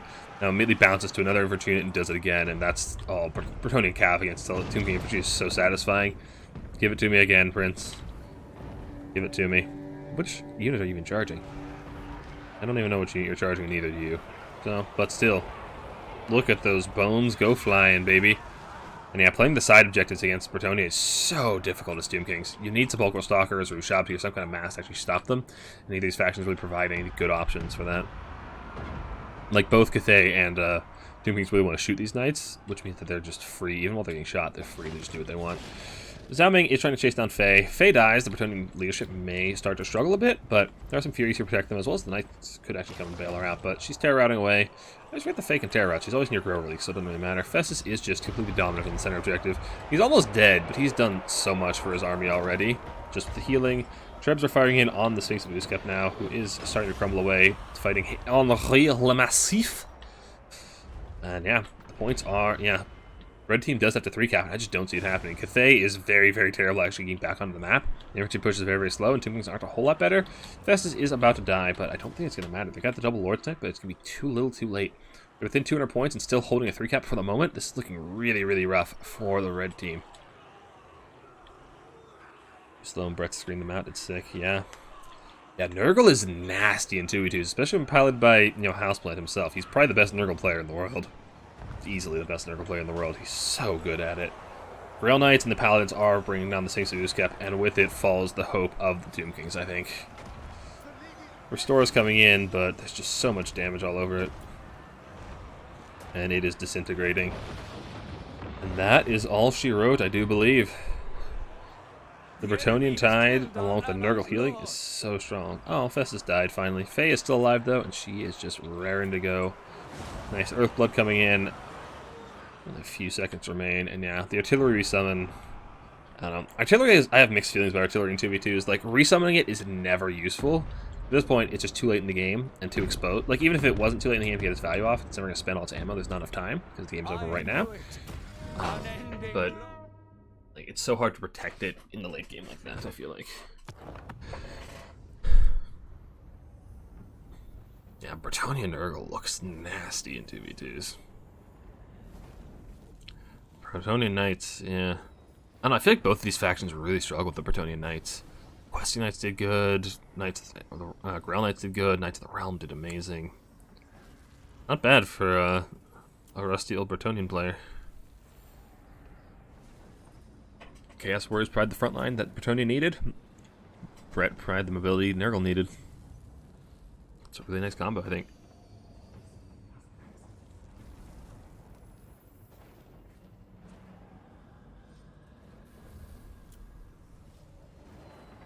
Chosen God did good work.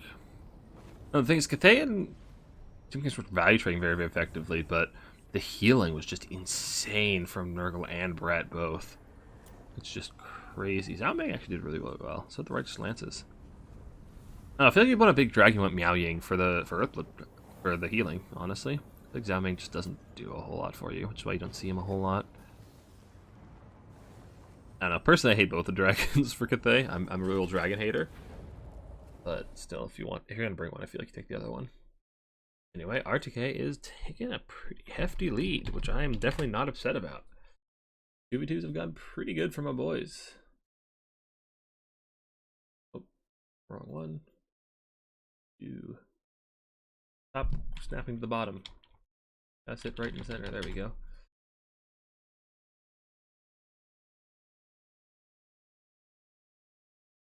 All right. So, we have one more replay at the moment, and that is Stinger's Taco, which is a land battle, so I need to restart my game and swap the mods over.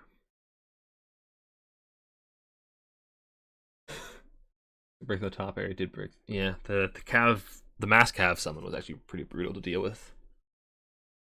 Gee, Cathay feels with no mid-game defense. Yeah, Cathay's mid-game feels pretty bad. They showed lack of experience for us and these summons in 2v2. So much money and desperately trying to bring more cannons. Yeah, there's a lot of things to worry about in 2v2. It can be really chaotic playing a 2v2. Effective for you to supply casting, maybe more Longma. I'll have a Longma. Honestly, what I was doing was bringing War Compasses. Because you summon them in, you drop their spells, you desummon them, you do it again. And they're really good clearing infantry, which Cathay is already bad at. So I kind of like, I was bringing like double War Compass when I was playing this against Houseplant and Prince.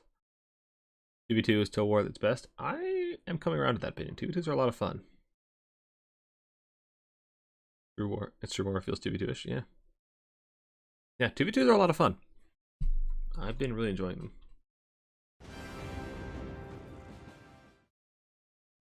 Only was very satisfying unless playing stupid matchups, of which there are many. Did I? Okay, I did.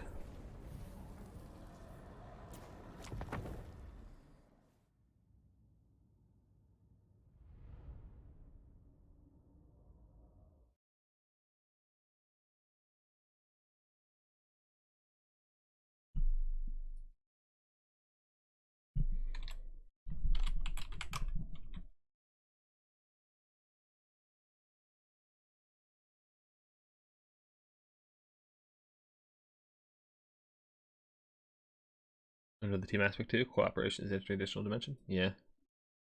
All right, lads, who do you have, Taco or Stinger?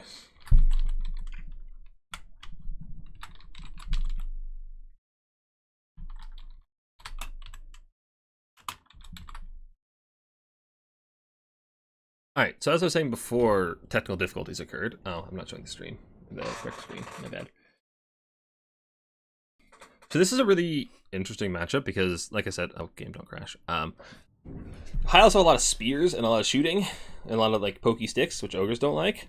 But ogre shooting actually outranges high elves. Does a really, really good job of clearing their tight formations and low HP models very, very quickly. So, but they don't outrange that much. Lead belchers are really, really good at killing Lothern or archers but they don't have that much range on them, so you have to be very, very careful, as they are very squishy themselves. There's a very delicate balance. Although, it looks like Taco has opted to index pretty heavily into scrap launchers, which don't do a ton of damage. But again, Hiles are very low HP and low model count, so they can actually do very, very well into them. Alright, Taco's Ogres. Stingers is your favorite player, Dragons? I'll tell him you said that. Actually, you're probably in chat with him right now, aren't you? Alright, so we have a Slaughtermaster of the Great Maul with just Troll Guts. We have a Scrap Launcher, we have Lead Belchers, we have Sky Striders. Sky Striders are pretty much a universal pick for Ogres in land battles. They're just so good combined with Troll Guts, it's really silly. A second, oh, that's a Mournfang great weapon, interesting. Trappers, Noblars, double Mourn. Okay, so lots of heavy cav for the Ogres. Not what I expected. Ogre Bulls, Iron Guts, Trappers, and hold on, did he? He tried to spell out. Wait.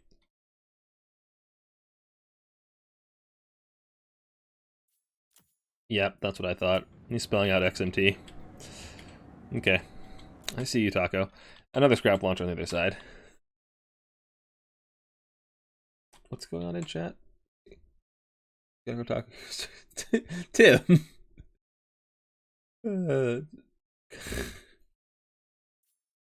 8 elves would never support.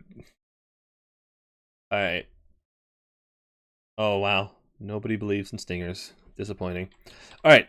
For the Hiles, we have Archmage of Death, Doom and Darkness, and Spirit Leech, a Frostheart Phoenix, Silvern Guard, Lothern, Archers, Valyrian Reavers, and yeah, some more Silvern on the other side. Okay.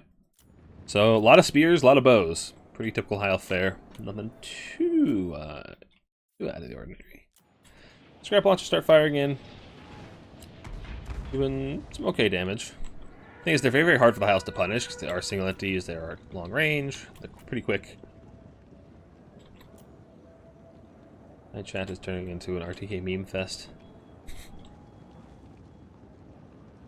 No, Frostheart Phoenix is trying to push away the Scrap Launcher. We can't land, or these Mournfang Cavalry will kill that Frostheart Phoenix very, very quickly.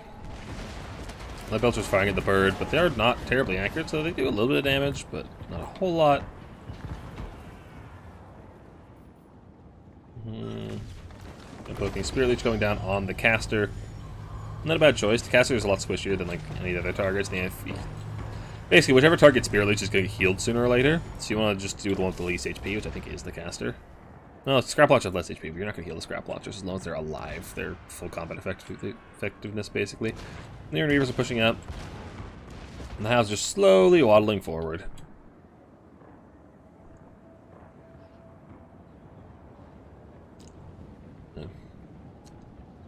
Ogre's just kiting back, trying to stay away from the archers. Scrap Launcher's just poking. Get some good shots on the Lothern. Also, going to push up and trying to focus on the Scrap Launchers. I feel like it's a mistake. You're not going to kill the Scrap Launchers. They're single entities, they're armored. They're just hard to kill.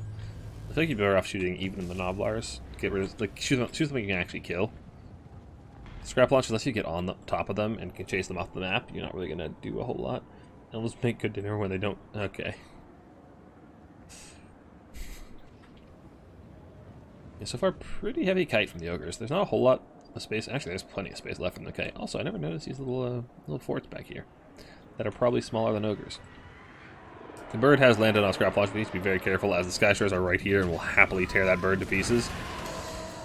Yeah, let's see this bird die to Sky Striders. Let's try to do a frostbite as well, so we'll keep it grounded for a while, or not, you know, or it's just gonna waddle away because birds are like that, I guess. Anyway. Hile shooting line is in position. They are kind of stuck in the trees. Arrows firing in on the Scrap Launchers, getting some Trappers in the crossfire. Spirit Leech going down on the Lord. Scrap Launchers crossfiring, getting any good shots. That did okay.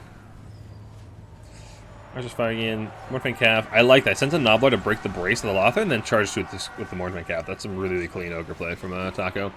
And the Reavers getting chased off by the Sky Striders. Yeah, they're no match for that Ogre Cav. Elite, heavy Ogre Cav. Just firing away, and I like this. This is a pretty classic Age of Land Battle attack where you just rotate away from your opponent's formations. That way, this whole side of formation is just forced to keep running while this side is being engaged on by a much larger force. Pretty classic tactic, but it still holds true and holds effective. It's very, very good. Very grounded Taco. Okay. It's true there is no flying for this Taco. Anyway, Yeah, now the elves are kind of disjointed. They got a couple of units engaged over here in melee, with the rest just off to the side trying to get in range to shoot. The Reavers coming around the back, but it's not letting good targets of the elves Mornfang on the field. Anything they jump on is get dumpstered by the Cav. Noblars going over here just trying to catch these two Reavers. Bigger Bulls, Iron Guts are trying to get on top of these spears. Silver are a little bit tricky, but the Troll Guts hitting from the Sky Striders mean they should be able to just fine to take it. When I played this matchup, I find, like, if the High Elves can keep the Silverin alive after all the shooting is dead, like, if the Silverin is healthy after the shooting is dead, then Ogres are in a lot of trouble, so... Like, killing Silverin in melee for Ogres is just so difficult. They have so much MD, they're so tanky. But the Archers are all just getting some nice concave fire onto those Iron Gut, and those are Silver Rules. But, I don't know. Not doing a whole lot of damage. A lot of the Ogres have very, very heavy armor, while their Noblars are super cheap. Crushers are just eating the enemy Reavers alive. They are just not at all equipped to deal with that super, super heavy Ogre Cav. This is looking pretty scuffed for the Elves. And like I said, Taco did a really good job just engaging on one of the Elven flanks, crushing what it could, no pun intended. Archers, spears, while this other side is just forced to keep rotate and chase its targets. The bird has landed in the back trying to snipe on the Slaughtermaster. I hope there's no crushers nearby. There are some coming. The Sky Stars are coming, but the bird is going to slip away because birds are BS like that. As long as they're trying to catch it. Slaughtermaster is still pretty healthy, though, and he'll have a Troll Guts available. Not as before long, probably have a Butcher available as well. Where are all the Mornfangs? Mornfangs way in the backfield. Honestly, I wouldn't mind seeing them just snag the point and then come and rear charge. The point doesn't take very long to capture, so just grab it, give yourself a lot more time to kite, and force the Elves to send something back there. What are they even doing? I guess it's a bit of a mismicro. Lead Belchers are firing in, getting some good damage onto these Loth and Seaguard lines. You guys have a pretty healthy damage lead, and with the healing stacked on top of that, it's pretty nasty. Oh, send those Noblars on the point. Get the cheeky back cap, please. We are getting pretty close to the edge of the map, though. There's not a whole lot more room for the Ogres to kite, so I suspect they're going to now go just swing to the left and hide in these trees. This Spirit Leech going down to the Lord. Wouldn't be surprised to see a Troll Guts coming. Yeah, there's the Troll Guts. He'll be fine. He'll be fine. The bird has landed on the Lead Belchers, but Sky Stars are coming from one side, Ogre Bolts from the other. If they can sandwich it, it's going to die, but it looks like he's going to sneak out. Because, gosh darn it, those birds are slippery. Very slippery and very frustrating to play against sometimes. They don't do a whole lot of damage. It gets landed multiple times, it's only gotten 200 value. With that, Mornfang are in the back on top of the Illyrian Reavers, getting on top of the Loth and Seaguard Archers, basic Archers. Don't have spears and don't have much hope. There's the Noblar back cap. Glad Taco saw that. I would have been pretty disappointed if he didn't, because I love cheeky back caps. And now the Mornfangs are just running rampant. There's nothing the High Elves really have to stop them. Scraplots are still firing as well, doing some nice damage. Where's the other one? The Scraplots are dying. Oh no, there it is. It's just chucking away. Phoenixes are now, and the bird are now chasing down the shooting, but at this point Taco seems to be going to sacrificing shooting in favor of just all inning. I think he thinks he can win from just grinding at this point, which is probably not wrong about. Not a whole lot of spears left online. The Archers are getting shut down, and he's got a really, really nice engage in the backfield. So, Crusher's doing surprisingly well against these Loth. If you get the rear charge against non-braced spears, like, Taco's doing a really good job of sending Noblars into melee first and then charging with his Ogres so that there's no brace, so that they don't get charge deflection. Just doing a lot of work. Iron Guts coming in the back as well. They do pretty well in the Silverin. They are armor piercing, and Silverin don't have AP themselves, so they'll do pretty well. But they're still large. They're going to have a tough time, you know, still. Mornfang are just completely unstoppable. It's nothing that can actually hold them down and damage them. High Elves really lack a whole lot of AP anti-large, so it's really hard to kill these big armored monstrous cavalry units. They're just completely free to run around wherever they want. The Reavers can't stop them. The spears can't tie them down to kill them. They're just free to keep cycle charging. It's kind of on Taco to make a mistake for Stingers to actually kill them, so it's really tough to deal with. Another Spear Leech on the Lord, who had been Troll Guts, so he's perfectly healthy. He's starting to catch up a little bit in the value, just now that the grind has started with the spears, but I don't know if it's going to be enough. They're rounding off a lot of these Archers and doing a good job chasing things off. Crushers are, or Mornfang Cav are again trying to chase off that bird to little effect, but now they're just starting to route things off. They're getting a lot of their army abilities, which means they're going to be getting even more healing for all their big single entities, as well as their monsters Cav, which have a lot of models and will get a lot of benefit from healing. So, I'm starting to see why you guys were voting Taco. Taco is no slouch when it comes to ogres. They are his signature faction after all, and he is well practiced with them. Trap Launch is still firing in, starting with Silverin. Yeah, Silverin are the ideal target. You really don't want to be fighting Silverin in melee if you can help it. As the ogres, they are tough boys. I don't know that this bird, man. This bird is just flying around, not doing a whole lot. It just puts a little bit of pressure on the shooting, but I don't know. The snipe attempts going on the Lord, but there's Crusher or Motoring Cab Great Opens coming in immediately. So it's like the Ogre games must have felt tough disappointing here, fellow. Yeah. Yeah, there's just so these Cav feel like they're everywhere. Taco's really on top of his micros. Make sure he's actually putting a lot of pressure on his opponent's backline while also being able to just come back and peel for his own backline. That's just constant back and forth with his Cav. He's doing a very good job of keeping him alive and managing that. Oh, just go nom nom nom. Yep, they doing that. Oh, my DPI switch. Yeah, I don't see a lot left here for actually kill. There's still a lot of silver alive. It's a bit of a nuisance, but the thing is, once you kill off these Cav units, you can kite with the scrap launchers infinitely. Because the Ogres have had that objective for so long, they actually have a lot of time to do it left with. Looks like the Lead Belchers have been routed off the field. As long as the scrap launchers alive, they can just kite the silver in forever. So, just without the missiles online, the archers are mostly shut down. There's a couple models left, but they're pretty tattered. They do recap the objective, and also I think the High Elves, I don't know. On one hand, I kind of want to see them just park on the objective and make the Ogres come to you and not kite, but I don't know. It's pretty rough. Brace Spear Charge, still doing pretty well because the Ogre passive lets them, break charges. And the Spear League's coming on the Lord, but it just feels it's just doing too little too late. Troll Guts are coming in, but you just have so much healing at this point for Ogres. You have more Troll Guts, you have the army ability. Trapper's just firing in. We finally have... Get the bird! Kill the bird! Come on, turn on the bird. I want to see this bird die. I hate birds. Everyone knows birds are evil. Come on, Sky Striders, kill the bird! No, he's more interested in killing off the silver, and kills off all the silver and there's nothing left on the ground, then basically it's over because they can't recap the point. And the Silverin are in tatters. And these Sky Striders have been doing absolutely wondrous work for Taco here. Actually, not nearly as much value as expected. Where's the other Motoring Cav? Did it die off and I missed it? Am I really that blind? I guess so, I don't see it anywhere. Sky Stars are still Hail and a Hardy. Scrap Lots are coming in, working as a chariot. Bird is in trouble, and we have a dismember. Now we get the bird. Get the Mornfang, Grey opens on the bird, get the Crushers to come in.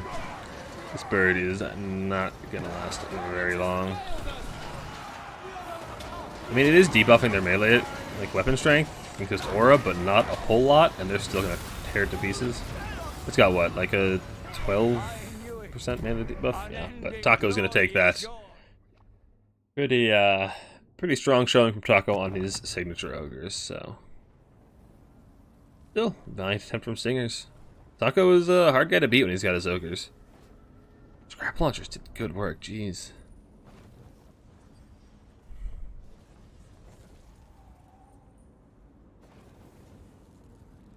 Archmage of Death. It got good value, but it never killed anything. Like, it was just farming value off the Spirit Leech on the Lord, but the Lord never died. So, like, I feel like it's just a lot of fake value. I guess you kind of just traded Wom for their Troll Guts on the Lord, but I don't know. I feel like it's not worth it. Alright. GG. So XMT gets another point on the board. And that is... Which game is that? That's this one. Okay. Oh, copy. So that is... Oops, that's not what we wanted. Hold on.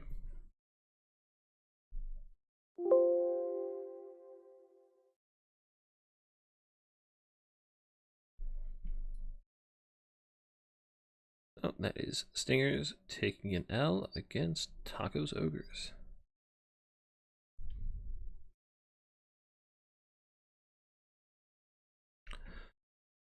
And I believe those are all the replays I have for tonight. So tomorrow we have a few games left. We still have Taco Houseplant, Dogburst and Drakens, Wicked. Like I said, Wicked won't be playing. So I think they might be getting a substitute or concession. I don't know what's going on with that. And then Serica and Solo versus Falcon Sandwich, which means XMT has exactly enough games to tie it up if they take all the remaining games. That does mean Taco has to beat Houseplant Slanesh, which would be a tall order. But XMT is not quite out of this yet. They could still tie things up. So, thank you guys. Yeah, it could go 10-10. So, thank you guys for watching. I will be back tomorrow, probably around the same time. Actually, probably a couple later, probably about 5 or 6 EST to cast the rest of the games.